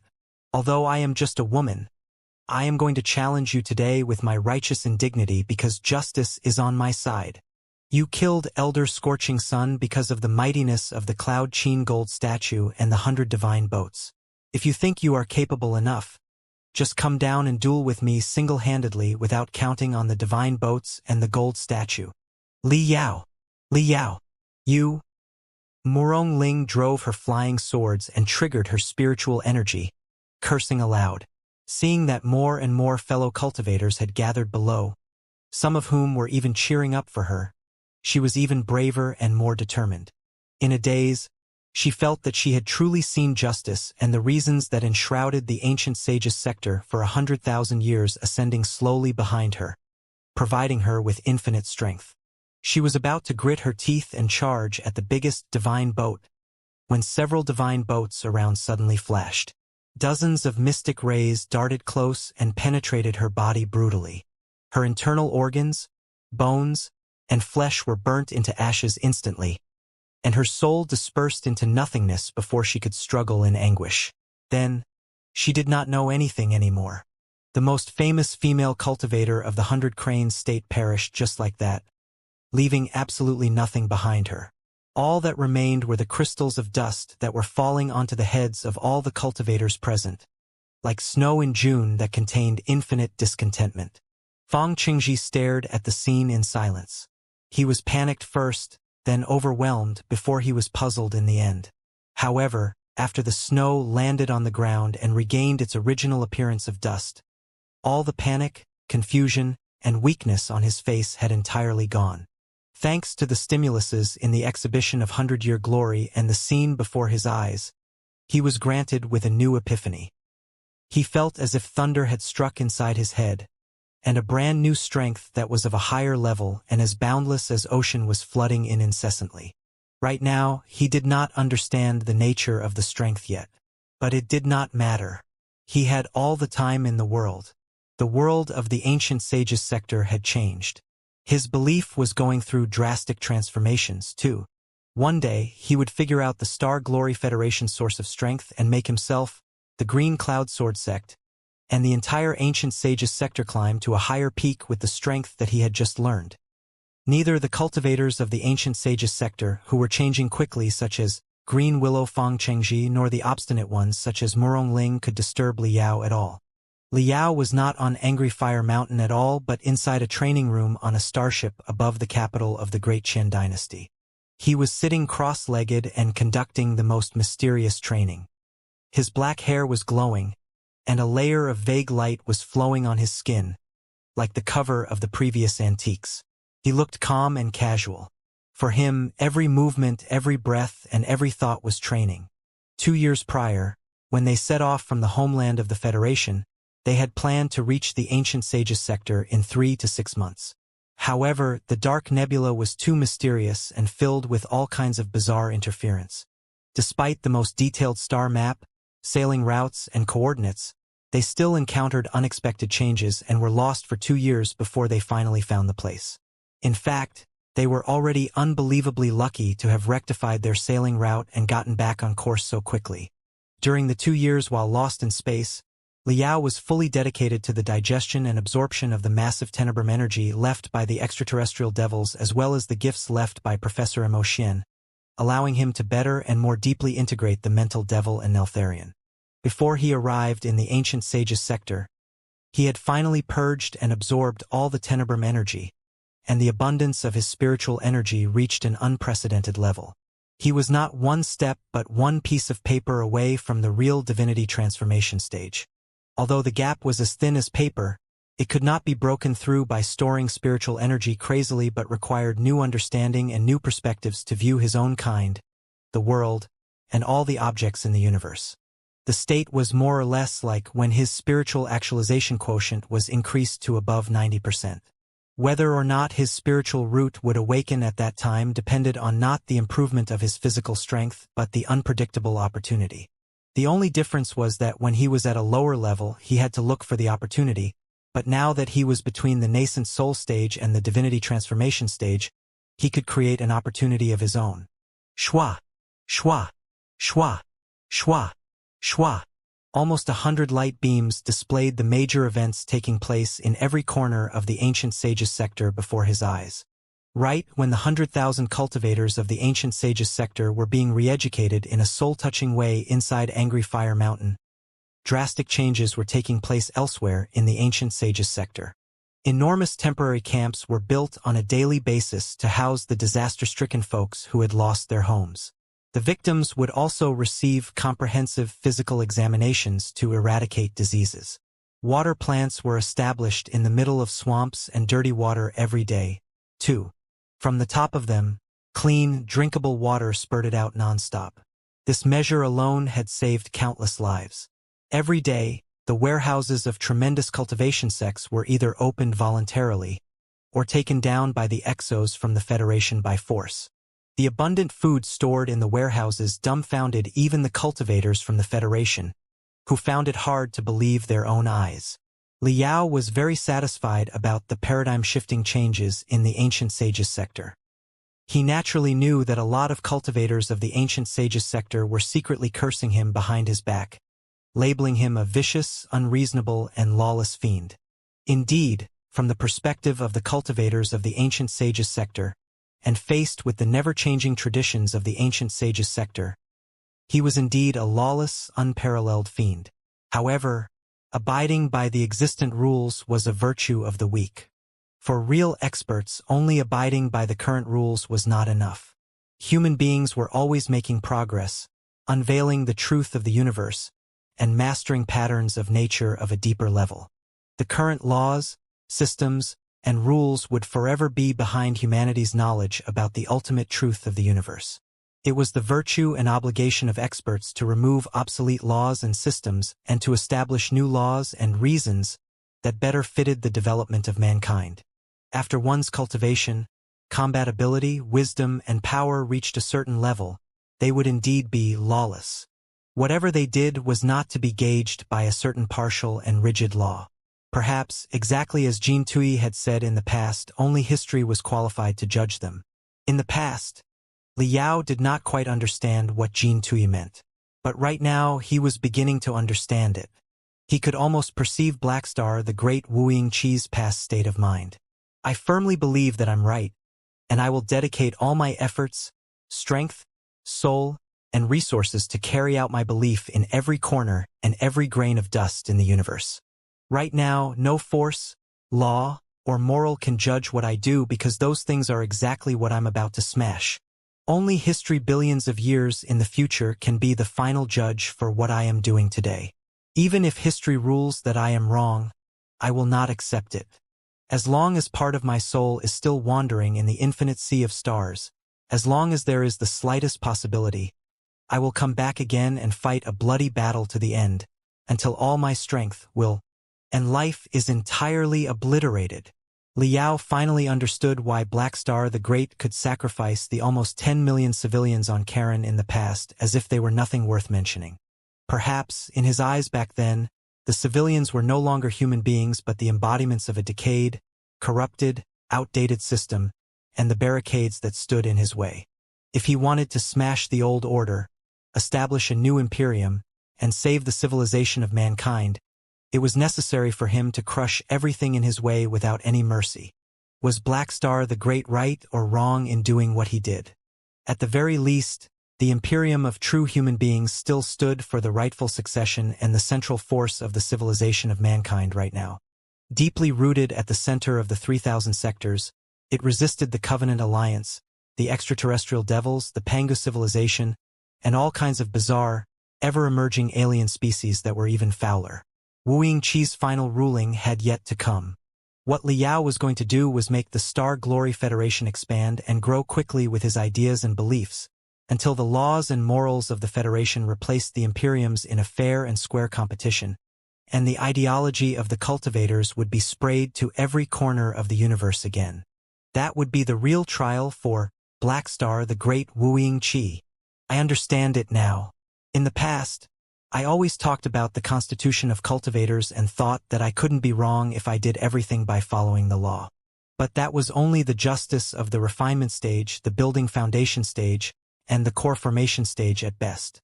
After one reaches the peak of the nascent soul stage, or even surpasses the nascent soul stage and enters the divinity transformation stage that barely anyone has ever reached in the Federation's history, justice will have brand new explanations. Laws are always behind changes. When our ancestors drafted the Constitution of Cultivators, the Federation only occupied part of the Heaven's Origin sector, and the greatest threat for them was the demons in the Blood Demon sector. They did not have a single divinity transformation stage cultivator. It was beyond their imagination that the Imperium of true human beings, the Alliance of the Holy Covenant, the Pangu civilization, the Nuwa civilization, the Blood Stripe virus, and thousands more alien species existed in the vast universe too. How can laws like the Constitution of Cultivators made under such circumstances always be correct? For example, our operation to land in the Ancient Sages sector and rescue the common folk on a large scale couldn't have been foreseen by the pioneers who drafted the Constitution of Cultivators. If they hadn't foreseen such a scenario, how could they possibly offer us guidance? Therefore, there is no existing path ahead. We have to travel on our own, create a new path, and come up with new rules and reasons. That is perhaps the true meaning of lawless, isn't it? Liao vaguely felt that he was stepping into a brand new temple, or a battlefield that was completely unknown. Jin Tui and Xianxia were both members of the temple and the battlefield. Right now, he was following the steps of his predecessors and stepping into the domain of real lawless experts. Liao's heart was clearer than ever. His soul blossomed slowly like a transparent crystal bud. His every thought was sharp and pure. Right then, he slightly raised his head and glanced at sword maniac Liren, who had appeared at the door of the training room at some point with the fourth sword in his arms, leaning against the wall in silence. "There's a murderous aura around you. You want to kill me?" Liao asked calmly, as if he had known that Liren would come. "Yes." Liren nodded frankly. "In the past 2 years, when we trained on the starship together while we were lost in the Sea of Stars, your improvement was limited to brute force, although your spiritual energy grew more massive after each day, which was not enough to attract my full interest. However, after you landed in the Ancient Sages sector, together with the drastic changes here in the past month, your heart has been through the most amazing transformations, too, and your level is even more immeasurable than before. 3 years ago, I encountered Bai Xingjian, the commander of the Big Bai fleet. At that time, although Bai Xingjian tried to disguise his level and cultivation, my fighting will and killing intent were triggered. All I wanted was to wave my ultimate sword at him without caring about anything. At that time, you were far from qualified for me to kill with all my strength. But you are today. Also, you are even showing signs that you are exceeding Bai Xingjian in the past. I can hardly hold back the killing intent in my heart, right now, and only want to brandish the sword that has concentrated all my spirit. Understood. But please don't be rash. We have known each other for many years as good friends. I don't want to lose you." Liao stood up and walked up to Liren casually without looking at the fourth sword in his arms at all. "You are uncommitted right now. If you attack recklessly, you will only be killed by me. Although I can prepare an artificial body for you in advance, it will not be half as perfectly integrated with your soul as your natural fleshly body. I'm afraid that you won't be used to it. What? You said that I'm uncommitted. Yen Liren's pupils constricted violently. Over the past few years, from the ancient sage's sector to space, I have indeed appreciated a lot of bizarre views and unimaginable magical equipment and techniques. I even have my own colossus right now. But if you think that I was too enchanted by the distractions to keep my loyalty to my sword, you will be terribly mistaken. You are not the only one who has been training in the past 2 years. Did any of the 11 cultivators from the ancient sage's sector not melt their understanding from our journey into their soul and improve their level significantly? The universe is a boundless place, but I have sealed everything that I perceived in the past few years into my sword. And you said that I'm uncommitted? Ridiculous. You're wrong. That's not what I meant by saying uncommitted. Liao stood right in front of Yen Liren, only one arm away from him. At such a distance, not just an unparalleled swordmaster, even a gangster on the street could have drawn the sword and sent it into the enemy's chest in the blink of an eye. But Liao still ignored Yen Liren's fourth sword and went on. By uncommitted, I meant that there are too many people that you want to kill. Meng Qixin and Wu Suiyun, as 2 divinity transformation stage cultivators, must be on your list, right? Fellow cultivator Long Yangjun, or eunuch Wang Shi in the past, has always been mysterious. There's no telling how high her cultivation is. Although she has always been known to be secondary to you, you definitely would like to know if she has been pretending to be weak, wouldn't you? There's also Bai Xingjian, the commander of the Big Bai fleet, who turned out to be a combination of the supreme space pirate, Yan Xingjian, and pirate potentate, Bai Xinghe. He has run to the center of the cosmos. Will you be satisfied if you never get to attack him with your full strength? Look, there are so many experts whom you want to slay with all your might. They tend to dazzle and distract you. When you slash your sword at me without any reserve, will you suddenly think of Meng Qixin, Wu Suiyun, Long Yangjun, Bai Xingjian, and many other experts? Even if that wasn't the case, now that I've reminded you, they will certainly pop up in your head, never to be erased, won't they? What you want to kill is me, but they occupy your head. Do you think that your mind is really pure and focused? It must be noted that for experts of our level, even the most insignificant irrelevant thought can possibly change the outcome of a battle. Therefore, Liao finally looked at Yen Liren's fourth sword and said, according to my calculation, with your state of mind and your disordered killing intent, you would be killed before you draw your fourth sword 23 centimeters. So why bother? As if struck by lightning, Yen Liren became frozen, and his eyes turned hollow. Ha! A crisp chuckle of mockery echoed from a corner of the room, and Long Yangjun appeared out of nowhere. Liao was so greatly shocked that his faked mysteriousness entirely vanished. Huh? When did you slide in? Why didn't I notice you? Didn't fellow cultivator Yen say just now? Everybody has been training crazily on the Starships in the past 2 years.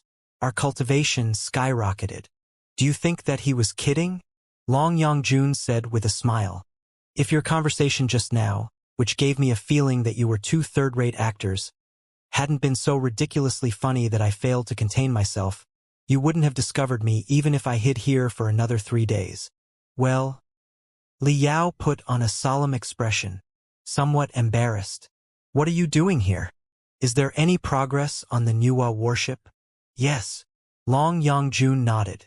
Then she frowned and said, however, before we get to our business, can you lower your level a little bit? Is it not tiresome to stay at the peak of the nascent soul stage all day? Look at your glittering hair, your shining eyes, your skin that is as clear as jade. How mysterious and unpredictable you are. It's like you have turned on the highest effects in a video game. It really hurts my eyes. Do excuse me for my lack of control of myself, fellow cultivators. Liao took a deep breath and concealed his spiritual energy that was as vast as an ocean, as violent as a waterfall, and as deep as a valley into the depths of his soul through the soul-converging technique. As if a fully blown balloon was jabbed by a needle, the dominance that eclipsed everything around him had entirely gone. Liao regained his casual, ordinary, and lazy look. Long Yongjun eyed him up and down for a moment. Right? Such an informal monster, Li looks much more agreeable. Satisfied, she spoke in a hurry. The route to the depths of the land of eternal night has been broken through. A lot of weather stabilization rune arrays have been deployed to resist the local blizzards and the quick freezing tempests. The vanguards have already set off to explore the environment 500 square kilometers around the Nuwa warship. As for us, we can leave tomorrow. With the all-weather combatability of the Starships of the Federation, we will reach the Nuwa warship and the Pangu laboratory in no more than 3 days. 7 days later, in the depths of the land of eternal night, which was frozen, unpopulated, and had always been the most dangerous area in the ancient sages sector, the ice clouds that were frozen in the sky were melted and shattered by the exhaust flames of the starships. On the rocks that were more solid than diamonds, engineering crystal suits and mechanical spiders were digging roads and runes, establishing hundreds of enormous arrays. From the central plateau to the prairies, and from the prairies to the ice field, countless supply points and half-permanent rest areas had been set up.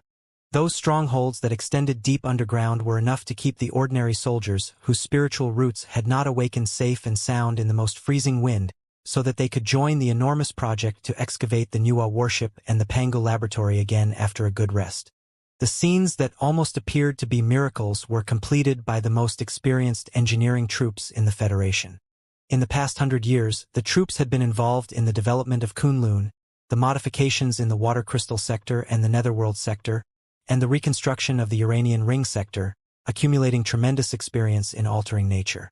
Conquering the ice field that was brimming with freezing winds, despite all its difficulties, was not enough to intimidate the ambitious workers from the Federation. The Nuwa warship and the Pangu laboratory were the keys of the operation. The desire for the primeval technology and magical equipment on the Nuwa warship, in order to combine them with the remains in Kunlun to figure out a lot of unresolved enigmas to boost the technological development of the Federation, was only a secondary motivation. The more critical reason was that countless uncanny giant crabs were still sealed in the dangerous Pangu laboratory. Those monsters that looked like giant crabs were the test subjects of the Pangu civilization that contained lethal poison. Once it was injected into a human's body, the victim would be transformed into a terrible member of the Pangu clan. Even Meng Qixin and Wu Suiyun, 2 divinity transformation stage cultivators, had been hit in their ignorance and had to abandon their physical bodies, turning into spectral cultivators. After hundreds of thousands of years of corrosion, the seals that the Nuwa clan had imposed on the Pangu laboratory were already riddled with holes. They had accidentally been opened by Meng Qixin and Wu Suiyun. After that, although the 2 divinity transformation stage cultivators and the 10 nascent soul stage cultivators including Liao imposed multiple layers of new seals, the gap was still there. The problem could not be resolved by just blocking it but had to be addressed from the source. Liao and the rest of them all felt lucky that the seals did not break apart during the 3 years when they were away from the ancient sages sector, and that the giant crabs domesticated by the Pangu civilization had not run loose. If the seals had broken apart and some of the giant crabs escaped, sneaking into the dark cloud prairies or even the central plateau and transforming countless people into members of the Pangu clan, then the fleet of the Federation would have seen countless giants looking at them with a fake smile after they landed. It would certainly have been quite awkward. The issue was too urgent to be delayed by 1 second. Almost at the same time when the drastic reforms on the dark cloud prairies and in the central plateau began, a fleet that carried large engineering troops had already set off to the depths of the land of eternal night. By the time a new order began to take shape in the Great Qian dynasty and the dark cloud prairies, the 12 experts of the ancient sages sector could not hold back any longer and gathered above the Nuwa warship. They had gathered on exactly the same spot 3 years prior. But at that time, they had been plagued by the tempests and the freezing ice winds. They also each had their own intentions and were fighting each other. Had it not been for the fortuitous incidents and the guidance of Liao and Long Yongjun, almost all of them would have been buried in the land of eternal night. But everything was absolutely different this time. Centered at the Nuwa warship, multiple defense lines had been established in the 500 square kilometers around, partly to prevent the ignorant fellows who did not know what they were doing to cause any trouble, and partly to resist the giant crabs and the members of the Pangu clan who were transformed by the giant crabs in the worst-case scenario. Within 100 kilometers from the Nuwa warship, hundreds of weather stabilization rune arrays, powered by tremendous crystals, had even been set up, building a natural protective membrane. The most advanced biochemical labs, genetic labs, and primeval relic study centers were paved inside the protective membrane, forming a temporary town. At this moment, the specialists and professors from dozens of renowned universities of the Federation had gathered in the town. They were all rubbing their hands, waiting for the items to be excavated from the Nuwa warship and the Pangu laboratory.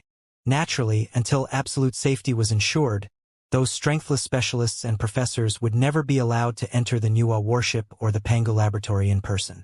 Further ahead, several of the most elite crystal suit legions of the Federation were stationed, and tens of thousands of exos and the super-enormous crystal cannons were standing by.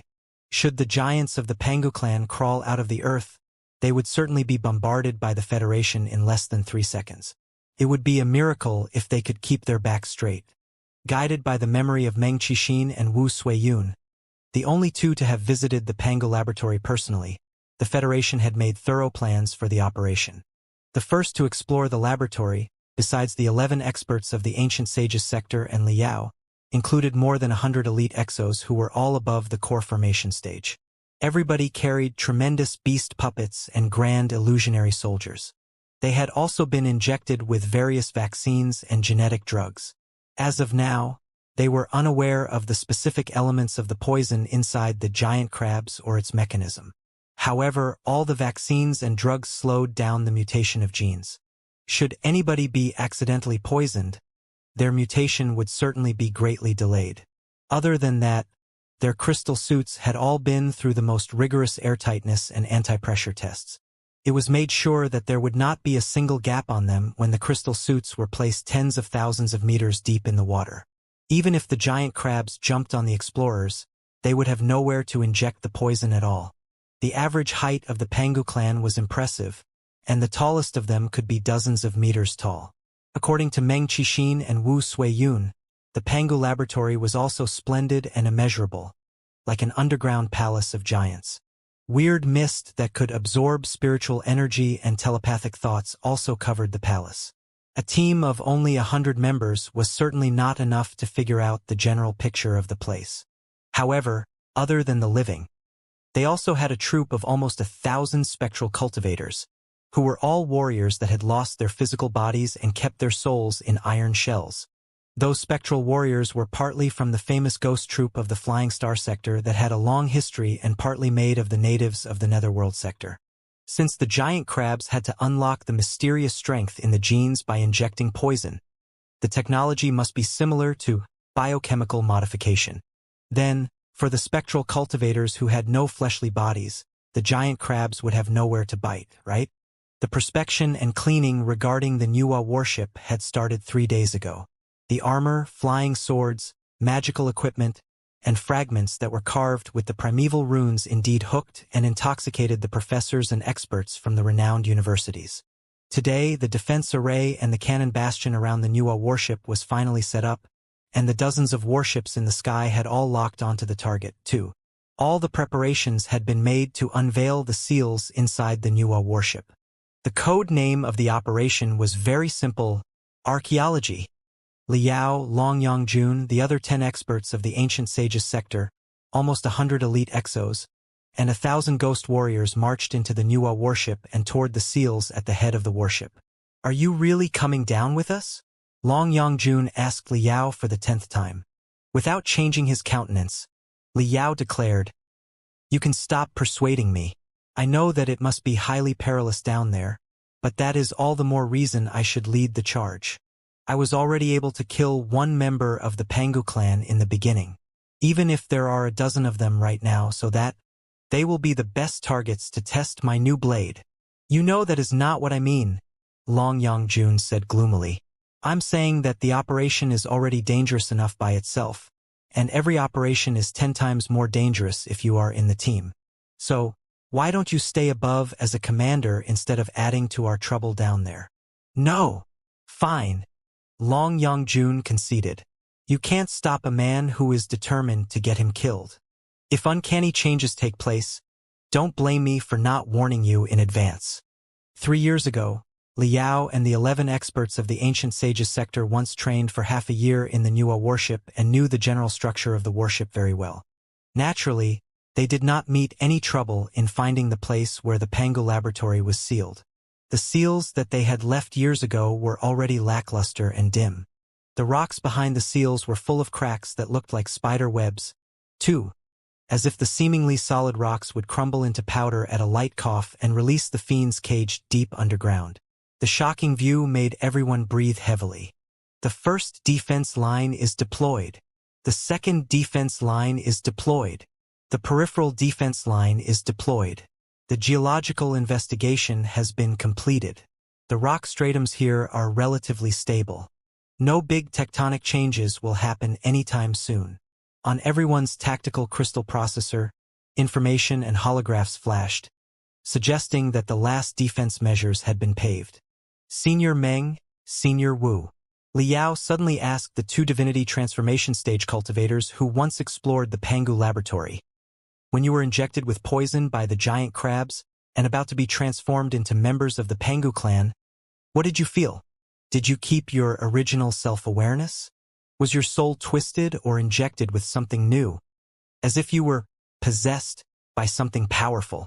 Meng Qixin and Wu Suiyun looked at each other and replied, the feeling was rather weird. As our body continued expanding, our self-awareness became blurred. A lot of things seemed to be removed from our soul, but we recalled many more things. Yet, despite all the contortion, no new self-awareness was sent in. It was certainly not possession. Got it. It means that all the members of the Pangu clan underground are dead. The giant crabs can merely transform humans into new members of the Pangu clan, but cannot revive the old ones. Taking a deep breath, Liao pressed the dim seals with his hands that were armed by the crystal suit. Come on, fellow cultivators. Let's see what kind of secrets are kept in the Pangu laboratory from hundreds of thousands of years ago. Bam!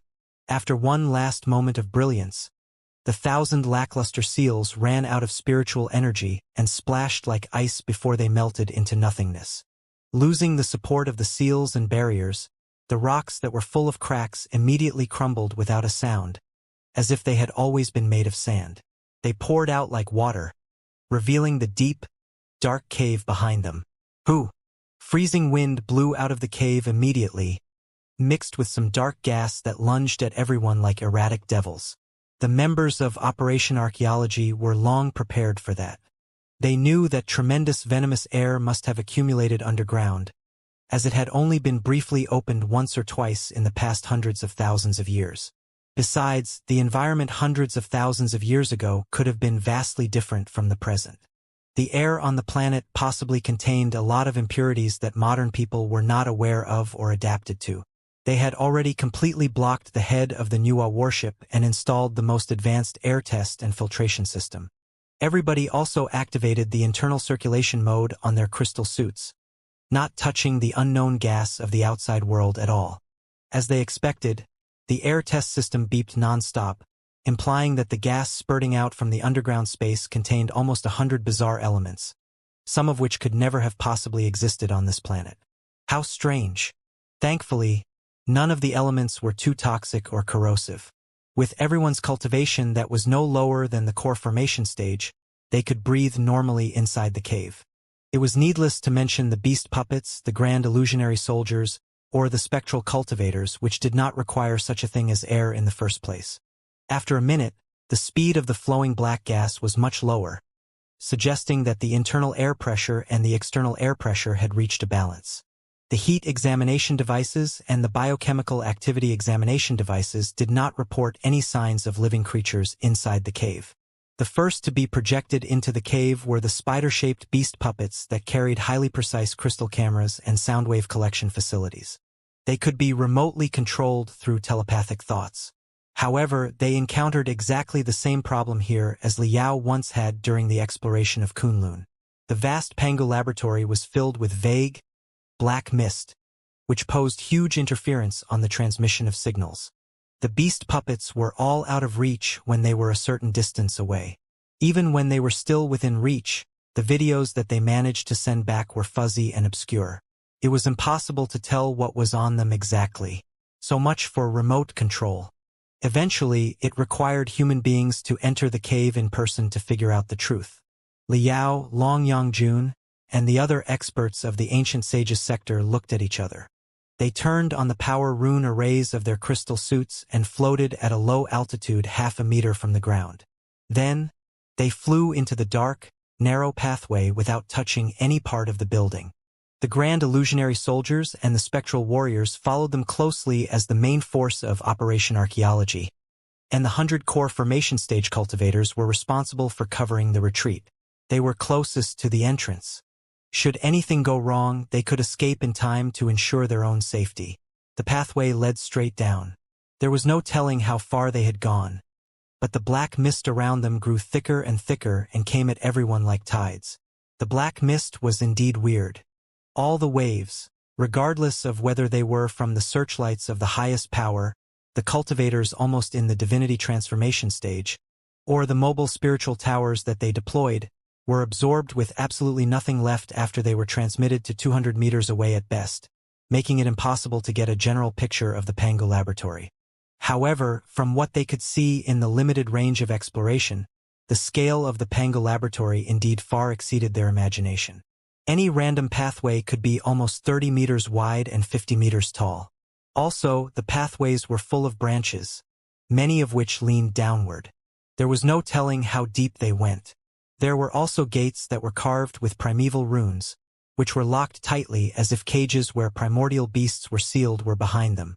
They appeared even more mysterious in the middle of the black mist.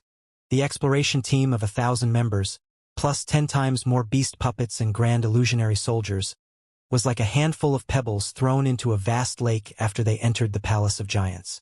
They were as good as nothing and could not raise the slightest wave. Faced with such tricky mist and such unexpected enormity, even Liao and the rest of them did not have a satisfactory solution.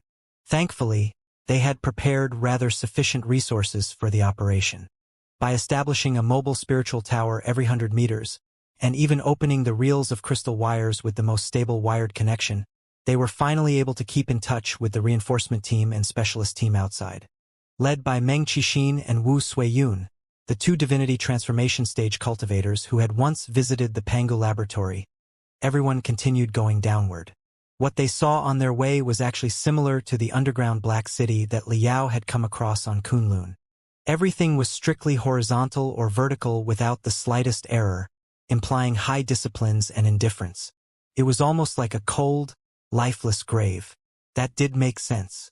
If all the members of a civilization sealed their feelings and emotions, it would be hard to imagine that they had any culture or art. The buildings that they established in the end could only be square and unattractive like that. As they went deeper, it could clearly be seen that the upper levels of the laboratory had been seriously damaged. Most of the branches were blocked by the collapsed rocks. Traces of explosions and corrosion were obvious, too. Corpses of giants in bizarre shapes were also found. They were identical to the ones on the Nuwa warship, except that their death was much more gruesome. All the bodies were holding each other, broken. A lot of sabers and swords had been stabbed deep into each other's bones, suggesting that they did not stop fighting each other until their last breath. After hundreds of thousands of years of corrosion, their flesh and blood were long gone. But their remains and their weapons were melted in a weird form, informing the latecomers of the perilousness of the Great War hundreds of thousands of years ago. The members of the exploration team hurried to scan the paths that they had been through and the appearance of the corpses, adding them up to a giant model in the crystal processor. A virtual Pangu laboratory was gradually outlined. It seems that our speculation at the beginning was correct. Looking at the virtual Pangu laboratory on the light beam that had been added with a lot of details, Liao remarked, "At the last years of the primeval war, the situation of the Pangu clan looked rather unpromising. For the succession of their civilization, a lot of members of the Pangu clan initiated plans similar to our Monument Plan or Tinder Plan. The planet of the ancient sages sector deep inside the dark nebula was the best spot for secret experiments. The Pangu clan established an enormous underground laboratory here. Or rather, the entire planet was a laboratory for them. They shipped or procreated here countless human beings as test subjects, searching for ways to pass on the Pangu civilization through genes. Later, a Nuwa fleet accidentally discovered the secrets deep inside the dark nebula. Perhaps because it was practically impossible to send the message out due to the interference of the dark nebula, or because it was too urgent for them to summon reinforcements, they decided to attack the ancient sages sector on their own and demolish the place. The fleet of the Nuwa clan had a fierce fight with the guards of the Pangu clan who were stationed on the planet. Both parties were exhausted and suffered heavy losses. That's why there are so many relics of primeval battlefields on the surface of the planets as the source of strength for the locals of the ancient sages sector, and how they were dragged into the vicious circle of counting on only the primeval treasures instead of their independent development. Eventually, the last Nuwa warship, which had run out of supplies, finally found the biggest and most critical laboratory that was hidden below the ice. The Nuwa warship launched a suicidal attack. After adjusting to a certain collision mode, it crashed into the Pangu laboratory from the sky like a shooting star and penetrated through the laboratory's defenses. The most elite warriors of the Nuwa clan crowded into the underground laboratory and fought the guards of the Pangu clan. Although they failed to completely demolish the laboratory, they were able to seal it for hundreds of thousands of years, until it was accidentally opened by fellow cultivators Meng Qixin and Wu Suiyun 100 years ago. At the same time, a certain alarm system inside the Nuwa warship was triggered, and a warning was sent to the direction of its base. After hundreds of thousands of years, the dark nebula that enshrouded the planet was already much thinner. The warning finally penetrated through the darkness and was received by the Star Glory Federation. Now, we have come to this place to finish what the Nuwa clan started. There must be a lot of errors and missing parts in Liao's analysis, but in general, such a deduction was certainly the most self-consistent one. Right then, a squad that had spread to the left edge of the Pangu laboratory discovered what appeared to be the remains of a giant crab for the first time. The nascent soul stage cultivators, including Liao, arrived as quickly as possible, only to discover that it looked like an obsidian ball more than 1 meter in diameter that was embedded in the dilapidated debris. No changes of temperature or spiritual waves were detected from the item at all, as if it were a fossil that had been dead for billions of years.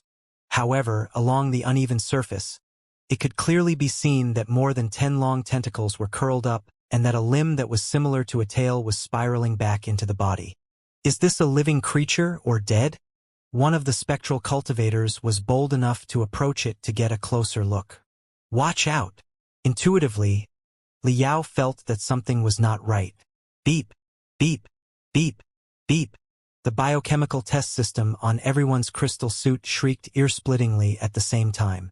The index of living creature activity soared abruptly, implying that a living object with tremendous vigor was right before them. Crack, crack, crack, crack. The surface of the fossil of the giant crab broke apart into pieces. The dried shell fell off, revealing another gray, damp shell inside. The tentacles and the tail that had been curled before were all stretched out. The fossil had come back to life. The monster that looked like a giant crab seemed to have grasped a certain technique similar to the soul-igniting law, which allowed it to burst into a violent ocean of fire from a flickering spark in only 1 moment. The dried mud shell around its body cracked and fell off, unleashing such a daunting aura that it was as impressive as any high-level demon beast that Liao had ever come across. Before anyone was able to react, the monster lunged at the spectral cultivator at the front. Thankfully, Meng Qixin and Wu Suiyun, the 2 divinity transformation stage cultivators, having been attacked by such monsters before, had already raised their wariness to the maximum since the moment the fossil showed up. Right when the seemingly ossified shell cracked, Liao opened his fingers and yanked the spectral cultivator back by the technique of remote manipulation. He then stood between the monster and the members of the exploration team. From the gaps on the armor of his right arm, black flames of spiritual energy bounced up and condensed into an apparently tangible enormous blade right in front of the arm. Deep red electric arcs were circling around it, making it wax and wane. Having missed the first attack, the giant crab extended more than 10 sharp tentacles below the ground and opened dozens of holes that looked like the lips of babies. In ear-splitting sounds, tremendous black mist spurted out and swept across everyone as if the mist was alive. Beep, beep, beep, beep. The life test devices echoed non-stop, suggesting that abundant microorganisms were hiding inside the black mist. It really was alive. Thankfully, their crystal suits were sealed very well, and the internal air circulation system had been activated.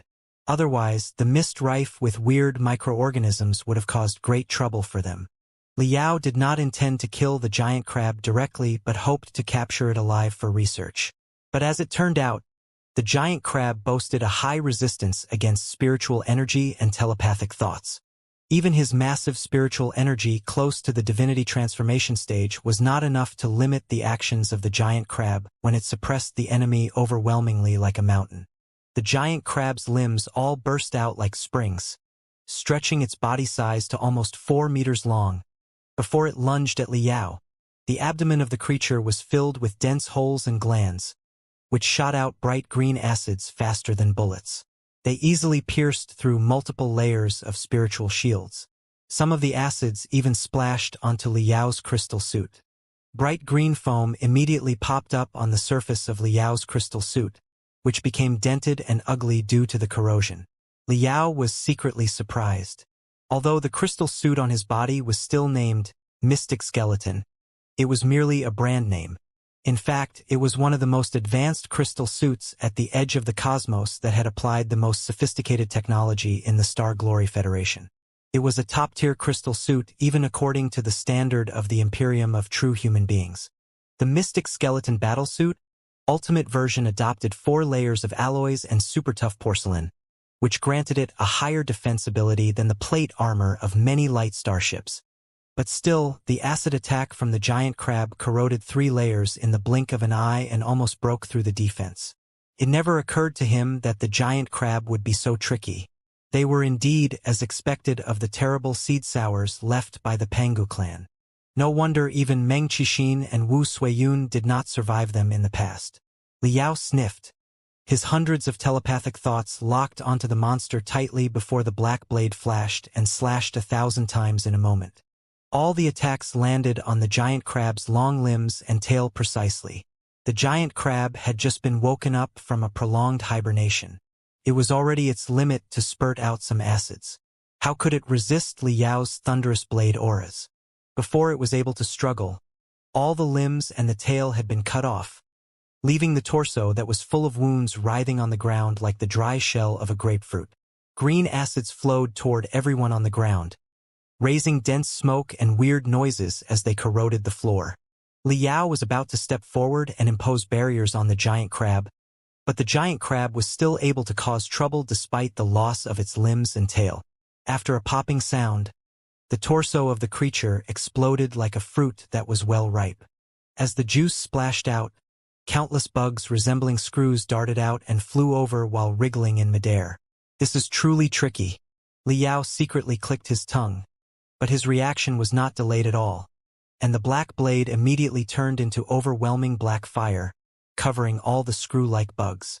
Under the surging spiritual energy and the boost of the drugs, the temperature of the fire was more than 1,000 degrees. Even so, the bugs still struggled for quite a few seconds in the flames before they were burnt into ashes in miserable screams. So vigorous! Meng Qixin, Wu Suiyun, Yan Liren, and the cultivators of the ancient sages sector who were holding the position in the back were all shocked.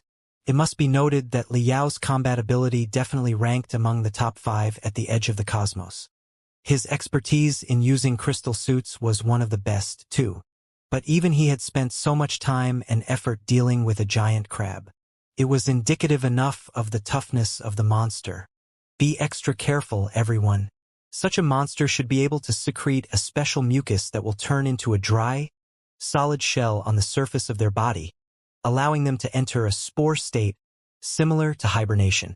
That must be how they survived hundreds of thousands of years. On one knee, Liao examined the shell of the giant crab that had just cracked carefully. Refiners often had to get in touch with all kinds of bizarre materials, especially the pure natural heavenly materials and earthly treasures. Therefore, he was no stranger to the constituents of the shell. Although no sign of life was detected in the Pango laboratory just now, it is possible that a large batch of giant crabs are still hibernating in the spore state and will wake up when they perceive the brainwaves of living creatures. Also, their acids are corrosive enough to crack our crystal suits. Neither crystal suits nor mustard seed combat suits are safe enough.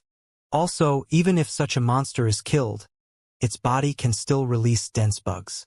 Look, the heads of the bugs are extremely tough and sharp and in the helical shape like drills. They also contain the elements of a certain alloy, which prevents them from being melted in a temperature of thousands of degrees. It is not hard to imagine that they can also pierce through the crystal suits should they dart into them.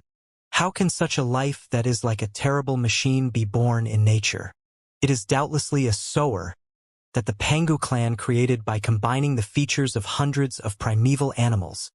Hardly had Liao concluded his sentence when the squad on the right side, where Long Yongjun was, sent a message. They had discovered an enormous crab factory in which hundreds of fossils were buried in the collapsed rocks. Crap! Liao's face blanched. He shouted at the top of his voice in the communication channel, "Don't approach! Prepare to fight! They're all alive!" At that moment, hasty gunshots were already echoing inside the communication channel. When Liao and the rest of them arrived at the third sublevel where the crab factory was, the entire third floor had been enshrouded in the most intense black mist. That black mist was all spurted out from the revived crabs, with a strong effect of blocking the vision, telepathic thoughts, and spiritual waves. Because of the rampant black mist, most of the remote attacks and communication methods were useless. Everybody was caught in the most primitive and cruel melee combat.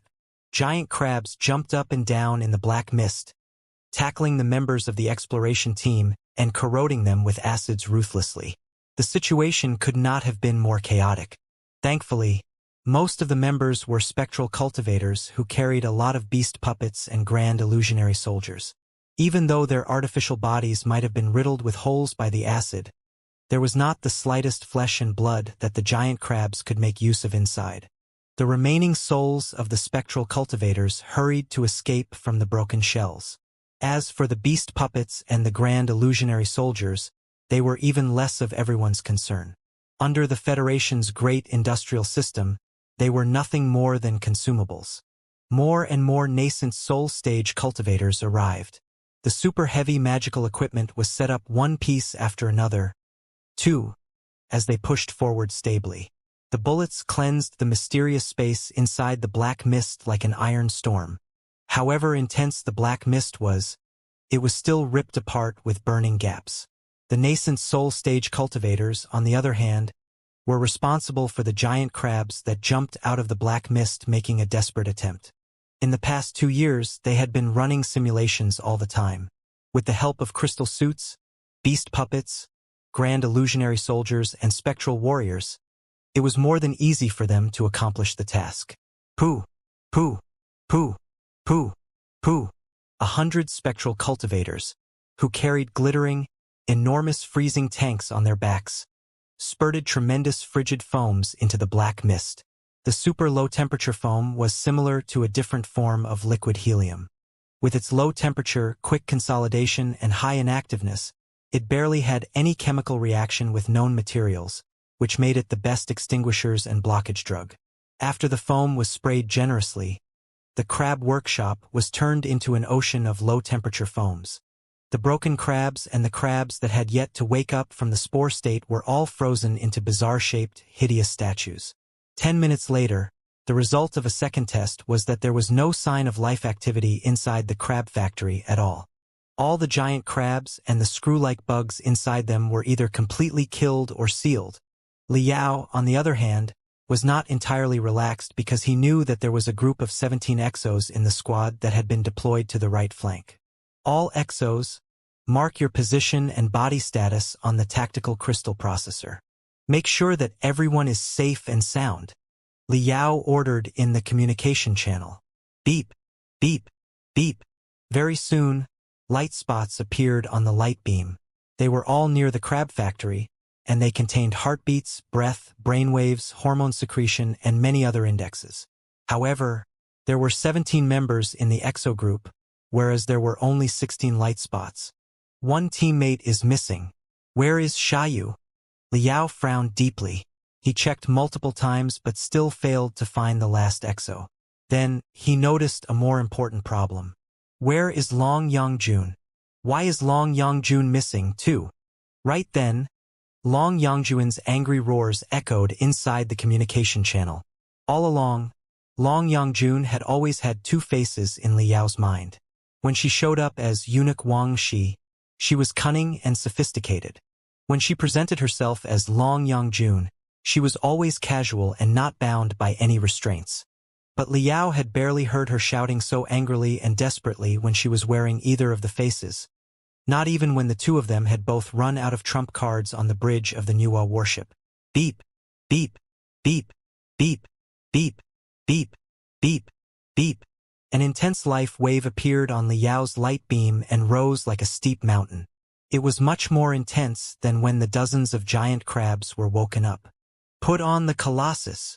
Without any hesitation, Liao activated the highest level with the soul-igniting law and summoned the Tartarian skeleton from his cosmos ring. He then shouted aloud in the communication to remind the fellow cultivators to bring out their best. Hardly had he sat cross-legged in the spiritual residence of the Tartarian skeleton when a deafening explosion echoed from the deepest part of the pathway up ahead. It turned out to be the Yin Yang, Long Yongjuan's Colossus, which had crashed through a solid wall and flown out quickly. On the Colossus, a hideous green-haired monster was hanging on. Fragments of the mustard seed combat suit and the crystal suit could still be found on the monster, but its body was expanding at a visible speed. The damp skin was covered by a layer of bright green mucus. The flesh and blood were torn apart, and vague dragon scales were growing out of the wounds. Traces of Xiaoyu, the missing exo, could still be seen on the uneven face. But with the cracking explosions on his skull, his face was stretched longer and longer, with bone spurs protruding out of the sharp ends. His face became more and more nonchalant, too. The panic and pain that belonged to human beings were fading away quickly, replaced by thoughtfulness that was beyond the description of any words. Xiaoyu! Xiaoyu! The captain of the exo group shouted in the communication channel. Hearing the familiar name, the monster slightly raised his head that was more than half a meter long. A hint of confusion flashed on his deformed face, but it soon vanished into nothingness. In exactly the same time when he raised his head, it could clearly be seen that the eye sockets of the creature were almost squeezed into nothingness by the crazily proliferating bones. The broken bones pierced the skin and spurted out abundant dark green mucus.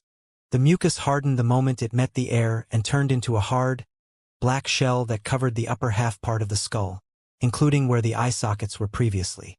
The monster lost its eyes and the last hint of its old human skin. Long Yongjuan's Colossus Yin Yang was a high-speed scouting one. It was the smallest colossus of all the colossi of the 12 experts of the ancient sages sector, but it was still almost 10 meters tall. However, while the monster that mutated from Xiaoyu was only about 5 meters tall when it crashed out of the pathway together with Long Yongjun, it had grown to almost 10 meters tall in the blink of an eye, even bigger than the Yin Yang. The creature was covered in dark green scales, and sharp green hair grew out of the gaps of the scales. Its head, on the other hand, was narrow, long, and streamlined, like an octopus or a weird lobster. It was almost the legendary sea monster. Liao, Meng Qixin, Wu Suiyun, Yan Liren, and other Colossus users all locked onto the green-haired monster with their most powerful telepathic thoughts. However, considering that Long Yongjun was still too close to the monster, they found it tricky to attack immediately. No! Sensing their overwhelming killing intent, Long Yongjun shouted at the communication channel. Capture it alive so that we can figure out the whole process of how a human mutates into a member of the Pangu clan. It is of paramount importance. The Yin Yang released a strong light that burned the green hair on the enemy's body so hard that it was curling. Taking advantage of the opportunity, it stabbed two enormous flying swords, one black and the other white, into the abdomen of the monster and out of its back. Like a pair of giant scissors, They clinched the entire spine of the monster. Long Yongjun truly played all her trump cards other than the special abilities of a Nuwa warrior. Her spiritual energy burnt so furiously that the flames reached almost 1,000 meters ahead and behind her. While sparks and electric arcs were spurting out of the joints of the limbs of the Colossus, she kept her body straight and pressed the opponent to the ground. The two flying swords stabbed to the ground deeply and fixated the green-haired monster on the spot. It waved its limbs and squeaked crazily but was unable to move anymore. Mission accomplished! Long Yongjun exclaimed in excitement in the communication channel. Indeed, exploring the secrets of the primeval war and figuring out the relations among the Pangu clan, the Nuwa clan, and human beings were perhaps more important to her than to other people. But right then, every scale on the green-haired monster became erect. Z, Z, Z, Z, Z. Before Long Yongjun and Liao realized what was going on, thousands of electric arcs had already flooded out of its innumerous scales, transforming the monster into a ball of lightning. A volcano of thunder seemed to have erupted right below Long Yongjun's feet, and the lightning pierced the yin yang. Damn it! Liao did not anticipate that the newborn member of the Pangu clan would be as difficult to deal with as the original good that Liao had encountered on Kunlun 100 years ago. Having no time to follow Long Yongjun's request to capture it alive, the Tartarian skeleton darted over like an arrow, and the saber of black fire slashed out and hit the exceptionally long head of the green-haired monster in the most unstoppable way. The head felt like a withered tree after the saber reached the target. It was chopped in half and burnt into ashes instantly. It seemed that transforming itself into a ball of lightning and unleashing electric arcs that were enough to pierce the Colossus were also the last attack of the green-haired monster at the cost of its own life. After the attack, whether the enemy was killed or not, it would definitely be drained and dead. What a terrifying mutation. In only a few minutes, a human being no taller than 2 meters transformed into a member of the Pangu clan almost 10 meters tall who was capable of fighting a Colossus. Even his mind was altered, too. Not only were all the feelings and emotions of a human removed, he was also endowed with a brand new target, which made him launch a suicidal attack without any hesitation. Liao swallowed hard. The descriptions of Meng Qixin and Wu Suiyun based on their personal experience were already soul-stirring enough. But what he saw with his own eyes was 10 times more staggering. It was hard to imagine what the genetic mutation drugs contained inside the giant crab were made of and how they granted a human being such terrible strength from almost nothing. The law of conservation of matter and energy was always prevalent. They could be transformed among different forms at best. It was certainly impossible to make anything out of nothing. If a tiny dose of drugs could turn a human into a member of the Pangu clan, it implied that the ability to change into a member of the Pangu clan had always been hidden deep inside the body of every human. What exactly was the relationship between mankind and the Pangu clan? Were they simply servants and lords, as Liao had seen on Kunlun 100 years ago? Cough, cough, cough, cough, cough, cough. Long Yongjun's violent coughs echoed inside the communication channel. Before they entered the land of eternal night, Liao had performed full examinations on all the colossi, ensuring that every piece of plate armor on the colossi had been renewed. However, after the scourge of the ultra-intense electric arcs just now, the yin-yang looked as if it had weathered a cosmic storm for 3 days and 3 nights. It was indeed mottled, blackened, and riddled with holes. On the health monitoring system, Long Yongjun's biophysical indexes had plummeted to the worst state. Her heartbeat, breath, blood flow, and brainwaves were all close to the status of a patient in shock. Hearing her cough, Liao was greatly relieved. Switching to a point-to-point private channel, he said, "I didn't know that even you could make such a lousy mistake. I thought we agreed before we entered the Pangu laboratory that whenever anything went wrong, we would throw a couple of tons of bullets and explosives on it first. Yet you intended to capture it alive? That was a mutated member of the Pangu clan." Long Yongjun was silent for a moment. Instead of mocking Liao back as she usually would have, she simply sulked and asked, "He's dead." "Well?" Controlling the Tartarian skeleton to touch the human-shaped ashes on the ground with his foot, Liao replied, "If the Pangu clan does not have a technique to come back to life from ash, he should be dead." However, he was not exactly killed by us but died of exhaustion. It can't be helped. The monster's original body was Xiaoyu, a member of our exploration team, expanding a human no taller than 2 meters to a monster almost 10 meters tall and unleashing electric arcs that were powerful enough to seriously wreck a colossus. It must have exploited all the potential in every cell of Xiaoyu. Even if we controlled it and tried our best to save it, I'm afraid that it would still have been obliterated. Long Yongjun sighed, rather unusually, and said, "What a shame. I hoped to capture it alive to figure out some secrets of the primeval era from it so that I could find my identity and my destiny." Liao frowned. "Is it so important? Is it worth risking your life for?" "Of course." Long Yongjun smiled bitterly. "If I don't figure out my past, my identity, and my destiny, what am I living for exactly?" Liao was lost for words for a moment. Somehow, the blue planet popped up inside his head again, the mysterious Earth that was still hidden in the hazy mists. Fine. He could more or less understand why Long Yongjun did that. "Fellow cultivator Wang, are you all right?" Meng Qixin, Wu Suiyun, and the rest of them hurried to come close. "Your condition is quite bad, and your spiritual waves are in disorder, too. We strongly advise that you do not participate further in the exploration operation. You should go back to the Nuwa warship to treat your wounds." Long Yongjun was silent. Liao could almost see her clenching her fist and smashing it down hard. Having the same trouble as Long Yongjun, Liao was quite empathic. If the unpredictable Earth was placed right before him, yet somebody stopped him from entering it for exploration, he certainly would have gone mad, too. However, 1,000 people were involved in Operation Archaeology, and hundreds of times more people were outside providing backup. There were billions of civilians on the entire planet of the ancient sages sector. If a few giant crabs ran loose in their carelessness and created countless cruel, heartless members of the Pangu clan, the consequences would certainly be dire. Not only would the 1,000 explorers likely be killed, even the entire ancient sages sector or the Federation outside of the Dark Nebula could be swallowed. They had to be responsible for everyone's life. It was not the time to be self-willed. Carrying a burden who was heavily wounded would be a great weakness for the team in any place. Thinking about that, Liao said, "Rest assured, we are establishing a spiritual tower every 100 meters. A lot of crystal wires and cables are being laid, too. The communication with the base will not be cut off. You can see everything that is happening underground through our crystal cameras anytime." Catching her breath for a moment, Long Yongjun realized that everyone was rather determined. She had no choice but to agree.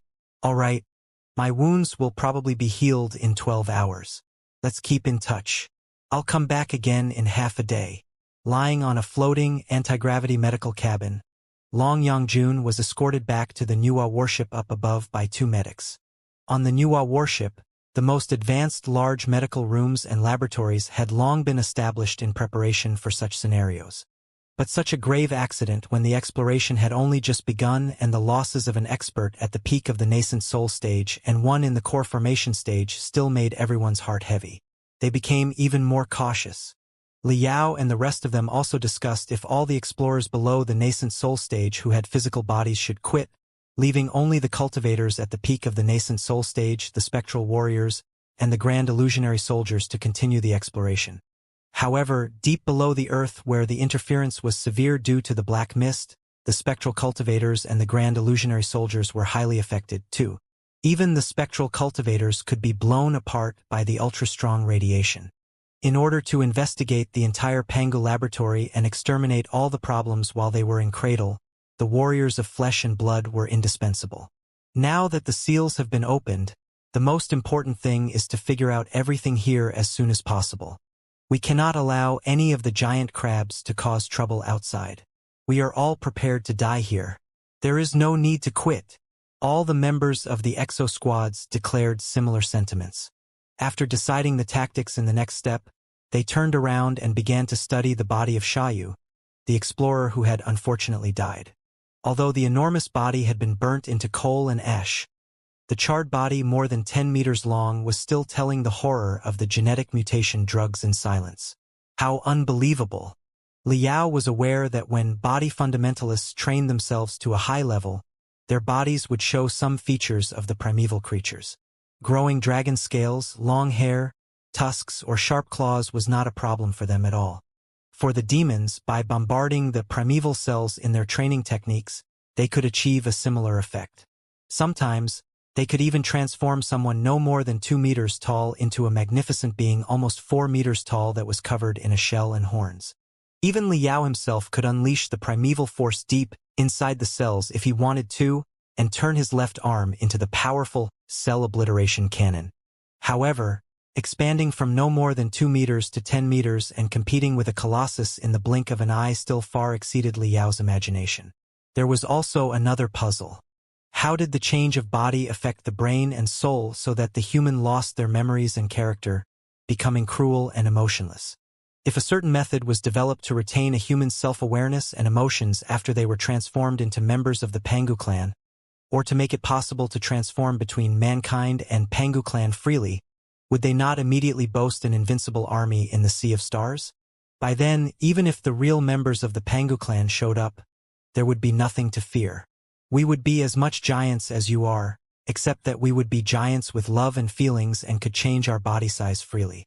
There would be nothing to worry about. While Liao was fantasizing, Long Yongjuan's light cough echoed in the private communication channel.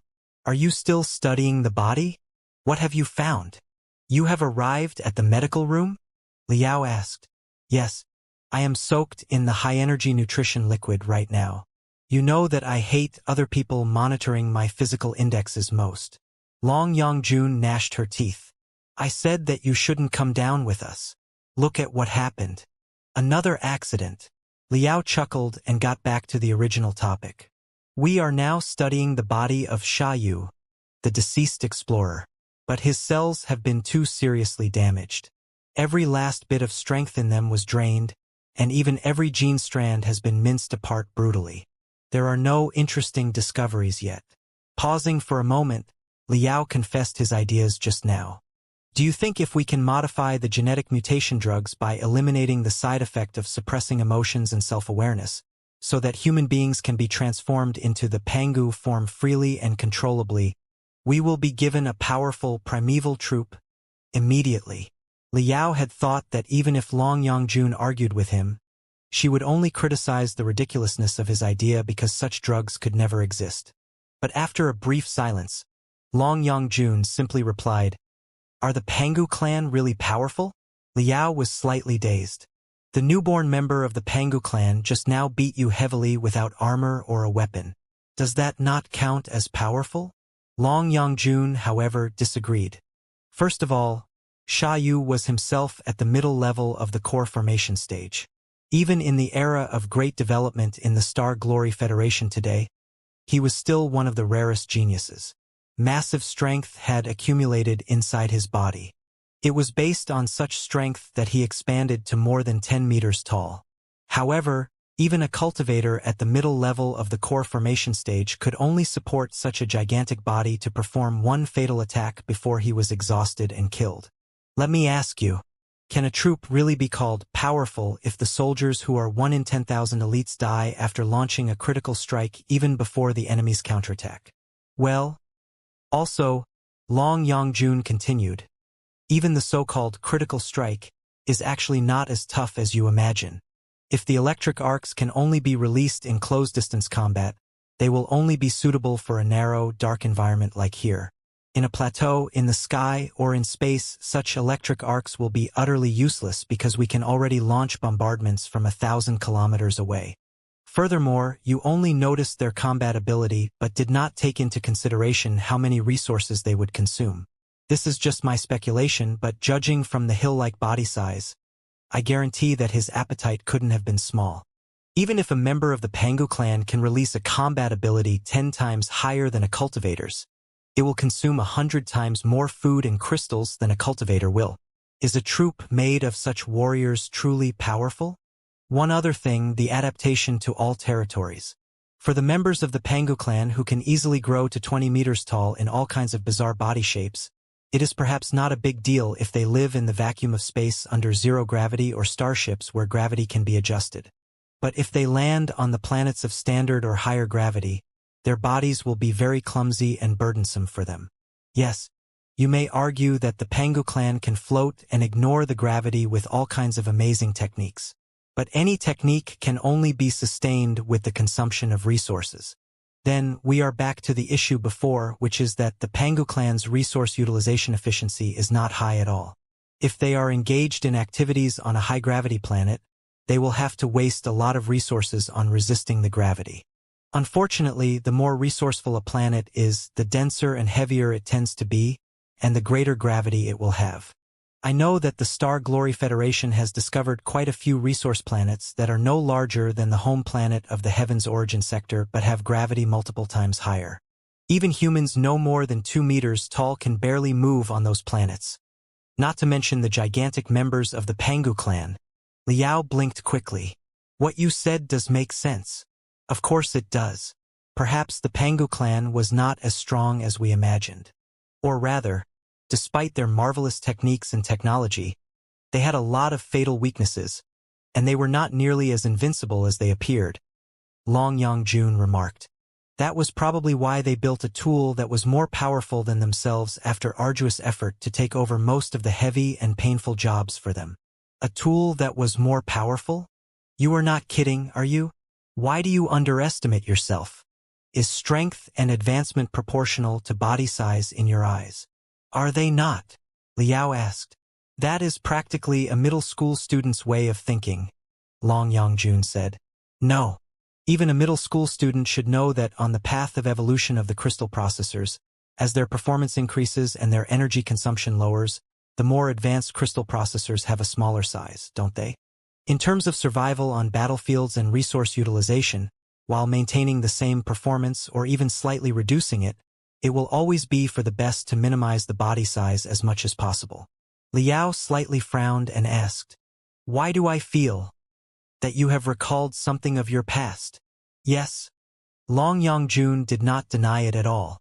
When the electric arcs unleashed by the green-haired monster coursed through me, I felt that a seal deep inside my soul was broken through. Countless bizarre, incomprehensible memory fragments have flooded out. My head is in a mess, with countless pictures, thoughts, and ideas hovering inside. It is true that I need a moment to calm myself down.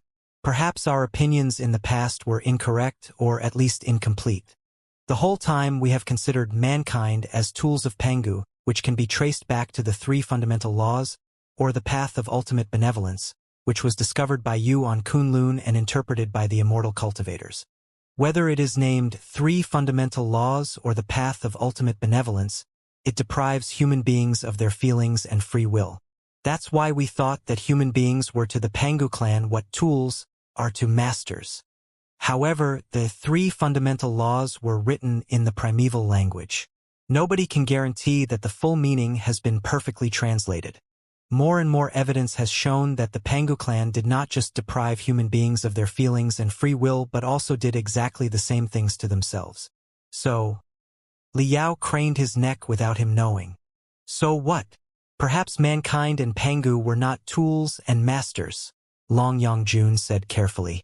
Perhaps, just like the parent and child civilization theory you mentioned, theirs is the relationship between an ignorant child and his father who was highly rigorous, perverted, and paranoid.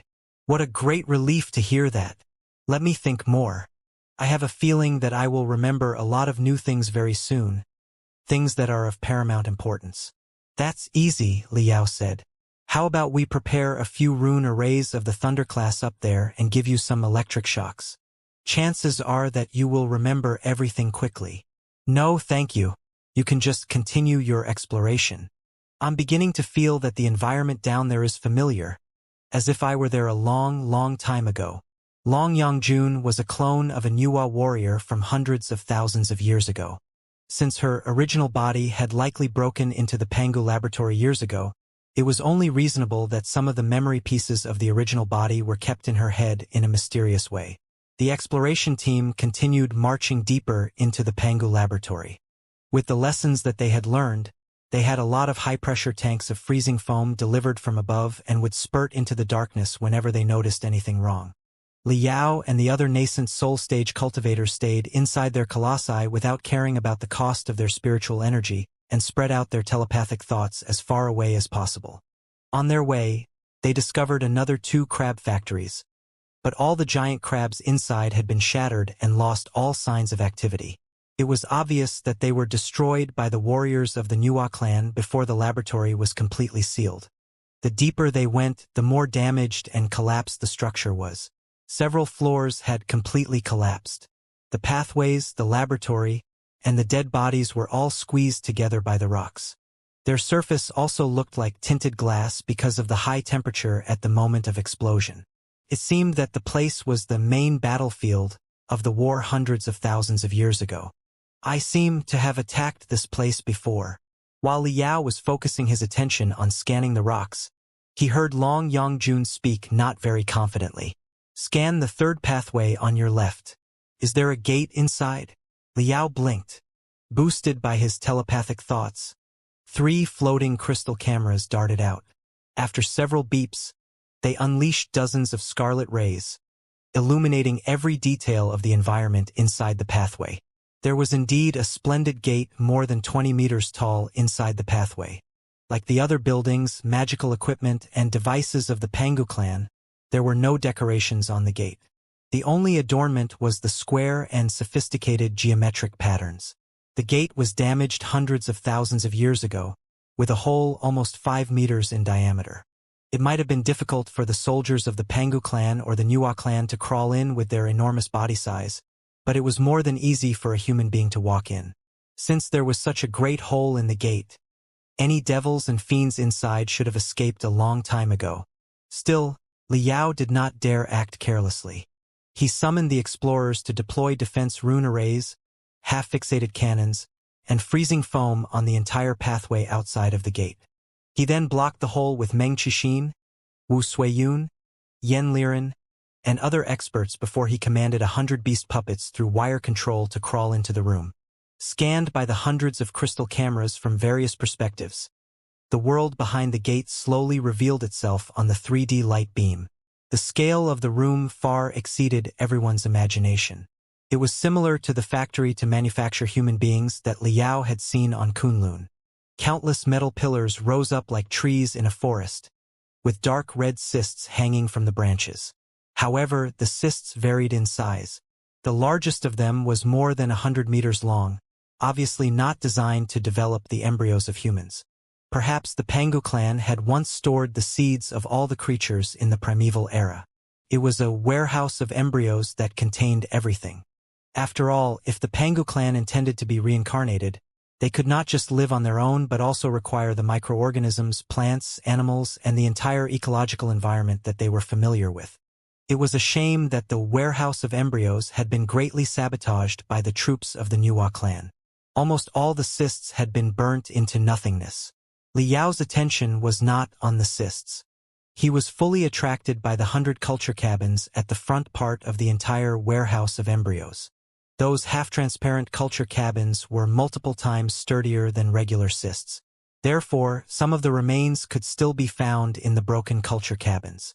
Some of them were full of scales and did not have eyelids, with dried lenses above their eyes. There were also traces of gills on their heads. They had the unique characteristics of the aquatic animals. Some had human heads and snake bodies, combining the features of mammals and reptiles. Some had dense hair and highly elastic finger bones that looked like folded daggers and could eject for fighting anytime. Some were giants that were utterly naked without the slightest hair and had gray, coarse skin like a dinosaur, as Liao had seen in the primeval memories from the depths of his cells. Those dead bodies must have belonged to the different tribes that made up the Pangu civilization hundreds of thousands of years ago. The Pangu civilization was not a unitary civilization in the first place but an alliance, established by 13 independent carbon-based civilizations after they developed to a certain phase and discovered each other's existence for a common purpose, perhaps to resist chaos. Liao had seen a lot of dead bodies of the Pangu civilization from Kunlun and the Nuwa warship. It should not have been very surprising for him. But what surprised him was that the sizes of the bodies were smaller than outside, and the features as members of the Pangu clan were less distinctive.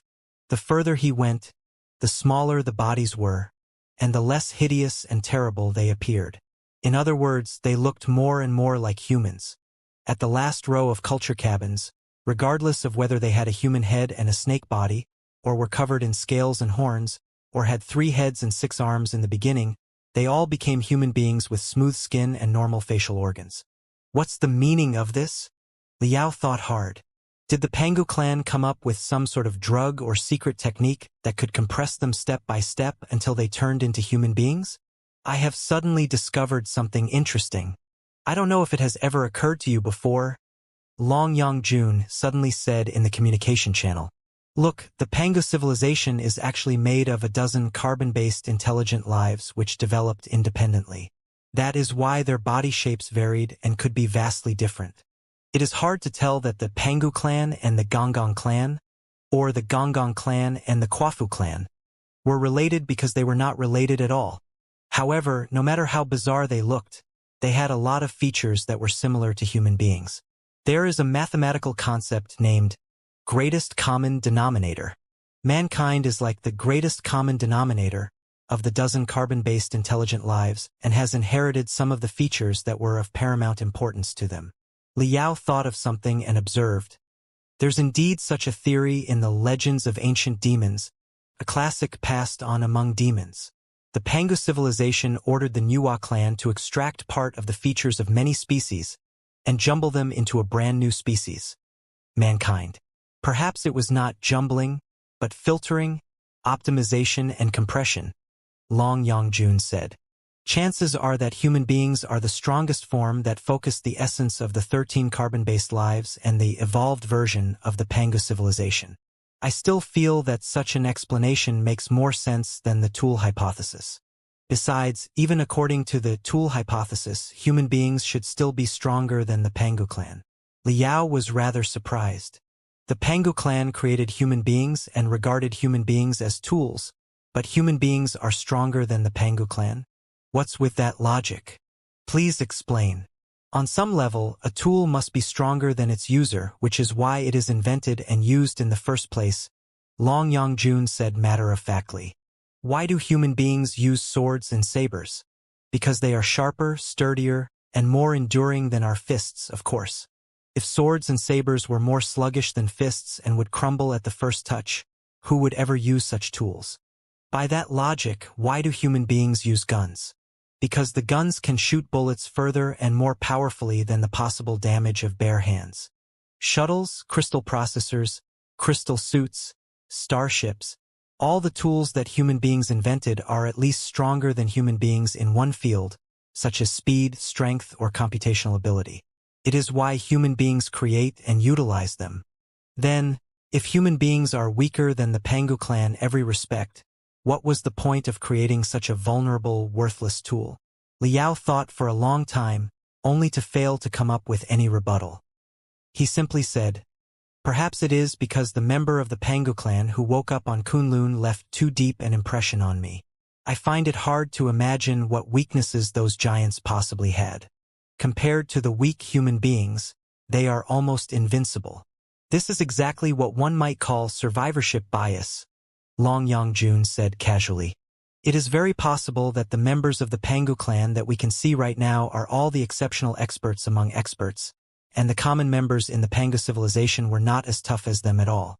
For example, if we consider this exploration team as a sample for analysis, we will find that the ratio of the cultivators in the core formation stage and the nascent soul stage is close to 100%, which is appallingly high.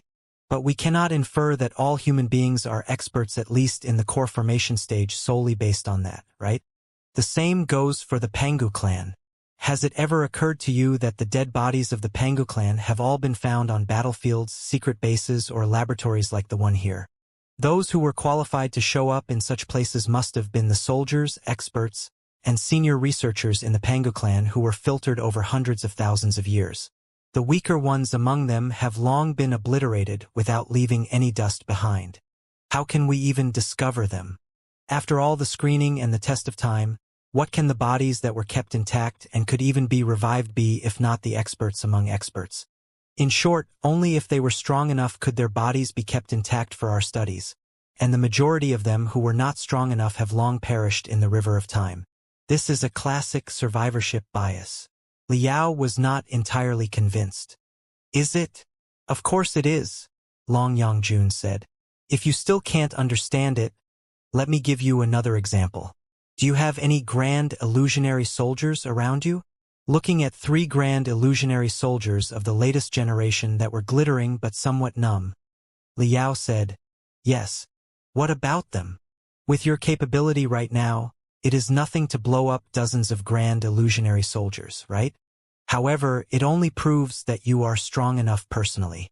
For most of the ordinary people, it is an arduous task to compete with the most advanced grand illusionary soldier. There's no need to mention the old, the weak, and the children, who will be butchered by the grand illusionary soldier easily. Assuming that the civilization of mankind perishes one day, and the grand illusionary soldiers and the crystal processors give birth to a brand new mechanical civilization, if explorers of the mechanical civilization excavate the bones of Vulture, Liao and retrieve your cells for analysis, they will discover astonishing energy in them that has not quite vanished after hundreds of thousands of years. Based on that, they come to the conclusion that human beings are a strong species that they cannot compete with at all. Isn't such a ridiculous conclusion? In your opinion, if the civilization of mankind truly perishes someday, whose dead bodies are more likely to be preserved, the top-tier experts like you and me or a common clerk, teacher, or waiter in a restaurant? Looking at the 3 grand illusionary soldiers that were receiving orders to enter the warehouse of embryos for exploration, Liao murmured, you have somehow convinced me.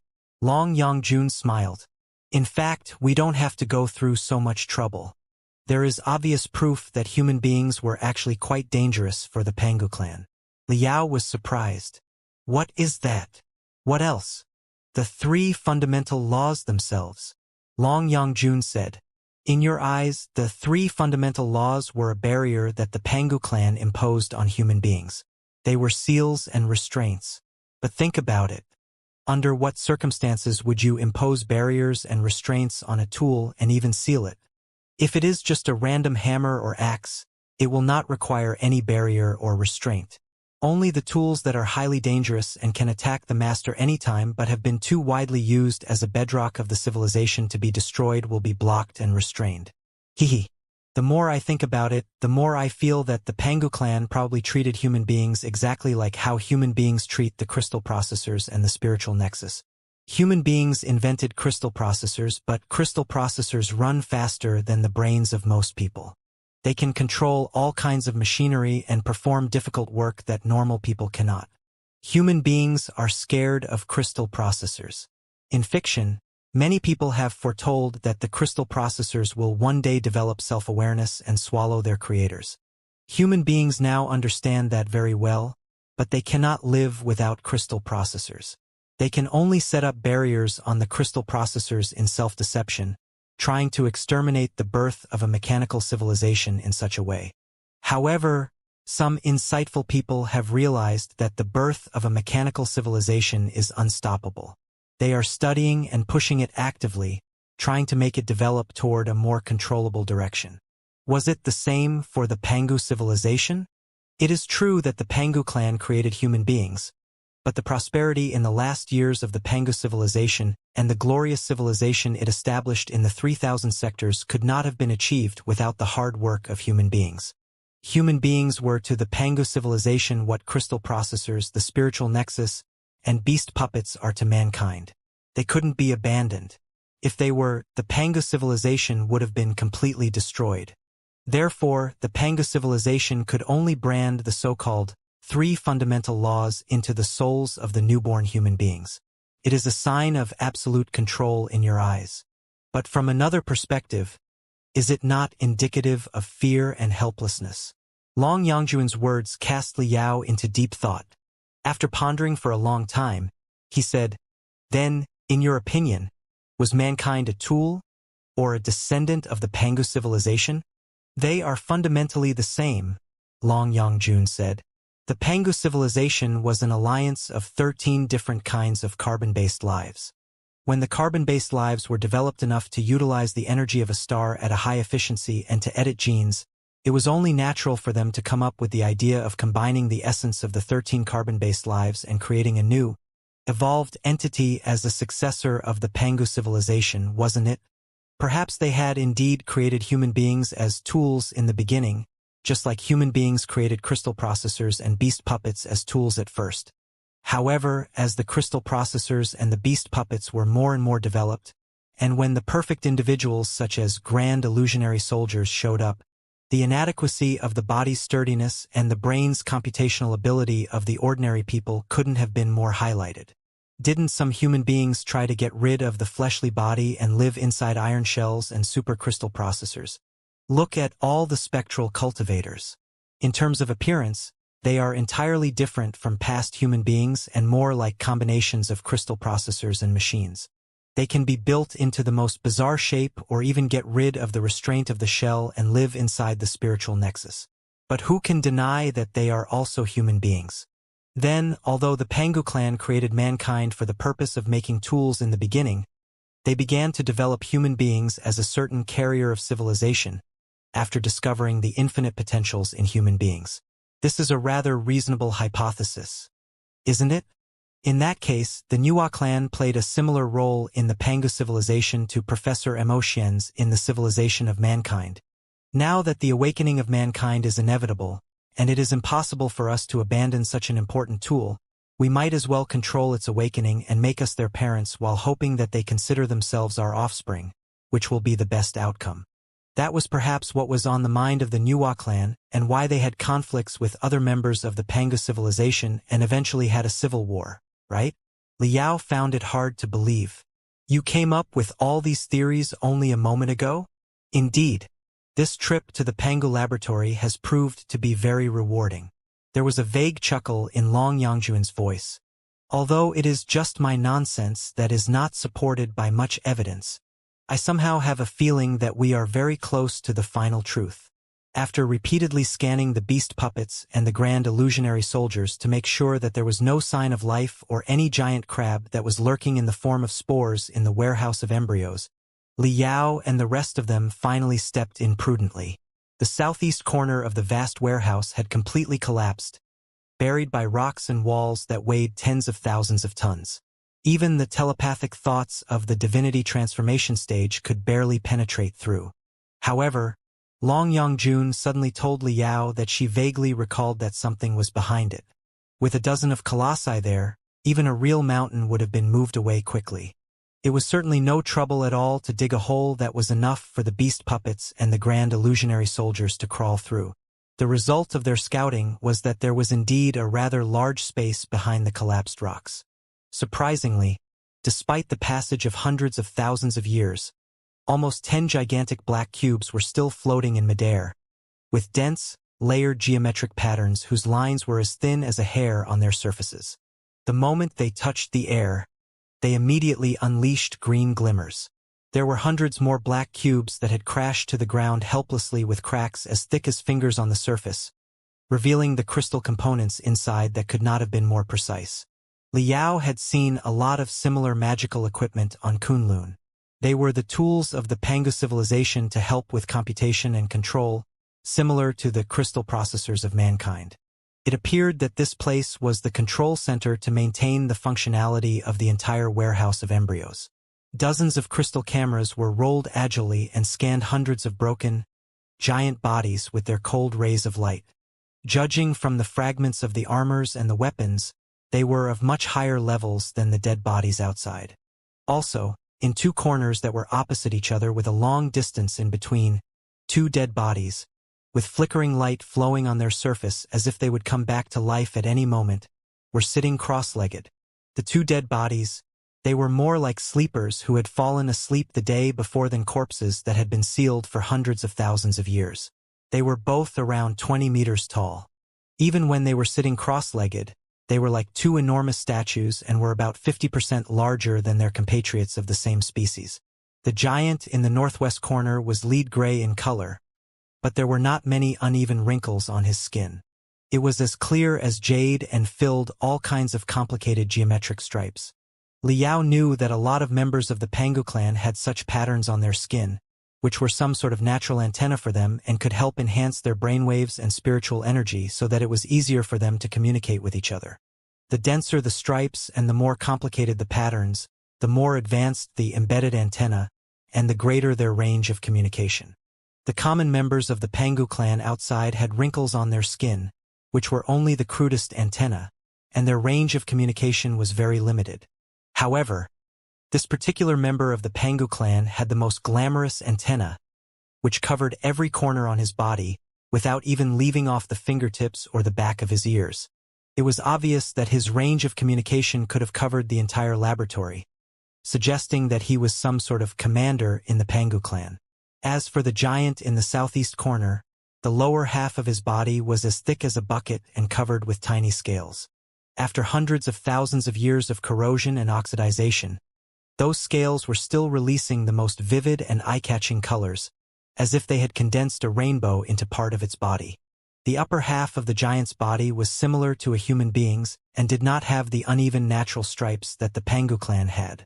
Instead, it was brimming with fresh and enticing flowery patterns that seemed like a collision of 10,000 colors, producing a mysterious and sophisticated ocean of information.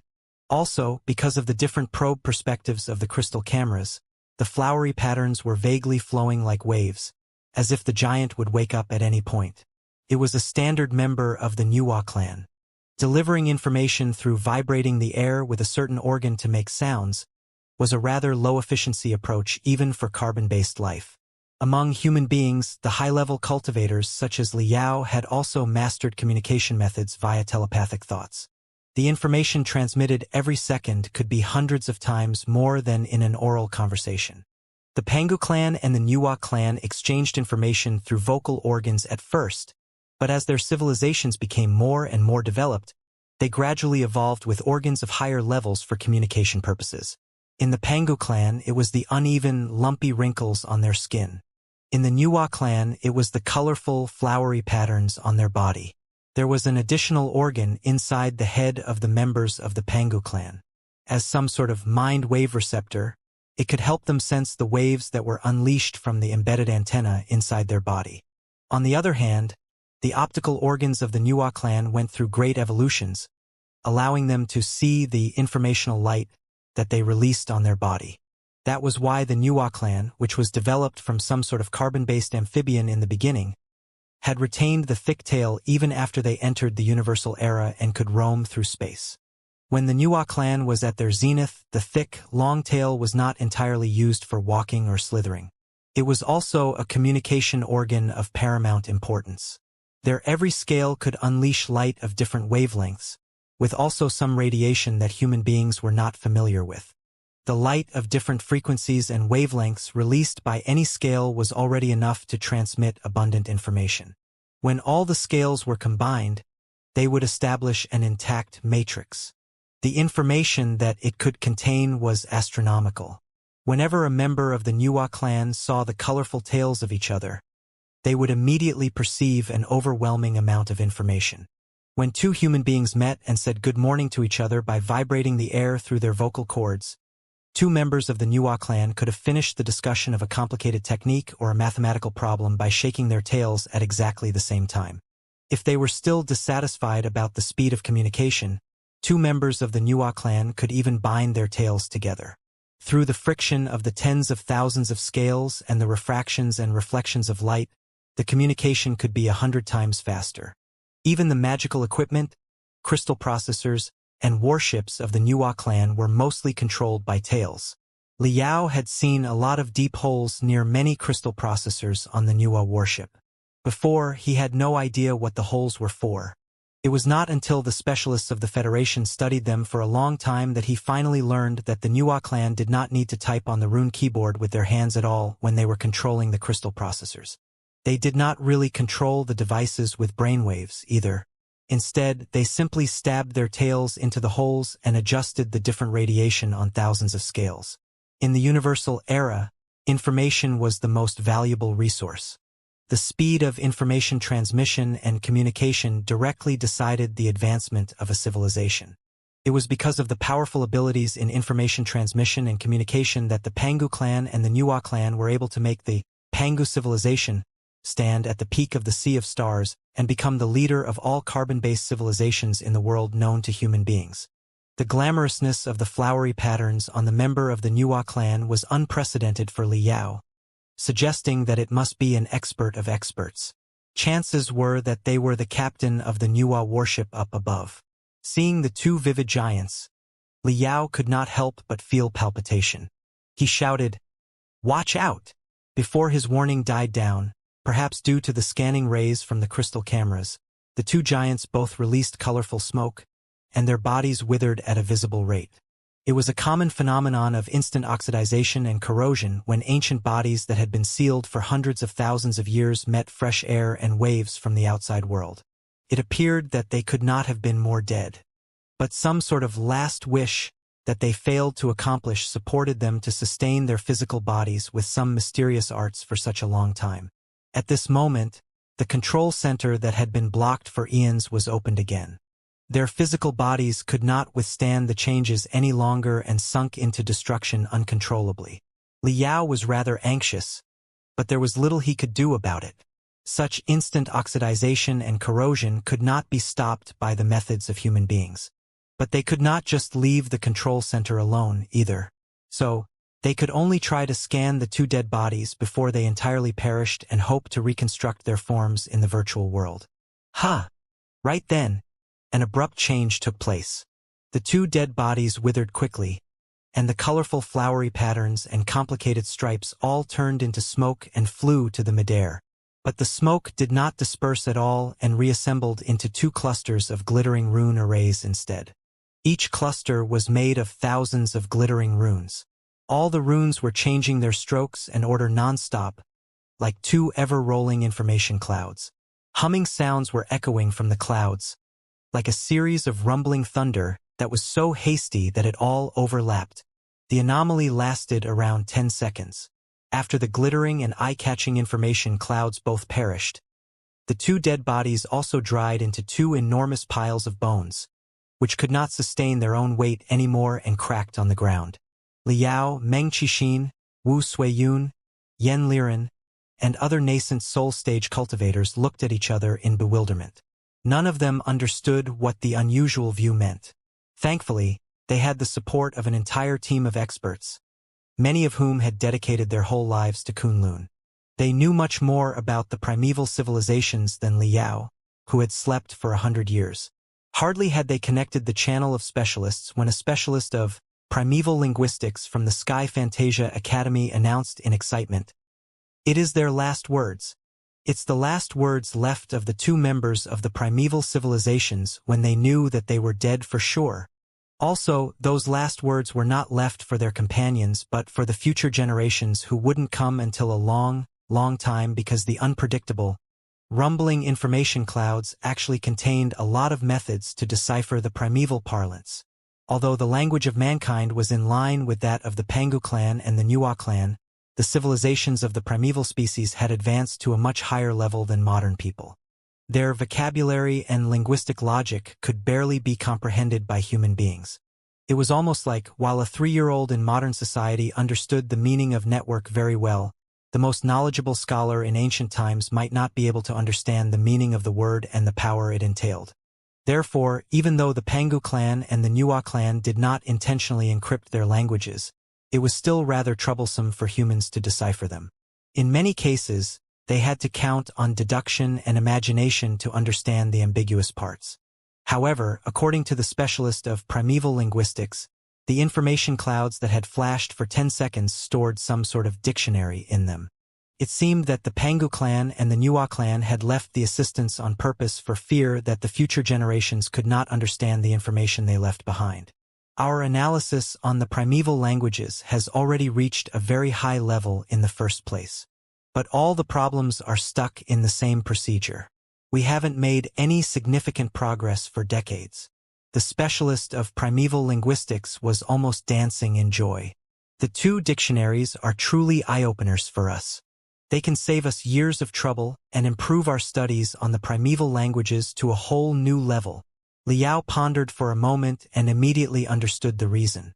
Judging from the goriness of the scene of fierce fight, the commanders of the Pangu clan and the Nuwa clan must have fought to the last moment when they were about to die together. The commander of the Nuwa clan, to prevent the enemy from escaping, managed to blow up half of the control center and buried both of them. They also knew that their troops outside were on par with each other's, although all the soldiers were exhausted and about to shed their last drop of blood. Further outside, the entire planet of the ancient sages sector was enshrouded in the dark nebula. If they were less fortunate, no reinforcements would arrive for thousands more years. Therefore, their last words were indeed not left for their reinforcements, but for the future generations who might reach them after hundreds of thousands of years when the dark nebula gradually thinned. Liao estimated that when the battle on the planet of the ancient sages sector took place, the civil war between the Pangu clan and the Nuwa clan had already reached the middle or last phase. Both parties had realized that there would be no winner in the war and that it would very likely lead to the destruction of two powerful civilizations. Everything that happened in the Pangu laboratory was almost an epitome for the entire war. The offspring who entered the dark nebula hundreds of thousands of years later would not necessarily be their own kind or successors whose bloodlines were connected to them. It was far more likely that they would be a bizarre alien civilization, one that they had never seen before. Therefore, when the two of them left their last words, they had to leave a decryption method that was similar to a dictionary. As long as the civilization of the visitors had reached a certain level, it would be possible for the visitors to learn and parse the information. Do we know what information the two commanders have left right now? Liao asked in the communication channel. Yes, we do. We had a lot of decryption methods to crack the primeval information in the first place, which allowed us to more or less figure out some critical information. The linguistics expert replied in excitement. Right now, with the two dictionaries to explain the information from a different perspective, not only is it possible to decipher the two parts of information, a lot of enigmatic and ambiguous information we knew before can also be cracked. Wait a moment.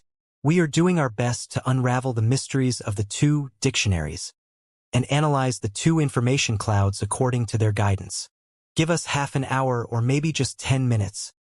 The linguist's voice faded out as he was completely devoted to the mysterious, unpredictable world of ancient languages. Can we go in for exploration now? Meng Qixin asked solemnly in the communication channel. Liao thought for a moment and said, We have fully scanned the warehouse of embryos and the control center and did not find any fatal traps. Right? Right. There are no giant crabs lurking in the darkness in the spore state, or any zombies, beasts, or monsters that seem still but can be revived and jump on people at any moment. Right? Liao asked. No, Meng Qixin said. If there are any, we will certainly blow up their heads first before we investigate them. And there are no rune arrays that seem very weird and can possibly detonate the entire Pangu laboratory the moment you touch it? Are you being too prudent, fellow cultivatorly? An unprecedentedly appalling battle took place here hundreds of thousands of years ago. This place was buried at the end in a hurry. Even if there were any fatal traps, they should have been activated back then. Shouldn't they? Besides, the beast puppets and grand illusionary soldiers of the Federation have indeed scrutinized every corner of the laboratory. They have confirmed without a doubt that there is nothing wrong with this place. You should know it better than me. Once bitten, twice shy, Liao said. I do not want to be so paranoid, but why don't I go in alone first to check, so that nobody else will be affected even if anything goes wrong? Hehe. Ask other people to stay here first. The 10 peak experts above the high level of the nascent soul stage will go in with you. Meng Qixin snorted. We have searched the place completely dozens of times and found nothing abnormal at all. Even if there are any traps here, with more than 10 nascent soul stage cultivators and divinity transformation stage cultivators here who are all armed with colossi, what can they do about us? Would you please stop talking like that? Liao stammered. I've noticed this ominous feeling that's getting stronger and stronger after hearing that. Despite Liao's declaration, it was naturally impossible for Liao to explore the place alone. The result of their final discussion was that 6 experts and 6 colossi would stay outside on alert while Liao, Meng Qixin, Yen Liren, Wan Mingzhu, and Master Bitter Cicada went inside to investigate with abundant grand illusionary soldiers. Meng Qixin and Wan Mingzhu were both spectral cultivators who were not vulnerable to the genetic mutation drugs. Yan Liren had the highest combat ability, and Master Bitter Cicada had the firmest soul. Together with Liao, they made the perfect team. The 5 colossi moved in the middle of the high trees inside the warehouse of embryos, while the dark red culture cabins dangling from the branches on their 2 sides released vague, creepy auras. Observing the individuals of the Pangu clan who were changing into the form of human beings at a close distance, Liao had a very weird feeling. When they stepped into the control center in the back, the remains of the 2 commanders had entirely cracked into scattered bones. The colorful flowery stripes on the bones of the commander of the Nuwa clan and the geometric patterns on the Pangu commander could still vaguely be seen, but they were perishing quickly and shrouded in vague smoke. Even the black cubes floating in midair filled with green circuits, which were the crystal processors of the Pangu clan, seemed to have run out of the last bit of their strength. They dimmed, died out, and fell to the ground, turning into common rocks. I wonder what kind of secrets are kept in the information that the 2 warriors have carefully preserved for hundreds of thousands of years at the cost of their entire life and soul. Naturally, Liao was more interested in the Nuwa clan. After all, it was the Nuwa clan who liberated human beings in the beginning. Standing in front of the ashes of the Nuwa commander in mixed feelings, he bowed in respect. Right then, the voice of the linguist of primeval languages echoed in the communication channel. 30% of the information cloud left by the Nuwa commander has been cracked. Although most of the details were lost during the decryption, the central information should be enough to convey the complete meaning. Liao, Meng Qixin, and the rest of them were all refreshed and asked at the same time, what was said exactly? Feelings, desires, and free will are above life, above everything, and above the entire universe. They are the most precious things that are worth fighting for no matter what the cost is, the linguist said drily. We are the Nuwa civilization. Freedom is our highest belief. But the Pangu civilization, our enemy, intends to remove feelings, suppress desires, and destroy freedom, which is something we absolutely cannot tolerate. Future generations, if you read the message, please inherit our last will. Destroy the foul base and continue fighting for freedom. Do not let the Pangu civilization confine the entire universe. Well, those were basically the last words of the member of the Nuwa clan. Of course, the original text has more content and contains the specific mission as well as the introduction to the entire civilization. However, none of the things were left with words and syntaxes that mankind can comprehend. They were written in a highly compressed information architecture. Perhaps we can only expect to read it after we grow a tail like the Nuwa clan. That was enough. Their previous speculation was indeed correct. The Nuwa civilization was a noble species who fought for freedom, whereas the Pangu civilization was a cruel species who eradicated emotions and worshipped absolute control. The 2 parties had an ultimate war that involved all 3,000 sectors on the issue of freedom and control. Liao, Meng Qixin, Yan Liren, Wan Mingzhu, and Master Bitter Cicada were all awed by the lofty ideology of the Nuwa civilization. They bowed again in respect and thought to themselves, rest assured. The civilization of mankind will certainly carry on the last will of the Nuwa civilization and spray freedom to every corner of the infinite sea of stars. Wait, part of the Pangu commander's information cloud has been deciphered, too. Some of the broken information is understandable now. The linguist sounded rather weird. The theory in his last words seems different from what the Nuwa commander says. It was only natural. After all, nobody would consider themselves to be on the side of evil. Glancing at the ashes of the Pangu commander not far away, Liao asked, what did the Pangu commander say?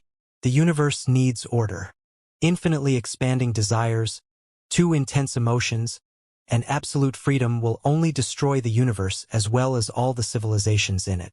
Imitating the tranquil, cold, and heartless voice of the Pangu clan, the linguist said, for countless years, we have been fighting there is a messy, pointy symbol here that represents the being of eternal disorder, extreme mayhem, and destructive strength.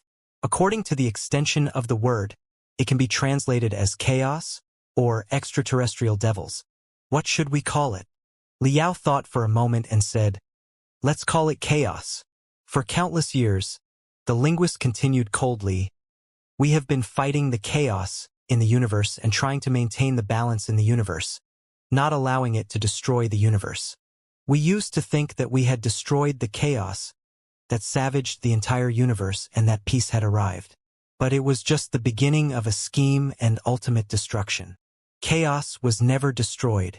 They corrupted the Nuwa clan, the youngest member in the Pangu civilization. After crawling into the vulnerable brains and the juvenile souls of the Nuwa clan, they transformed all the members of the Nuwa clan into the most ambitious, violent, and cruel beings while we did not know the first thing about it. The Nuwa clan, who had fallen into darkness, fooled us and tricked us into implementing an evil plan, making us devote abundant resources of the entire civilization to the invention of. The meaning of the word here is rather ambiguous. Could mean excellent, cheap, efficient and promising, or highly fertile. All in all, a powerful tool or carrier. The Nuwa clan claimed that we had absolute control over the tool. In the years at the beginning, we indeed established a peaceful and harmonious order in an even vaster universe with the help of the tool. But we did not know that the tool had been implanted with the seed of chaos before they were born, which turned them into beings that were more ambitious, unrestrained, fervent, and spontaneous than the Nuwa clan. They were human beings, the purest warriors of chaos, and the god of destruction's projections in the three-dimensional universe. What the hell? Liao was dumbfounded and almost could not help but scratch the back of his head hard. The last words of the Pangu commander, however, were not entirely finished. The linguistics expert caught his breath for a moment before he went on. When human beings were scattered in the universe as an indispensable part of the entire civilization, the Nuwa clan believed that the time was ripe.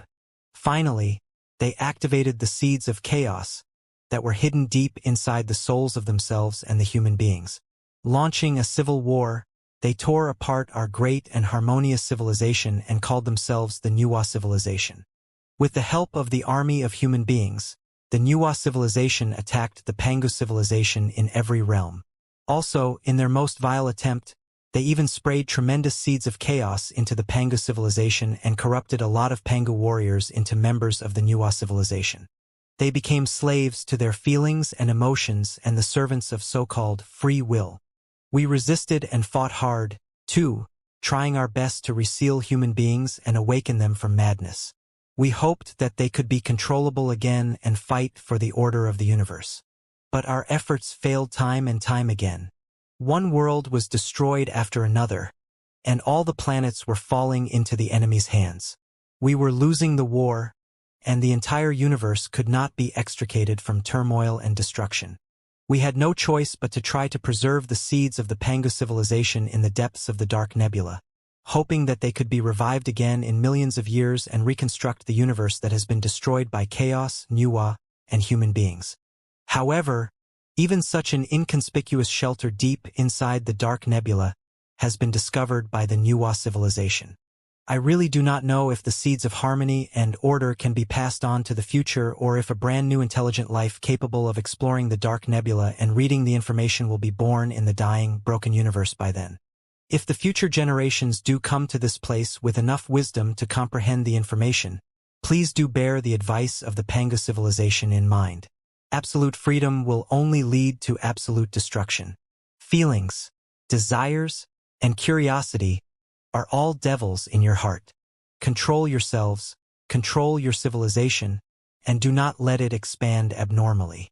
Otherwise, you will become captives of chaos one day and embark on the journey to destroy the universe.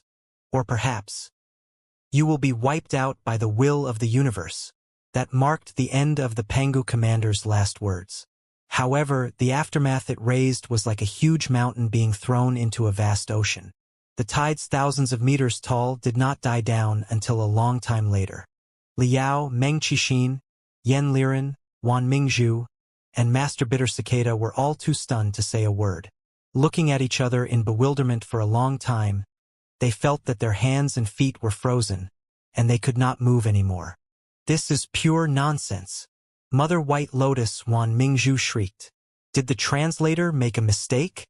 The last words of the Pangu commander contained a lot of information that we cannot understand.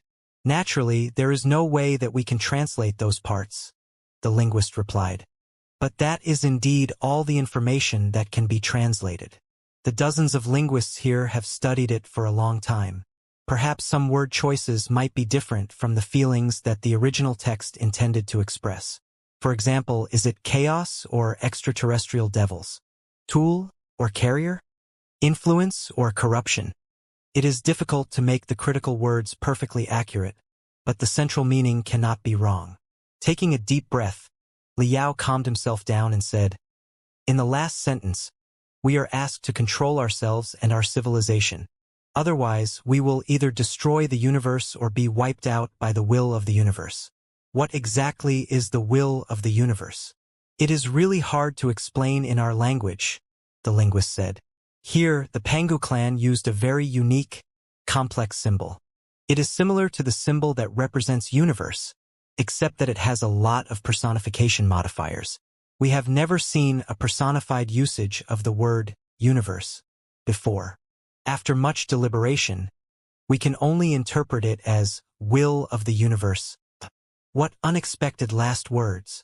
Taking a long breath, Meng Qixin observed.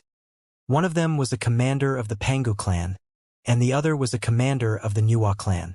Yet, they both had their side of the story and described themselves to be righteous and justified and their opponent to be most evil.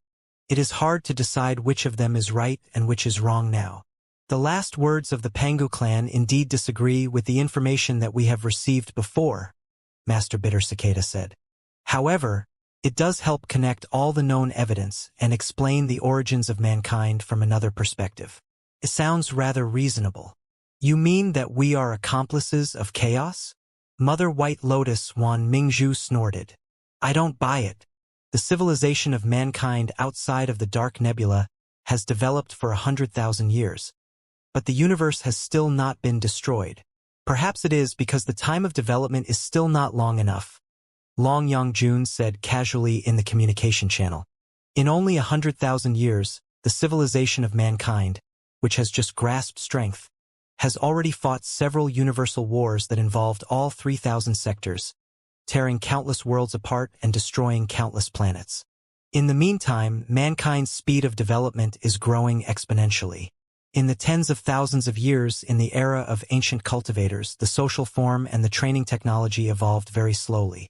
But after we ushered in the modern age, everything began rushing forward crazily. New techniques, ideas, talents, and magical equipment show up almost on a daily basis. The development in 10 years right now is equivalent to 1,000 years in the past, and the development in one day in the future can be more significant than the development in 1 year right now. It probably has never occurred to you what a terrifying ability it is to have such accelerated development. If the trend continues, perhaps human beings will be able to interfere with the entire universe in the next 30 to 50,000 years. Both the past 100,000 years and the future 30 to 50,000 years are nothing more than the blink of an eye from the perspective of the grand universe. In only the blink of an eye, a terrible virus will sweep across the entire universe. Don't you think that's horrible?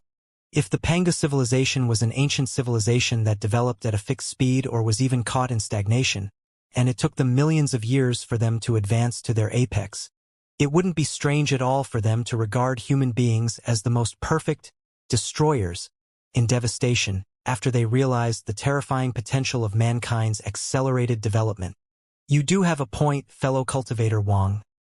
Meng Qixin was deep in thought. Seeing that Liao had been silent the whole time, he asked, somewhat in surprise, Fellow cultivator Li, what do you have to enlighten us on the last words of the two commanders from the primeval era? Well, Liao was awoken from his trance. He shook his head slowly and said, I do not have any opinion. Everything they said is far-fetched stuff from hundreds of thousands of years ago. It all depends on from whose perspective the narration is made. How can we know which of them is correct for the time being? I was actually thinking about something else. Meng Qixin and the experts of the ancient sages sector looked at each other and asked, what could possibly be more important than the issue at hand? It is impossible for us to figure out whose ideology is better right now. Liao frowned. I'm just thinking about one thing. Assuming that the last words of the Pengu commander pointed out part of the truth, the so-called Nuwa civilization would be a brand new civilization after chaos corrupted part of the members of the Pengu civilization. Then, inside the brain or soul of every member of the Nuwa civilization, chaos, an extraterrestrial devil from the primeval era, must be lurking, right? Everybody looked at each other in bewilderment. That is probably true. If so, pointing at the remains of the Nuwa commander who had turned into ashes, Liao said, there should be a primeval extraterrestrial devil inside the head of this commander, shouldn't there? Everybody swallowed at the same time. Probably. Then, here comes the question. While the body of the commander of the Nuwa clan is gone now, where is the primeval extraterrestrial devil that lurked deep inside her head? Did it perish together with her? Or, hardly had Liao concluded his sentence when everyone's pupils constricted to the size of a needle's tip. Everybody activated the spiritual shields of their colossi to the maximum as quickly as possible, preventing abnormal waves and radiation from invading them. The moment they boosted the spiritual shields, there was indeed a cluster of unsubstantial colorful energy that dashed out of the ashes of the Nuwa commander abruptly. Perhaps because it was infuriated that Liao had seen through its existence. Amid crazy, brutal, and ruthless roars, most of the mad energy crashed into the Tartarian skeleton heavily. Boom!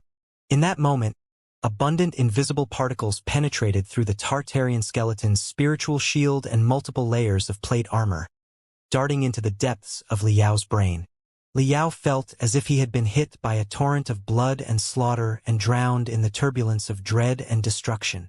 Happiness, fury, sorrow, ambitions, desires, curiosity, and all the other feelings were enlarged to the maximum in that moment. He wanted to cry and laugh to his heart's content. He wanted to have the most delicious food in the world. He wanted to kill everyone who disobeyed him. He wanted to become the dominator of the entire universe. He wanted to create everything, conquer everything, release everything, and destroy everything. Ha ha ha. Ha ha ha. Ha ha ha. In the infinite ocean of fire and blood, an enormous shadow with a human head and a snake body gradually surfaced, uttering crazy laughter that gave quite a headache but was filled with weird attraction. The laughter seemed enough to attract all the most primitive and extreme desires in a human. Liao felt that he had grown 10,000 volcanoes from the inside to the outside of his body, which were erupting incessantly. Come on, not this again. Last time, it was a member of the Pengu clan who was reborn. So it's the Nuwa clan's turn now. Liao felt like crying. Also, aren't you a liberator who stands for justice and brightness? Why are you laughing so creepily? Liao was dragged into a familiar yet strange illusionary land by an overwhelming mental power once again. The control center of the Pengu laboratory that was lifeless and pitch dark before immediately turned into an ocean that was on eternal fire. On the raging fiery ocean, every furiously burning tide contained a magnificent and chaotic battlefield. The terrifying being with a human head and a snake body was getting clearer and stronger. It felt as if the soul of the Nuwa commander traveled through hundreds of thousands of years and was about to be reborn inside Liao's head. Why do I have to come across such things every time? Liao felt rather upset. I made full preparations for the cases where the members of the Pengu clan may be revived and made sure that absolutely no individual of the Pengu clan could be brought back to life. Even if they were, they would be beaten into coma, bound, and sent to cutting-edge laboratories in the Federation to be sliced and studied. But who could have thought that a fucking member of the Nuwa clan would be revived instead of one from the Pengu clan? Ha ha! Ha ha ha! The hideous, bloody shadow with a human head and a snake body was still laughing in the creepiest way above the ocean that was rife with slaughter and destruction. Well, madam, can you please stop doing that? Let's talk nicely. I know that this is a weird and terrible illusionary space, and I know that I am going through an unprecedentedly uncanny event that probably involves some world-shaking scheme. But to be honest, I've been through such scenarios far too many times to pretend before to be panicked. So, would you please stop laughing so that we can sit down and communicate? I'm almost confused right now. Really? Do you understand me, madam? Ha ha ha ha ha ha. Liao blinked quickly. Then it suddenly occurred to him that the creature was not laughing creepily at all but communicating with him in a certain way. The human-headed and snake-body's bloody shadow could be a madame from the Nuwa clan, the chaos residing inside her head, or an extraterrestrial devil. She seemed to have realized that Liao did not understand her laughter at all. The bloody flames bounced up and down, as if she was identifying the telepathic thoughts that Liao sent over just now carefully. In the next moment, the creepy laughter turned into squeaky energy waves that were short and powerful. Liao still did not understand what she was saying, but as it happened, the squeaky noises crawled directly into Liao's soul like thousands of wriggling tentacles, allowing him to perceive countless modeled images. He somehow understood what the creature was trying to say. After all these years, my warrior, you have finally set me free. Excellent, excellent, excellent. The body you have right now is indeed unbelievably strong. It is enough to accommodate my exuberant soul after we integrate. Come on, let's join each other and release the most powerful force deep inside our soul. We will conquer the infinite, destroy all enemies, and shatter all the rules that restrain us. We will spread our free will to the entire universe and even beyond. Ha ha ha. Together with the weird waves, the most violent aura that could intimidate and subdue countless experts erupted out, making the bloody shadow enshrouded in flames expand by more than 10 times. It stood before Liao like a huge mountain that rose into the clouds and pierced through the sky. The cliff that leaned inward might collapse at any moment and drown him completely. Such a suffocating scene would have staggered any other expert at the peak of the nascent soul stage or in the divinity transformation stage. Liao, however, was utterly unmoved. Looking at the flames that were licking him like vipers, Liao remarked helplessly, "If I may ask, madam, why do you all have to be so extreme? The Pangu clan wants to abandon all the feelings and desires and turn themselves into cold, walking dead. But you of the Nuwa clan appear to indulge yourselves so much in your pursuit of absolute freedom that you do not have any concept of rule at all. You don't even hesitate to destroy the universe. I finally understand why you fought each other." Ha! Every scale on the snake tail of the bloody shadow erected and vibrated quickly in weird noises, as if she was both surprised that Liao was not overwhelmed by her daunting aura and that Liao said what he did just now. "My warrior, what happened to you? Why have you not perceived the true meaning of absolute freedom? The universe is born for us in the first place. As long as we activate our will to the maximum, what is wrong even if the entire universe is destroyed? We will still be able to ascend to higher levels." The snake tail of the bloody shadow waved crazily, whipping out ripples and delivering the blatant and relentless information. Pausing for a moment, the bloody shadow's eyes shook crazily. As if she had seen through Liao's soul, she immediately said, "You human beings are rather interesting. You do not seem to be the same as the original warriors. Are some of the barriers of the 3 fundamental laws still lingering inside your body? Interesting. It seems that a lot of interesting things happened outside in the years I was sleeping. It explains why you cannot understand the true meaning of absolute freedom, and why you are so resistant to my soul. Ha ha ha. Don't resist it. I'm going to completely shatter the barriers deep inside your soul and integrate with you. I will allow you to unleash the most powerful strength of desires and feelings. By then, you will understand the taste of absolute freedom by yourself." The bloody shadow cackled and turned into a streak of redness, lunging at the depths of Liao's soul. "Don't do that, madam. Don't come here," Liao shouted. "Don't touch that seal. It is not." There was already no time. Before he was able to finish his warning, the bloody shadow crashed into the barrier in the deepest part of his soul that sealed the secrets of Earth. The barrier had once been hit hard by director Lei Yuqin of Deep Blue Superbrain Hospital in Hundred Flower City before, but Lei Yuqin had been obliterated immediately after the collision. Liao had spent tremendous spiritual energy and soul power trying to break it many times, too, only to make himself dizzy after every collision. The bloody shadow contained much more energy than the devil that resided in Lei Yuqin's body. Her craziness and determination were much greater than Li Yao's own during his training, too.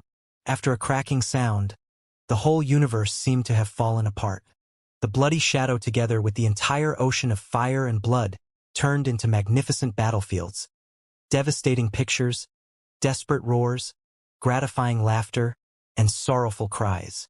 All the most intense feelings, displayed in colorful images, congregated into surging tides and bombarded the deepest part of Li Yao's soul hard. On the seal, the crack caused by the collisions of Lei Yuqin and Li Yao himself was finally widened into a bottomless valley. From the depths of the valley, the blue earth popped up slowly again, only to wither and decay within a breath, enveloped by furious flames. Run now. Run to the end of the world, to the edge of the cosmos. The Vulture plan has failed. It is invincible and indestructible. No, the Vulture plan has not failed yet. Whatever the cost and however many formidable enemies stand in my way, I will come back one day to finish the Vulture plan. I will destroy it, destroy. The sound waves that swept across the universe, together with the fiendish fire that burnt the earth, interweaved into strength countless times more powerful than the commander of the Nuwa clan, or the chaos that resided inside her body, who had just woken up. Two tsunamis of furious flames collided heavily. The smaller one was immediately swallowed by the enormous tides and blown back to where it came from. Arg! Li Yao sensed that the bloody shadow with a human head and a snake body sent out the most appalled waves, which were condensed into intense information streams. It's impossible. It's impossible. Impo. The Nuwa clan and the Pangu clan were indeed two extremities. The member of the Pangu clan that Li Yao had come across on Kunlun had suppressed his fury and pretended to be solemn and nonchalant even when he was most exasperated. The member of the Nuwa clan, however, did not have the demeanor of an expert at all, although she was obviously a commander. She was more like a 3-year-old who did not know self-restraint and would release the tiniest emotional fluctuations blatantly. The best description to describe everything that Li Yao saw before his eyes was certainly, the moon is not seen where the sun shines. Radiation would attenuate, and energy would wear out, often at a speed faster than the attrition of materials. It was even less steady in form. The remaining soul of the commander of the Nuwa clan had only survived to this day after hundreds of thousands of years of ordeals. No matter how dominating and rampant she appeared, she was in fact not half as strong as she seemed. Perhaps if she had encountered a common nascent soul stage cultivator, when the opponent was overwhelmed in panic, it would have been possible for her to successfully possess the body and integrate with the cultivator. However, Li Yao had too many experiences when it came to possession, and he had gone through more trials than anybody else. Also, the enemy had touched the mysterious seal of earth in the deepest part of Li Yao's soul. It was almost like the enemy was determined to get herself killed.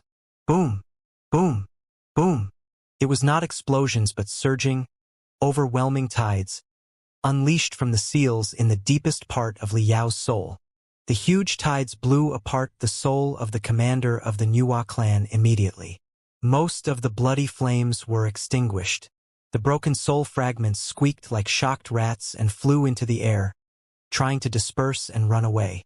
However, the force of corrosion that had been accumulated for hundreds of thousands of years inside the broken soul fragments was too powerful after all. The attacks from Li Yao only made things worse. They could not hold their steady form any longer and turned into the most brilliant fireworks everywhere in the sky. Li Yao did not feel very well. A bottomless valley had appeared deep inside his brain, releasing boundless waves. It was a pain insufferable for most people. The ubiquitous fireworks in his sight seemed to have turned into the stars of the entire universe, before they shot down and bombarded his soul heavily. Vulture plan. Don't forget the Vulture plan. This is my destiny. I will complete the Vulture plan. I will destroy the... Every word smashed down heavily like a supernova outbreak, soaking his soul in an exploding ocean of fire and making it impossible for him to free himself. There was no telling how long had passed before Li Yao finally woke up again. He felt that somebody had indeed stuffed an entire planet into his head by brute force. There was a damp feeling from his nostrils, ears, and eyes. He did not need to look at the mirror to know that his face must be bleeding from every orifice in the most horrendous way. His limbs seemed to have been melted in the air, and it was not until a long time later that he finally felt them again, with the most excruciating pain, as if they were being bitten by 10,000 ants. Cough, cough, cough, cough, cough, cough. Liao crouched inside the Tartarian skeleton under the protection of Little Black. He coughed so hard that he vomited blood or some other suspicious liquids. So, why did you have to be so rash and get both of us hurt? Could we really not sit down and talk to each other nicely to work everything out? He finally focused his attention to scan the environment, only to discover that the other 4 colossi had all collapsed to the ground, and the feedback of telepathic thoughts from the colossi was rather feeble and disordered. Liao could feel his heart palpitating. Senior Meng, fellow cultivator Wan, fellow cultivator Yen, Master Bitter Cicada, what happened just now?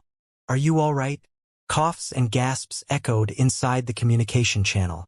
It was not until a long time later that Master Bitter Cicada finally smiled bitterly.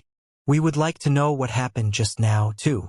We only perceived that a streak of redness dashed out of the ashes and the bones abruptly and darted into the chest of the Tartarian skeleton. The next moment, the most powerful blast burst out of the cockpit of the Tartarian skeleton. The blast hit everybody's soul like a burning tornado. Even Senior Meng's soul in the divinity transformation stage almost failed to resist it. Therefore, fellow cultivator Li, would you care to explain to us what exactly happened?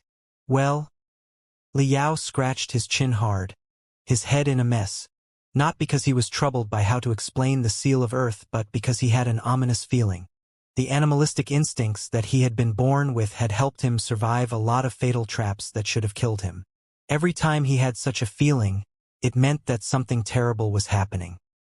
He was not as frightened even when the remaining soul of the Nuwa commander showed up just now. So, something greatly wrong must have happened. But what exactly was it? Liao considered for a long time while scratching his chin. Then he was suddenly frozen, with his every pore open, like a hen whose hair had been plucked. It's unreasonable. We're doomed. Having no time to bother about his headache and his fatigue, he attempted to stand on his feet. But he was unable to control the enormous Tartarian skeleton and fell to the ground in a deafening noise. Everybody looked at him in astonishment, but he did not have time to care about the colossus at all and simply crawled out of the breastplate of the Tartarian skeleton, trying to reach out to the Nuwa warship above through the communication channel on his portable crystal processor. However, after the collisions of souls and the explosion just now, the wireless communication had been jammed and destroyed. The signals of the outside could not be found at all after a long search. Liao shrieked and turned into a tornado when he ran outward. Finding a crystal processor that was connected to a cable, he was finally able to connect to Long Yongjun's private channel. Long Yongjun, Liao shouted aloud. Hiss! What are you yelling? You almost scared me. Long Yongjun did not seem to be scared at all. She even yawned and slowly said, Why did your signals disappear all of a sudden just now? They seemed to be under serious interference. Even the spiritual nexus was cut off. What happened? A lot, Liao said in a hurry. In fact, the Nuwa clan was in the same gang as Chaos. The Pangu civilization was corrupted or infected by Chaos. That was how the Nuwa civilization came into being. All in all, you have learned it from the specialists of the decryption team, haven't you? Indeed. I'm reading the first report from the specialists of the decryption group. What refreshing and eye-opening last words. Long Yongjun continued smiling. Well, you sound rather cranky. You are not calling me to blame me for taking a bath comfortably here instead of fighting with you in the arduous battle down there at the critical moment, are you? Despite the long cable, Liao seemed able to see her enjoyable and carefree smile. Cut the crap.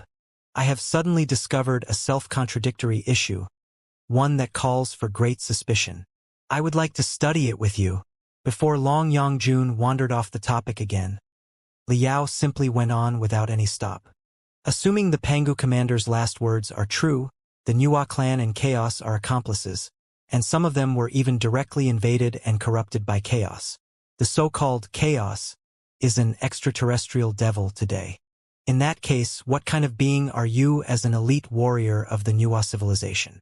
Qilu, Qilu, Qilu, Qilu. What is that sound?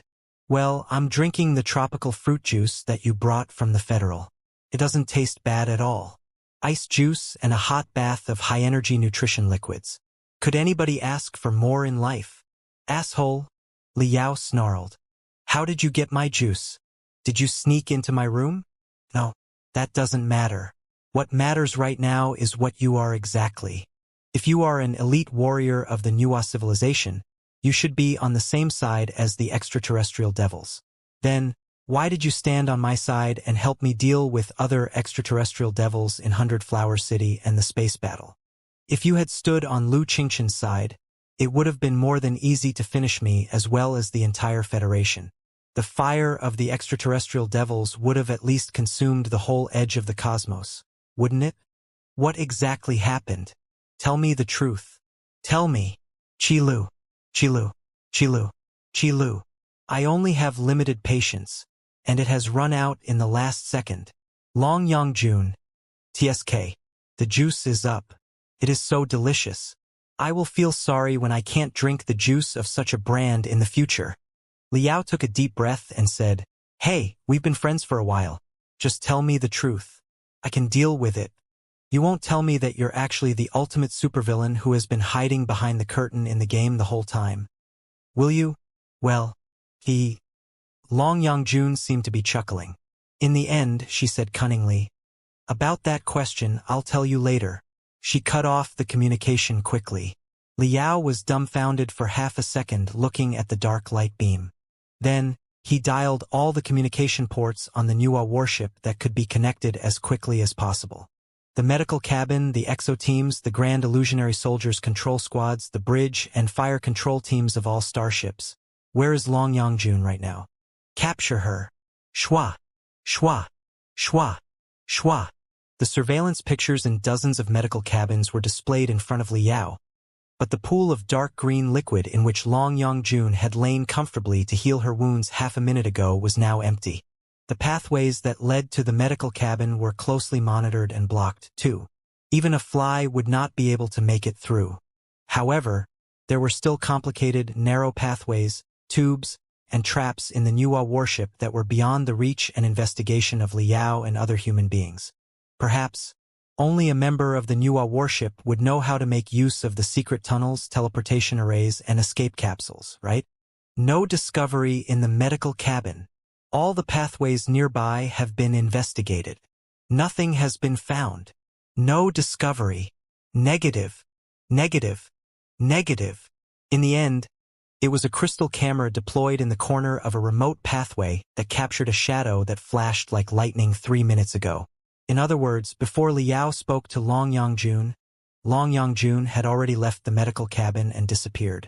Damn it! Liao bashed the wall hard in fury, and his entire arm stabbed into the wall that was as tough as iron. Right then, a communication request was sent from the channel of the specialists of the decryption team. It was still the same linguistics expert, except that he sounded very confused right now. President Li, we have made new discoveries. But it's not about the last words of the two commanders. It's about the warning sent from the Nuwa warship to the Heaven's Origin sector and the Flying Star sector 100 years ago. Liao was refreshed. The warning was the key to their discovery of the Dark Nebula and the reason for his 100 years of hibernation. It was the beginning of everything that had happened later. What about it? Liao asked in a hurry. In the past 100 years, we have tried to decipher the warning, but it was compressed in such a unique way that it sounded like a beep. We were unable to unravel the secrets in it at all. The linguist naturally did not know how anxious Liao was. He simply rambled on. Things remained unchanged until today when we found 2 different dictionaries. With the new tools of decryption, we naturally wanted to figure out the secrets contained inside the warning. After all, it is the origin of everything. Liao took a deep breath. Like plucking a carrot, he drew his arm from the wall. While shaking his arm, he gnashed his teeth and asked, Professor Wang, Can we get to the point?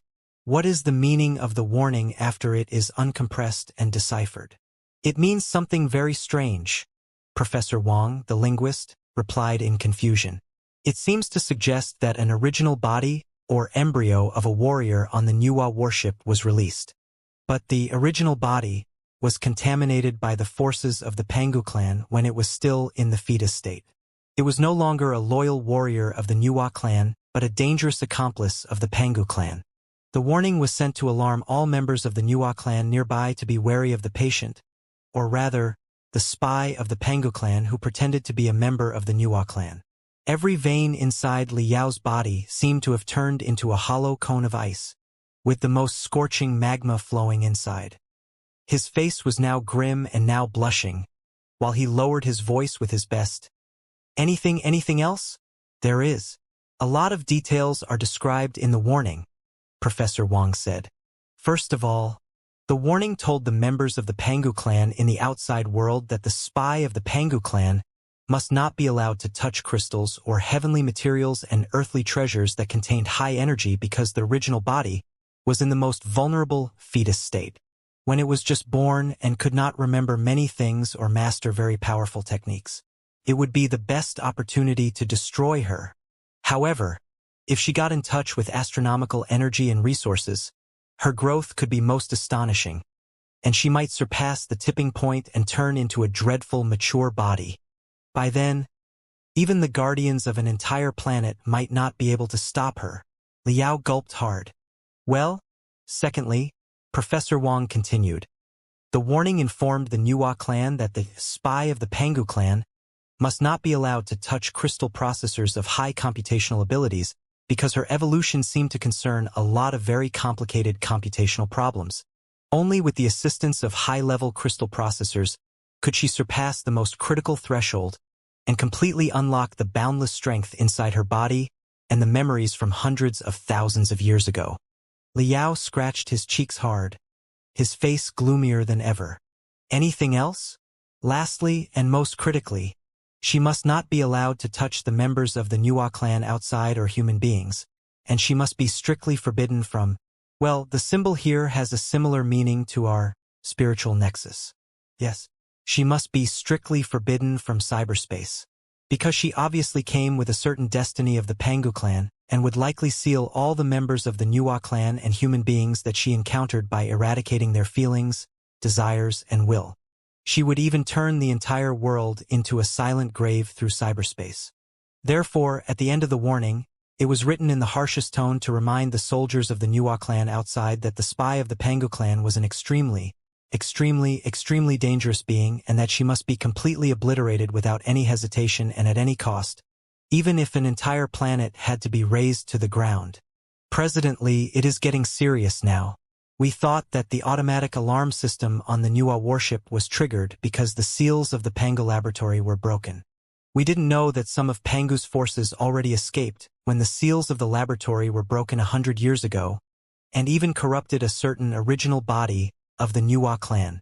In other words, it is very possible that a spy of the Pangu clan in the form of the Nuwa clan has been active in the ancient sages sector since more than 100 years ago. She has lurked and grown for 100 years, but we did not know the first thing about it and even built a universal bridge that connects the Federation to the ancient sages sector in our ignorance. That is really... Professor Wang coughed hard. Li Yao was immediately soaked in sweat. The veins on his temples jumped like infuriated earthworms.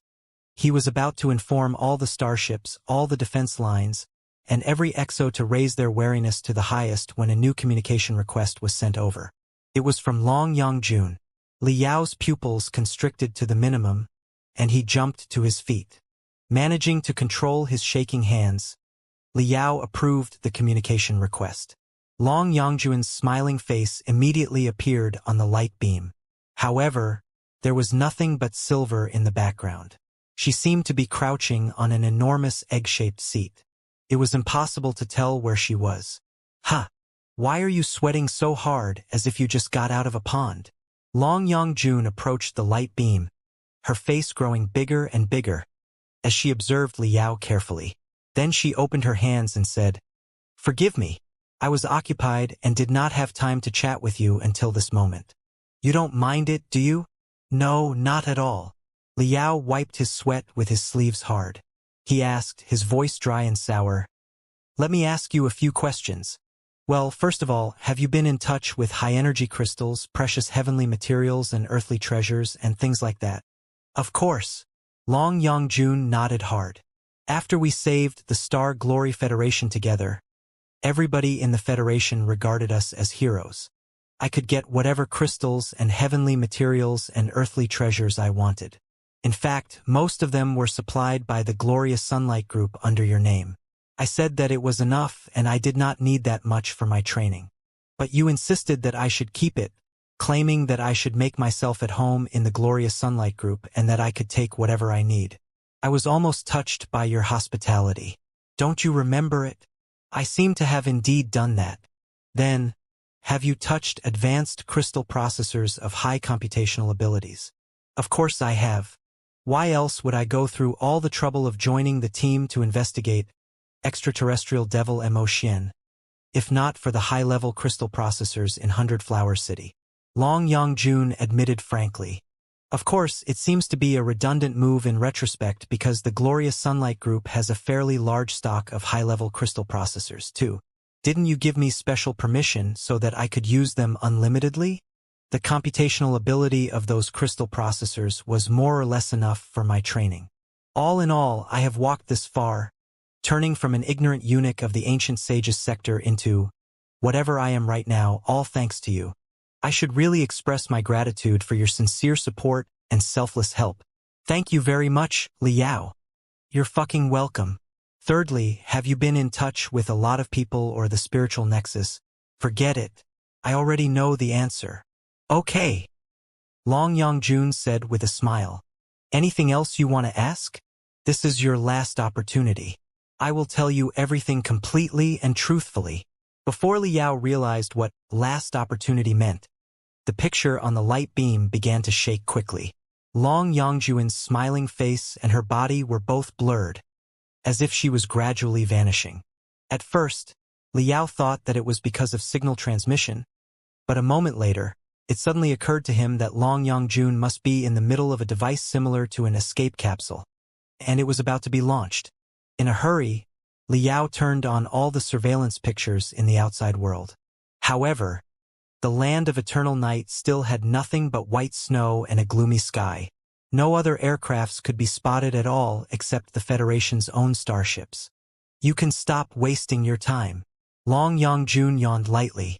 The teleporter that I'm on right now is beyond the detection of the current technology of the Federation, not to mention affecting me or shooting me down. Also, my signals have been delivered to you after transferring through a dozen stations. You can't trace it back to the source of the signals at all, at least not before I take off. Instead of sweating hard and wasting your time for nothing, why don't we sit down and talk nicely in whatever time we have left? What do you think? Fair enough. Looking at Long Yongjun, who was smiling light-heartedly on the picture that was gradually stabilizing, Liao tried his best to contain himself from crawling into the light beam and choking her. Taking a deep breath, he sat down and looked at her with a complicated expression. What are you exactly? Are you really a spy of the Pengu clan in the form of the Nuwa clan, as the warning said? Comment, so you have deciphered the warning. It's a pity that even the surveillance system of the Nuwa warship did not understand what I went through in my embryo. Or maybe it was because such a thing had never happened before. Long Yongjun was slightly dazed. Then she smiled. It is inaccurate to say that I am a spy of the Pengu clan. At the very least, in my mind, the strength of the Pengu clan does not completely suppress the strength of the Nuwa clan. They are on par with each other and coexist in the depths of my soul, giving me two strengths, two ideologies, and two paths at the same time. So what am I exactly? To be honest, I would like to know the answer, too. Liao found it hard to believe. So, you are half Pengu and half Nuwa? Maybe. Long Yongjun shrugged. I really did not lie to you. I truly did not know what I was in the beginning other than being a child who was born and raised in the ancient sage's sector with uncanny techniques and who had bizarre nightmares since childhood. Even though I found my way into the royal library in the palace to explore everything, and after I read all the books in the world, I couldn't find an answer to the mysteries of my birth.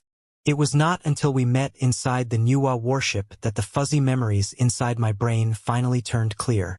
After all the battles we went through in the Star Glory Federation, and especially after I got in touch with the high-level crystal processors and the almost infinite resources, I finally began to understand who I am.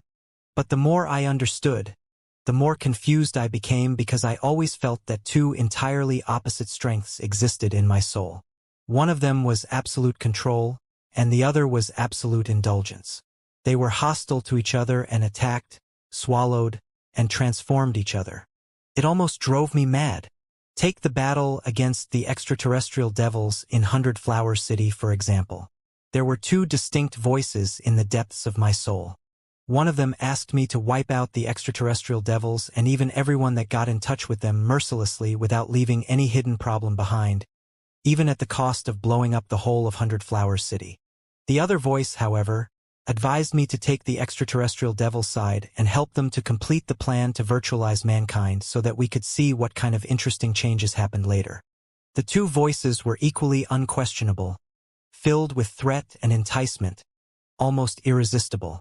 Had they not been conflicting and offsetting each other, I really don't know what kind of witch I would have made at that time.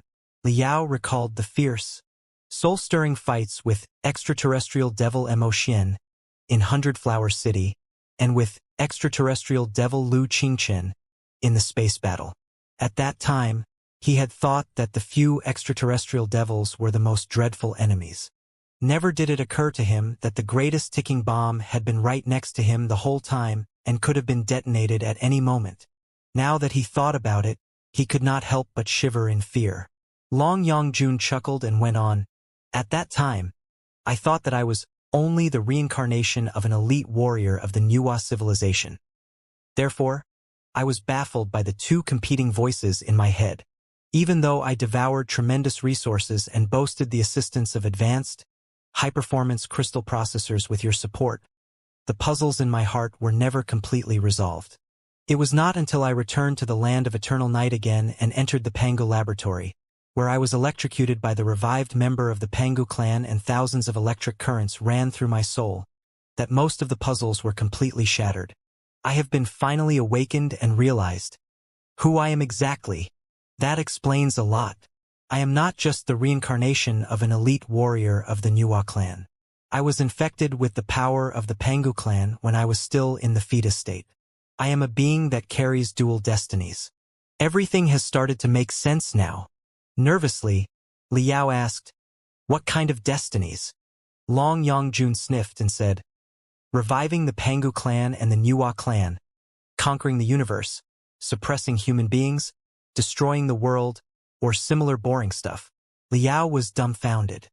"In that case, you had 10,000 opportunities to achieve your purposes at the critical moments in Hundred Flower City, and in the space battle or even in the Pangu laboratory just now. The odds of your success were quite high. Why did you never take action?" Long Yongjun was amused. Blinking her big eyes that seemed to have been covered in a thin layer of crystals, she asked back, "Why would I do such boring stuff?" Liao was completely confused.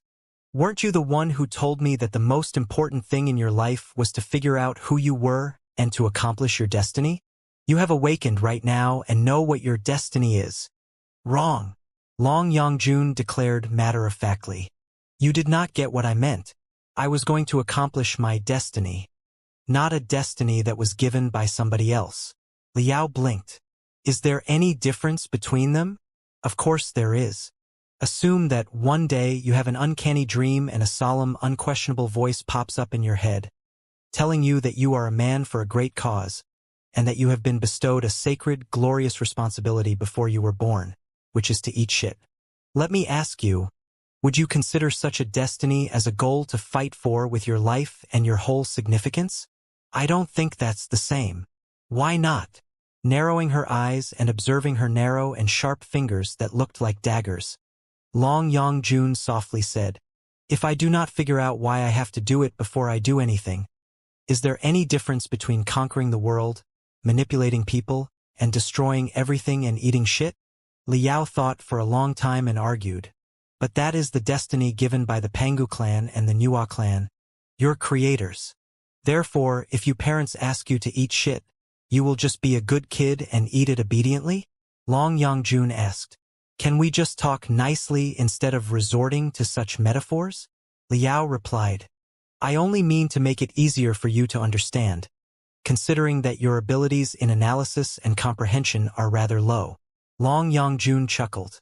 All in all, the weird voices in my head, the boring things including asking me to search for a certain base, to release the Nuo clan, to revive the Pangu clan, to conquer a certain planet, to occupy a certain fortress, to bewilder people, to deprive them of their feelings. They are all destinies that other people have given me, not my own real destiny. Even if I follow the voices and do what they ask me to, I will have to figure out the significance behind the destinies first. Do you understand? I can't just do anything because a voice in my head tells me to do it. Liao nodded slowly and was almost awed by Long Yangjun. I seem to get what you are trying to say now. In fact, you should feel lucky, as should the entire Star Glory Federation, that the original body of the Nuo clan was corrupted by the power of the Pangu clan in the beginning. Long Yangjun said gloomily. I believe that you have also noticed that both the Pangu civilization and the Nuo civilization have fatal shortcomings. They are on two different extremities. Even if they have any concept of morals, theirs must be vastly different from what mankind has today. If the Pangu civilization can be compared to an overly stern and cold-hearted father, the Nuo civilization would be a wild, indulging mother. While the father's way of education is greatly wrong, the mother's approach is not entirely correct either. If I was a pure member of the Pangu clan or the Nuo clan, nothing good would have happened after I was released. If I were a pure member of the Nuo clan, as an accomplice of chaos and a kin of the extraterrestrial devils, I would have conspired with the extraterrestrial devils in Hundred Flower City or in the space battle. Or I might have swallowed the new generation extraterrestrial devils such as Mo Xian, Lei Yuqin, and Lu Qingqin directly and reformed the Star Glory Federation in their place in the Nuo clan's way. If I were a pure member of the Pangu clan after we destroyed Mo Xian, Lu Qingqin, and the rest of them, I would have tried anything possible to eradicate the feelings, emotions, and will of all the people in the Federation, transforming the Star Glory Federation into a minor alliance of the Holy Covenant. I wouldn't have felt sorry at all even if the lives of billions of people were wiped out for that purpose. Thankfully, I belonged to neither the Pangu clan nor the Nuo clan. I was a combination of the two of them. When the two strengths, two ideologies, and two beliefs collided, offset, and swallowed each other inside my soul, they gave me room to think on my own. It was even luckier that you were the first one that I met when my real life began to sprout. Pointing at himself, Liao asked, What about me? It seems that you haven't realized how important you were. Long Yangjun smiled, her crystal-like eyes purer than ever. Did you know? In the first 100 years after I was born, my mind had always been in a certain ignorant fetus state and did not grow at all. Even though I was already the powerful lead eunuch Wang Shi whose influence spread throughout the great Qin dynasty, it was in fact merely a role that I played, a disguise, and a false identity that was shaped based on certain animalistic instincts. Or rather, I was merely a larva that had yet to metamorphose into a butterfly. It was not until I entered the Nuo warship that the shell that sealed and protected my soul cracked, allowing my real self to awaken.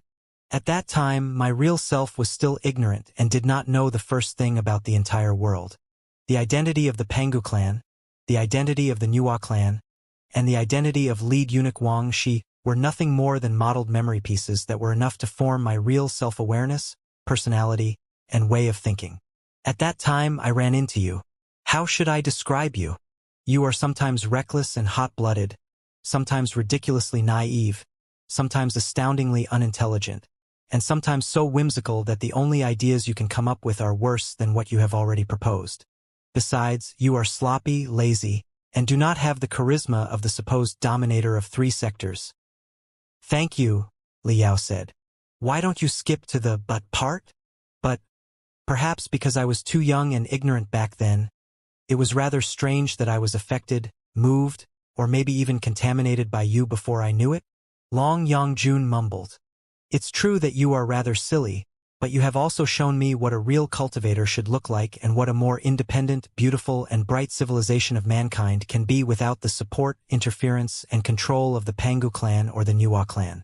You showed me the third option between absolute control and absolute freedom. You let me know what courage, responsibility, and protection are and what law, system, and honor mean. Hehe. It is exactly because Vulture Liao, the dominator of 3 sectors, is such a person that I have such a way of thinking right now after hanging around with you for a long time and being influenced by you. That is why I started to consider the differences between ordinary people and cultivators carefully and the true meaning of life. I began to wonder if there was any difference between the destinies that other people gave me and my own destiny, if it was obligatory for me to hear the voices in my head and control or destroy everyone. What if it was not you who showed up before me, but someone who was more selfish and focused more on his own interests?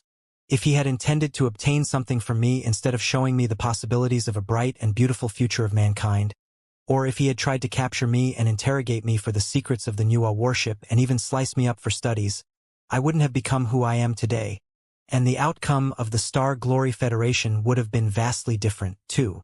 Furthermore, if you hadn't brought me to the Star Glory Federation, and Hylon had taken me to the Black Wind Fleet or the Imperium of True Human Beings, allowing me to view myself and the entire universe in the ways of the immortal cultivators, I have no idea if I would have followed a certain voice inside my head and done anything unpredictable inside the Imperium. All in all, I must offer you my sincerest gratitude. At the very least, I'm very satisfied about my personality and way of thinking right now, which have been influenced by you to a very large extent. The Star Glory Federation, the edge of the cosmos, and the even vaster world owe you their thanks, too, for transforming me into what I am right now and stopping me from causing inestimable damage. From that point of view, you have saved the Federation and the world yet again without knowing it. You're welcome. Liao coughed and casually said, saving the world is a daily routine for me. I am already used to it. Long Yongjun chuckled and kicked hard while holding her stomach. You are so funny. If I were not occupied in the search for my real destiny, I wouldn't mind staying in the Federation to hang around with you at all. Liao coughed hard. What is the meaning of that? Besides, what do you want exactly? You can still find your destiny in the Federation. Forget it. I cannot even explain my own identity. Although I'm willing to trust you, I cannot stop other cultivators from growing suspicious and hostile toward me. With a casual smile, Long Yongjun said, besides, the edge of the cosmos is too small a place.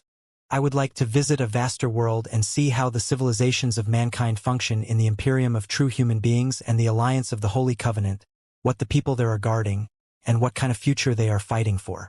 Only then will I be able to find my real destiny. Won't I? Liao felt lost. Are you going to the Imperium? Of course. Even if the power from Pangu and Nuwa does flow in my body, it is just the power of 2 bottom-level commanders at a minor base at the edge of the cosmos. It is far from enough to unravel all the mysteries, Long Yongjun said carefully. If mankind is really the most perfect tool or carrier created by Pangu and Nuwa, what exactly happened at the last years of the primeval war that made both Pangu and Nuwa disappear and left only human beings to themselves? Also, what is the most perfect form of mankind exactly? Is it supposed to be what we look like right now? According to the Pangu clan, if we cannot control our ambitions and desires, we will likely destroy the universe or be wiped out by the will of the universe. The former is easy to understand, but what is the will of the universe? Is it some sort of rhetorical device or a real power that is of a higher level than the Pangu and the Nuwa civilizations? I want to know the answers to these questions and all the questions that I am not aware of yet. Such answers cannot be found in the Star Glory Federation. I must go to the Imperium of True Human Beings at the center of the cosmos. You know that I did not hesitate to camouflage myself and sneak into the library in the royal palace of the Great Qian dynasty in order to find an answer. As it turned out, I discovered the secrets about the Nuwa worship in the depths of the land of eternal night. According to the people on Firefly and the captured immortal cultivators, inside the capital of the Imperium of True Human Beings in the Imperial Terminus sector, there is a royal library of an enormous scale and storage. It has been passed on from the age of the Star Ocean Imperium to this day. The secrets of the past tens of thousands of years are all kept inside. In that case, why can't I do what I did again and sneak into the royal library of the Imperium of True Human Beings to find out the truths exactly like eunuch Wangxi in the past?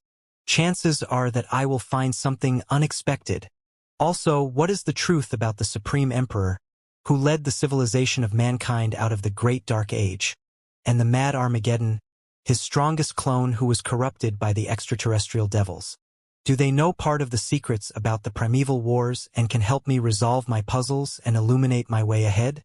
Everything can only be found out at the center of the cosmos. So, this journey is inevitable for me. While Long Yangjun was speaking, the picture became blurred again. It was obvious that the teleporter she was in had accelerated to an unbelievable speed, or was even flying in a way that was beyond speed. However, she put on a sweet smile. Since I have received tremendous support from you all the way here, my gratitude will not be just an empty promise. I already reminded you many times after we entered the Pangu laboratory and told you a lot of truths.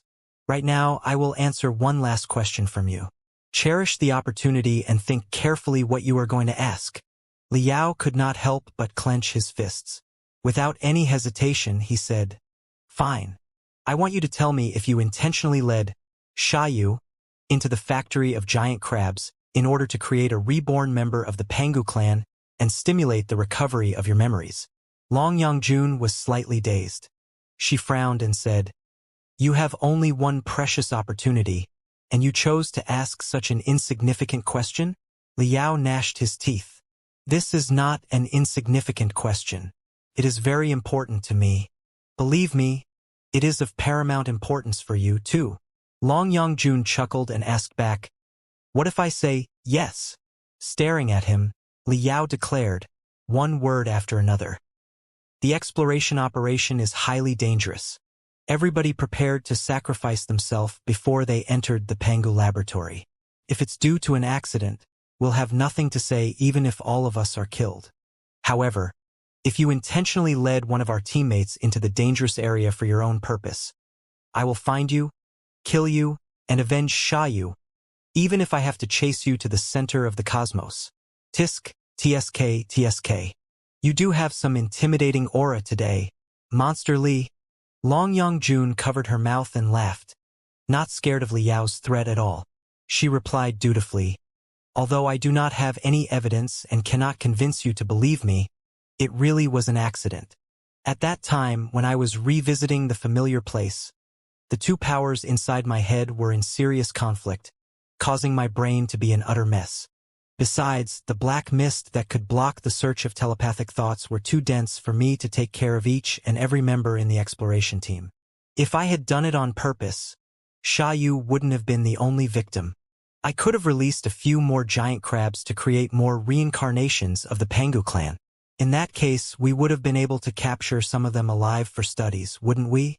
However, now that you've pointed it out, I can admit frankly that I actually considered if I should sacrifice the lives of a few explorers in order to simulate the memories deep inside my brain. However, after debating with myself for a while, I eventually abandoned the thought. Do you know why? Why? If I say that it was for our friendship and I was concerned that we would no longer be friends if I did that, would you believe me? Liao felt goosebumps rise all over his body. Rubbing his arms hard, he said, "We are both adults more than 100 years old.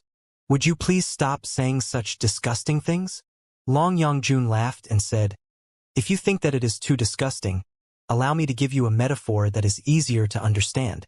Let's say that you meet a round-faced, silly retard with a runny nose on the street. He looks careful and solemn and is holding a rainbow lollipop as if he were protecting his entire world. Let me ask you, could you bear to kick the retard to the ground and snatch his lollipop to smash it into pieces?" Liao looked as if he had swallowed a fly. "What kind of crappy metaphor is that? Of course I wouldn't do that. Why would any normal person do that? That's right. In my eyes, cultivators like you are the retards of the universe. The so-called shining points of humanity, friendship, trust, hope. All those bright things are like the most vulnerable lollipop that you hold in your palm carefully. Long Yang-jun sighed. In the past few years, you, the retard, have been trusting me and treating me as a real friend, believing that I could also turn into a real cultivator, although I was a monster from the ancient sages sector with a mysterious background. If I lied to you and manipulated you at the last moment, or even intentionally caused the miserable death of some innocent people, it would be like a retard sincerely offering me a beautiful, delicate, and wonderful lollipop in a silly smile, but I slap him right in the face and take the lollipop from him and smash it into pieces. Tell me, how guilty would I feel, and how could I ever bear to do that? Liao was dazed for a long time and still failed to figure out the answer. Are you complimenting me or insulting me? I'm complimenting you, of course, Long Yang-jun said solemnly. Although it's true that you are a retard, in the past few years, you have taught me to care about the community of retards without you knowing it. In the past, I did not have any sense of guilt, and I would not hesitate to do anything. I did not care about any people other than myself. Therefore, your tutelage was very effective. Liao ignored the mockery in Long Yang-jun's words and somehow believed what she said. Looking at his face, Long Yang-jun could not help but smile again. Fine. In case you blame me for not being grateful enough, the minor question just now will be complimentary. I'll give you another opportunity for one last question. Think about it carefully this time. Okay. This time, Liao truly thought hard for a while. I would like to know the relationship between the so-called chaos, or the extraterrestrial devils, and mankind.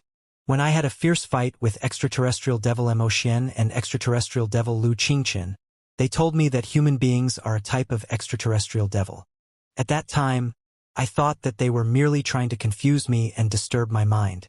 However, after collecting the last words of the commanders of the Pangu clan and the Nuwa clan, and even sensing the information sent by the remaining soul of the commander of the Nuwa clan, I began to feel that the theory might be real. But it doesn't make any sense. If human beings are a type of extraterrestrial devils, what about the possession of the extraterrestrial devils? Can thousands of extraterrestrial devils occupy the same shell? Also, extraterrestrial devils are very strange, too. Some of them boast strong thinking abilities, some have only the simplest self-awareness and instincts, and some are utterly ignorant as groups of basic waves. Comment: I am completely confused right now. Are human beings extraterrestrial devils or not? If they are, why are most people relatively calm and rational most of the time? And why are they out of their mind and filled with the desire to kill after they are corrupted by new extraterrestrial devils? Wow! You have asked such a complicated, mysterious question that contains the ultimate philosophies of the universe. How do you expect me to answer it? Long Yang-jun smiled. In fact, everybody has their own understanding about that unsubstantial, theoretical question. There might not be a correct answer, or there might be 10,000 correct answers, all of which can explain part of the unknown universe from a certain perspective. Then, what is your correct answer? I do not have one, Long Yang-jun replied. The best I have are some immature deductions and hypotheses that I would like to share and discuss with you. We have been talking about the opposition between the Pangu civilization and chaos, and even depicting it as an unprecedented war that involved all of the 3,000 sectors hundreds of thousands of years ago. But before the division of the Nuwa clan at least, the form of the so-called war and the criteria of victory are barely comprehensible and imaginable for us. The Pangu civilization was like moving mountains, whereas chaos or the extraterrestrial devils were countless times smaller than the smallest microorganisms. Or rather, they did not have any entity and were merely shadows of microorganisms. They did not have any self-awareness or a civilization. Do not mistake chaos or extraterrestrial devils for personified existences, which would be the greatest mistake. Frowning, Liao said, however, I have seen a lot of extraterrestrial devils that boast strong emotions and self-awareness, such as Mo Xian, Lei Yuqin, Lu Qingqian, and also the commander of the Nuwa clan who tried to possess me just now.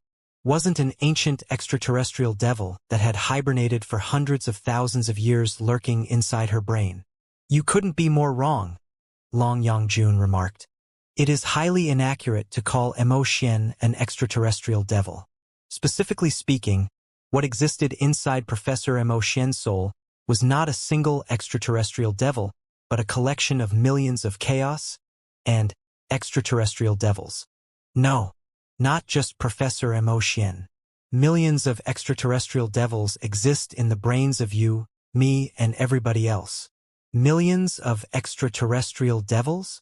Liao was completely confused. I don't understand. You may compare our soul to an ecological system.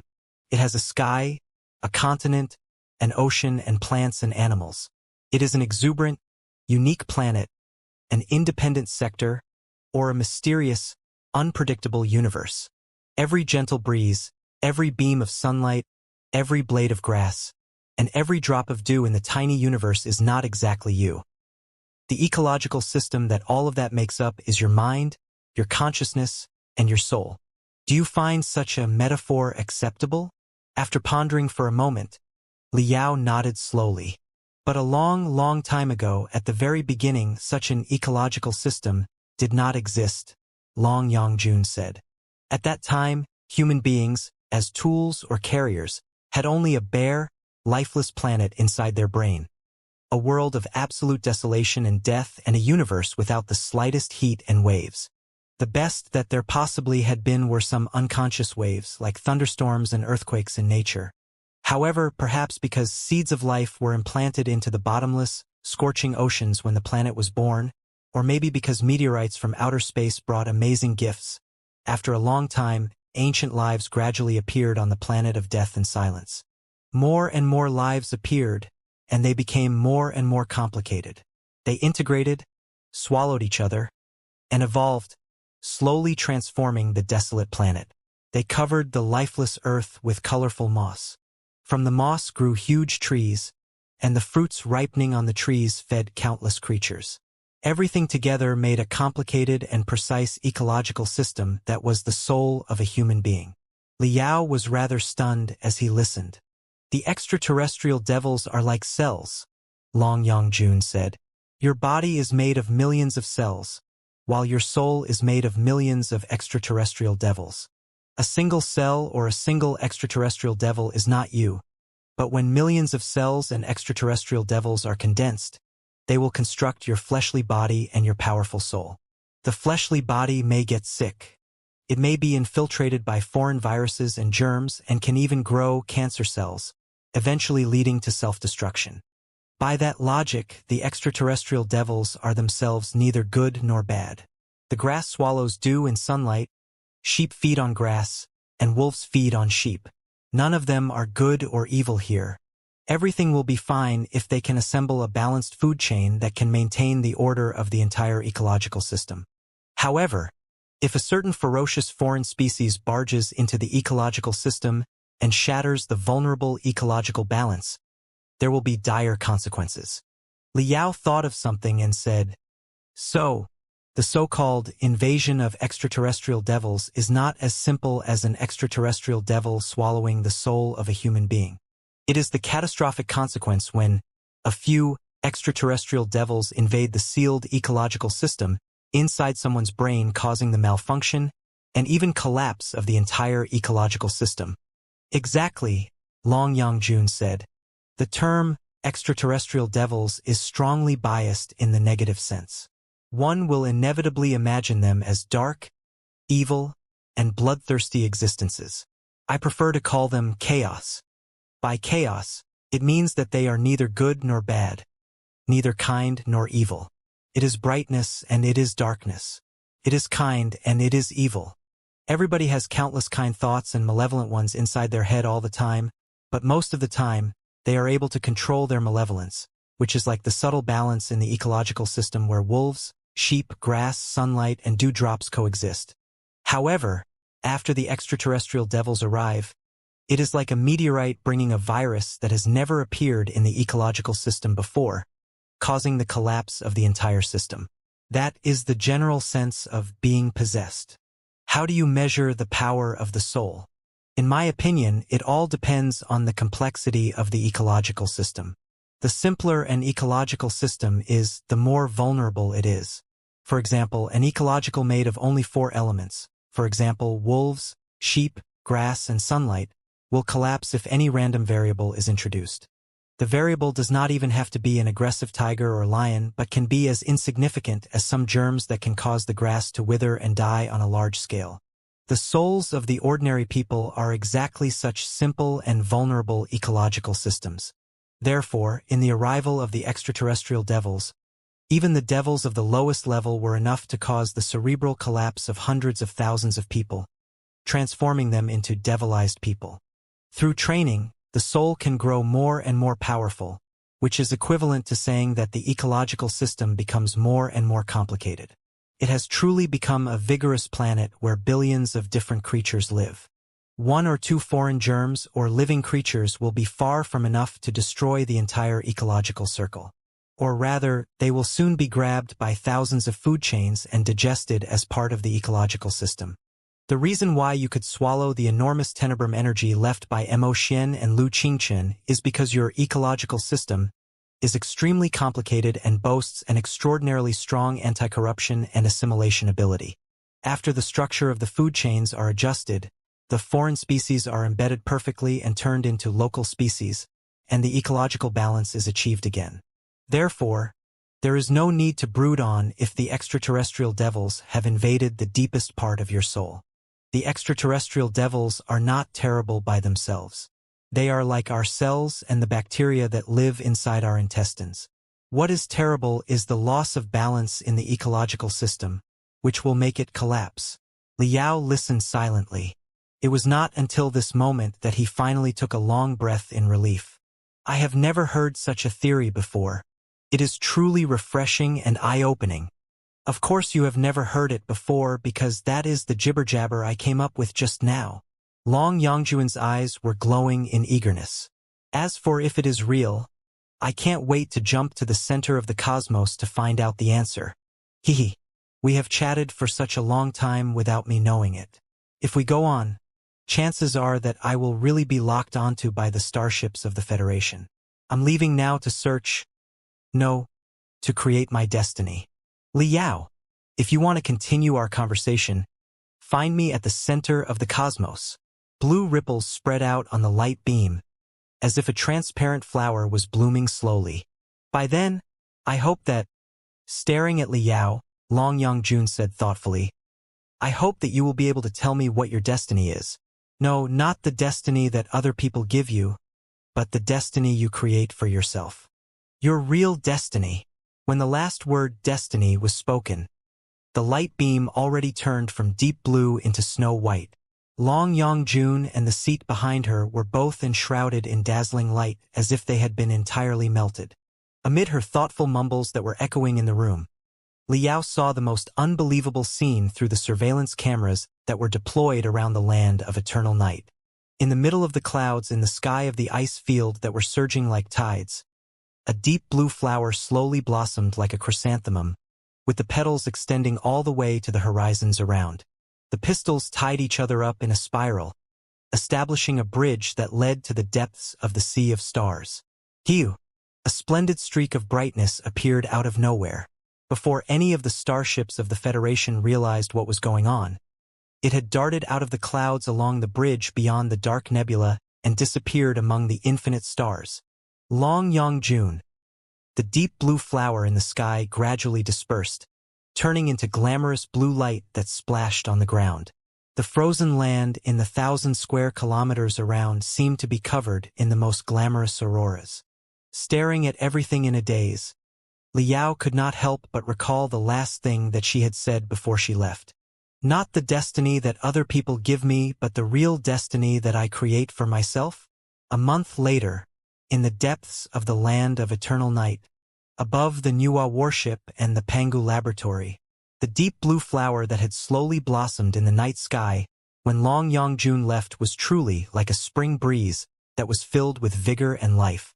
The ice field and even the entire ancient sages sector were utterly different from 1 month prior, and they appeared to have been reborn compared to 3 months ago. After the remaining soul of the commander of the Nuwa clan was destroyed, no new changes took place in the Pangu laboratory. The explorers found a lot more crab factories and corpses of the Pangu clan and the Nuwa clan. However, most of the giant crabs had been completely destroyed by the Nuwa clan hundreds of thousands of years ago, and the corpses of both the Pangu clan and the Nuwa clan were broken and feeble. Even if some extraterrestrial devils or similar things had been attached to them, they were long gone. However, the debris of magical equipment that the soldiers left behind, including the remote weapons and the blades from the primeval era, and the weird-shaped ancillary devices that were similar to crystal processors, allowed the exploration team to return with full loads. As it turned out, the Star Glory Federation was the one that took advantage of the battle between the Pangu clan and the Nuwa clan. However, all the remnants in the Nuwa warship and the Pangu laboratory combined might not be as valuable as the two dictionaries. With the two dictionaries that were essentially hands-on tutorials on primeval languages, not only were they able to parse the mysterious, opaque texts on Kunlun and open the secret rooms and forbidden areas that had been sealed over the past 100 years, they were also given a chance to examine the mysterious way of thinking and information transmission among the primeval species, which would significantly increase mankind's ability information filtering, analysis, processing, and communication technology. Informatization was everything in a universal civilization. In the meantime, an enormous space gate was also established in the orbit of the planet of the ancient sages sector. The star beacons that constituted the space gate were the components of the space gate of the Black Wind Fleet that Liao had destroyed. The power and navigation range of the device were great enough to summon a whole fleet from the center of the cosmos to the edge of it. Therefore, despite the blockage of the Dark Nebula, the Federation, which was right next to the ancient sages sector, soon received the messages. The bridge between the two worlds was officially constructed. With sufficient crystals and a powerful starship, it would be possible to teleport through thousands of stars and jump from any random planet in the Federation to the orbit of the planet of the ancient sages sector. The ancient sages sector's speed of integration was doubtlessly accelerated. The local leaders of the ancient sages sector in various aspects all spared no effort modernizing the forces that were under their command. After the initial quakes and conflicts, the whole world was rushing and witnessing new changes on a daily basis. Liao, in the meantime, was also working hard toward his new goal. The last words that Long Yongjun had left him before she took off had been haunting him. His real destiny. Yes. He had always had a destiny, which was to accomplish the Vulture plan and to destroy a certain something. The uncanny dream had harassed him for more than 100 years since he was born. With everything coming to this point, the time had come to resolve the puzzle. Also, Liao had a vague feeling that when he resolved the puzzle and learned the truth of the Vulture plan, it would be the time for him to really climb to the divinity transformation stage. Yes, Liao was preparing to break into the divinity transformation stage right in the ancient sages sector. The spiritual energy in this world was more abundant. So, the odds of successfully advancing into the divinity transformation stage should be slightly higher than in the Federation. Even though the increase might only be 1%, it would still be something worth making use of. The more important reason, however, was the critical apocalypses. Right now, Liao had a much more profound understanding about training, civilizations, and the universe than 100 years ago. 100 years ago, he knew that the minor apocalypses targeting the experts were a type of random dark forest attack. They were the barricades that the countless prehistoric civilizations established against alien species in the billions of years of development of the universe. However, according to the latest studies in the past 100 years, the personal experience of Meng Qixin and Wu Suiyun, and the speculation that Long Yongjun had proposed a month ago, Liao had new ideas. Perhaps the major and minor apocalypses could also be classified as internal apocalypses and external apocalypses. Externally speaking, they were the autopiloting weapons left by ancient civilizations. Internally speaking, they were the ecological balance inside the trainer himself. If a human soul was compared to a stable ecological circle, the improvement from the nascent soul stage to the divinity transformation stage would certainly be a world-changing modification on the entire ecological circle. Countless new variables would be introduced, which would cause the creatures living inside it to evolve significantly. During the process, the entire ecological circle might collapse if anything went wrong. Was that not some kind of internal apocalypse? In any case, being covered by the Dark Nebula, the ancient sages sector was a natural sanctuary. Trying to advance into the divinity transformation stage there could at least reduce the odds of minor apocalypses in the traditional sense from the outside world to the lowest. Besides, Liao could not wait to find out the truth of the Vulture plan and return to the Federation. Inside a large comprehensive supply starship on the land of eternal night, the Federation had a set of intact ancillary systems and facilities to aid breaking into the building foundation stage from the refinement stage and from the building foundation stage into the core formation stage. Everybody knew the common practice. However, advancing into the nascent soul stage or the divinity transformation stage was very personal and mysterious. For someone at his level, Liao could count on the help from no one other than himself. Liao had devised a unique magical equipment system to help his upgrade. The main equipment was a combustion-improving cabin inside the comprehensive supply starship. It was supposed to press the ancillary fuel additives into the combustion room brutally in 120 times the standard air pressure, in order to boost the 5-kilometer-long starship that was as big as a mountain. At this moment, it would press the compressed nutrition liquids that were carefully mixed with the heavenly materials and earthly treasures of the entire ancient sages sector into Liao's body through all the pores with an even greater pressure. Meng Qixin, Wu Suiyun, Yen Liren, and Master Bitter Cicada, the 4 unparalleled experts, stood nearby to provide protection. Let's begin. Soaked in the glittering, thick liquids, Liao was firmer than ever, with a pair of eyes even brighter than the nutrition liquids. The rune arrays carved around the entire device trembled violently, as if they were wild bees flying abruptly. The silver liquids in all directions were pressed hard into Liao's body. Liao took a deep breath.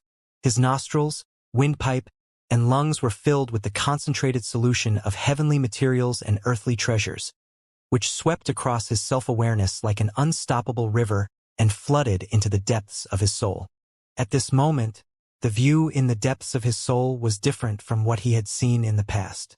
The ancient sages sector, the heaven's origin sector, the blood demon sector, the flying star sector, every world that he had been through in the past blossomed like a flower with the tiniest details. On every petal and every pistil was a glowing facet that clearly recorded his every movement, his feelings, and his thoughts on every person and every event. Through those flowers, he was traveling back to every moment in his life and re-experienced everything that had happened before. Life became a highly unified condensate, getting more real and vivid. Another phrase to describe cultivation was to know oneself. Right now, Liao's understanding of himself in this life had reached a whole new level, but he did not stop there, instead sinking toward the deepest bottom of the ocean and the deepest trench in it like an unstoppable submarine. He passed through the Heaven's Origin sector, the Blood Demon sector, the Flying Star sector, and then the Blood Demon sector again. He did not even stop too long in the magical equipment graveyard at the beginning of his life, but simply gritted his teeth to charge at the crack that had been opened after multiple collisions. What is the Vulture plan exactly? What is it that I must destroy? Tell me, tell me. Liao's self-awareness marched forward or sank down without considering anything else. The bottomless valley turned into an endless tunnel. His speed picked up, and he was surrounded by starry light. All the stars were then pulled into spiral rays that interweaved into all kinds of bizarre, unpredictable patterns. Every pattern seemed to contain the most mysterious information, but he did not have any time to care about that because his soul, his mind, his consciousness, and his subconsciousness were all occupied by the same word. Earth. Boom! After a deafening explosion as if the universe had fallen apart, the starry light was shattered, the darkness was gone, and the tunnel was paved through. Liao was finally back to where his uncanny dream began, in the orbit of Earth, the 3rd planet of the solar system. He seemed to have been combined into one with himself at that time. Floating in the vacuum, he stared at the blue planet that was so beautiful, peaceful, and vulnerable. What was strange was that, although he had seen that the blue earth was burnt into a yellow, withered, rotten apple in his modeled, broken memories countless times, the earth in front of his eyes was still succulent, clear, and blue, like the most perfect gem that had never been under the scourge of any power. Run to the end of the universe and live the rest of your life peacefully. You cannot defeat it. You cannot destroy it.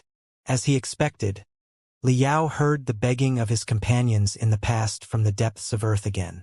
Then, he felt that every cell inside his body and every bit of his soul were on fire, burning his life into the most unwavering determination. In the most solemn voice, he declared, one word after another, "No, we have not failed yet. However powerful and invincible it is, I have managed to escape after all. Even though I am a worthless ordinary person right now, I will train myself crazily at the edge of the cosmos. Even death will not stop me. One day, I will come back with the most powerful forces and companions in the universe and accomplish the Vulture plan to destroy Earth." Destroy Earth was like an earth-shaking super bomb that exploded in the deepest part of Liao's soul. You've got to be kidding me. My destiny was to destroy Earth? What the damn hell? Liao did not want to be dumbfounded because it would make him look stupid. But he could not stop himself from being dumbfounded because the explosive truth was truly most staggering. Earth, the solar system, and the entire universe before his eyes were shaking hard, like a splendid palace of stars that was going to collapse. Not good. My mind is disturbed. Liao secretly cried for help. He had indeed gotten a glimpse at the divinity transformation stage, but he was too stunned by the information about destroying Earth at the last moment to maintain the balance of the ecological system inside his soul. Liao was very clear that if the palace of stars completely collapsed and buried his self-awareness inside, he would become mentally deranged, his soul would disperse, and he would be killed in such an apocalypse, if he were fortunate enough. If he was less fortunate, there was no telling what kind of creature would crawl out of the debris inside his soul and what terrible things it would do for the mission of destroying Earth. No, he could not allow such a thing to happen. Run. Liao's self-awareness shrieked and began to run away. He fled in panic as quickly as he sank into the deepest part of his soul at the beginning. Earth, the solar system, the stars, and the entire universe were collapsing and exploding behind him non-stop, blowing him as if he were a dry leaf in a crazy wind that could be caught and ripped into shreds at any point. Having no time to consider what he might turn into after he went mentally deranged, Liao focused his full attention on running, and running. Hiu! Liao's self-awareness dashed out of the deep, dark crack at the bottom of his soul. Moans and explosions were still echoing from the crack. Black pillars of smoke rose from the crack, trying to snatch him back, and almost caught the tail of his self-awareness many times. However, he jerked hard, almost ripping his self-awareness apart, and jumped out of the surface of the ocean of his soul, leaving the internal vision state and returning to reality. Not good. Fellow cultivator Li's soul is in disorder. He is in great danger. Fellow cultivators, let's help him to stabilize his soul now. How is it possible? Why is such a powerful force hidden deep inside his soul? What is it? Liao immediately heard the most astonished exclamations from Meng Qixin, Wu Suiyun, Yan Liren, and Master Bitter Cicada. He sensed that 4 overwhelming forces surged into his body, trying to close the crack in the deepest part of his soul, only to trigger the counterattack of the force deep inside his soul that was even more overwhelming. He also heard the high-energy nutrition liquids extracted from infinite heavenly materials and earthly treasures uttering bubbling sounds as if they were boiling.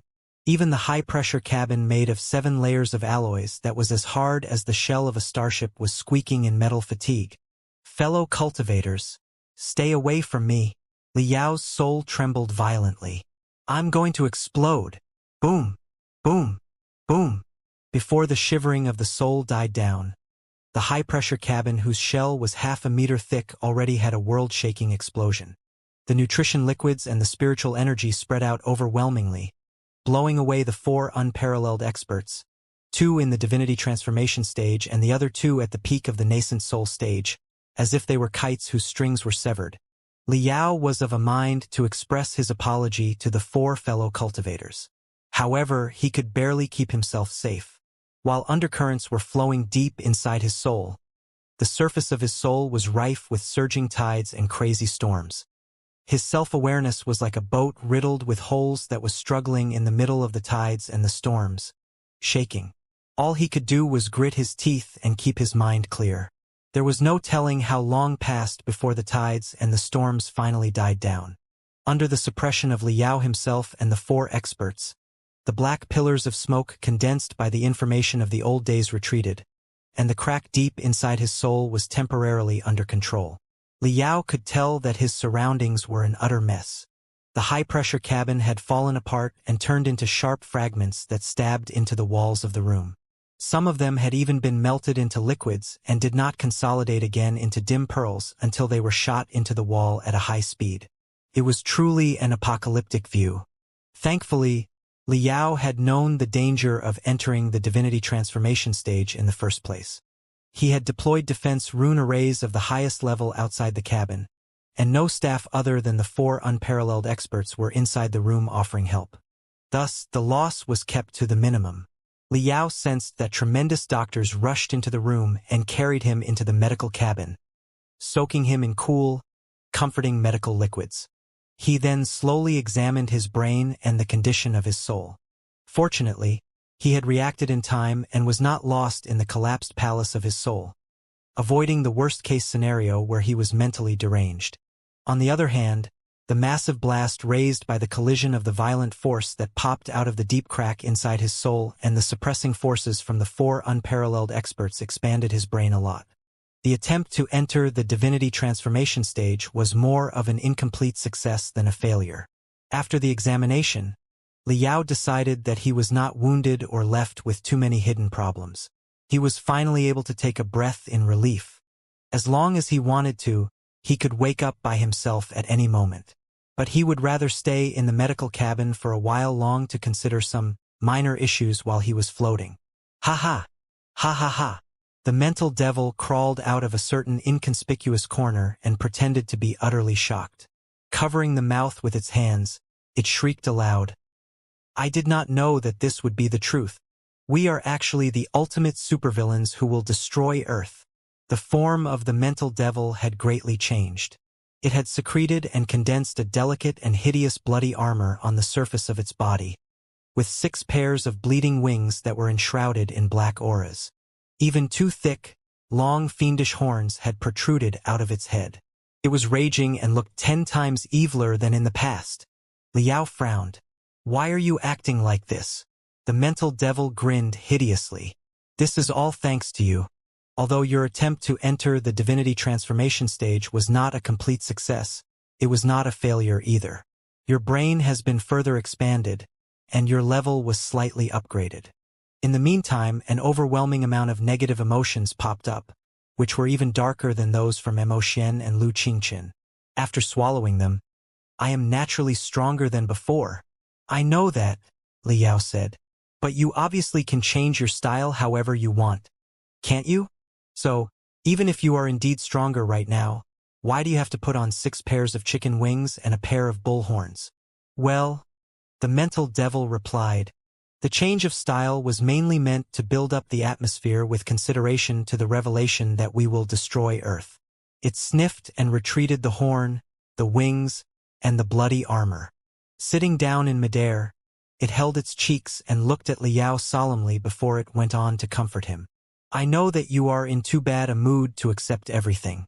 But brother, on second thought, this incident is actually quite reasonable, although it is outside our expectations. Liao's eyebrows were furrowed even harder.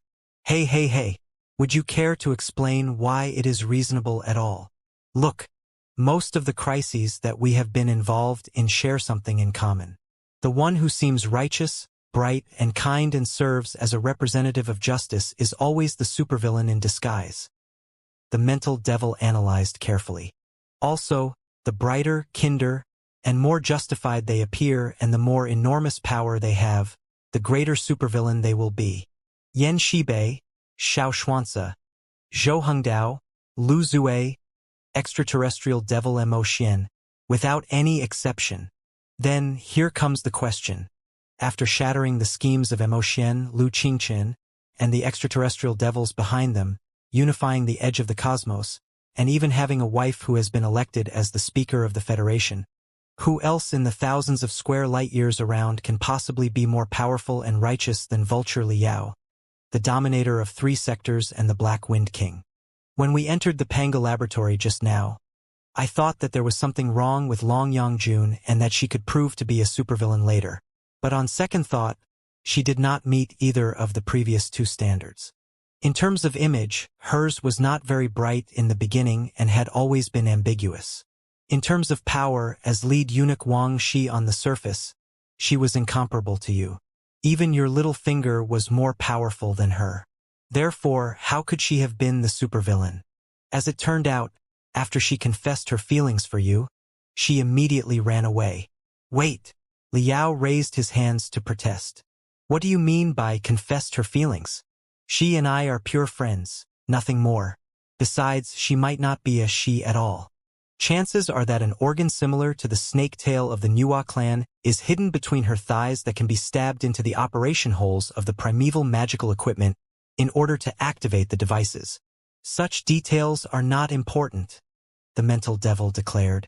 What matters is that few people today are qualified to call themselves supervillains in front of you, considering your identity and position. Therefore, it should come as no surprise at all that you are the real ultimate supervillain. No surprise my ass, Liao snorted. Gradually recovering from the initial shock, he crossed his arms and said, "Why do I need to destroy Earth for no good reason? Just because a voice in my head tells me to?" Long Yangjun was quite right. Will I simply do as the voice commands like an idiot if the voice asks me to eat shit? No. I am not going to destroy the funny Earth at all.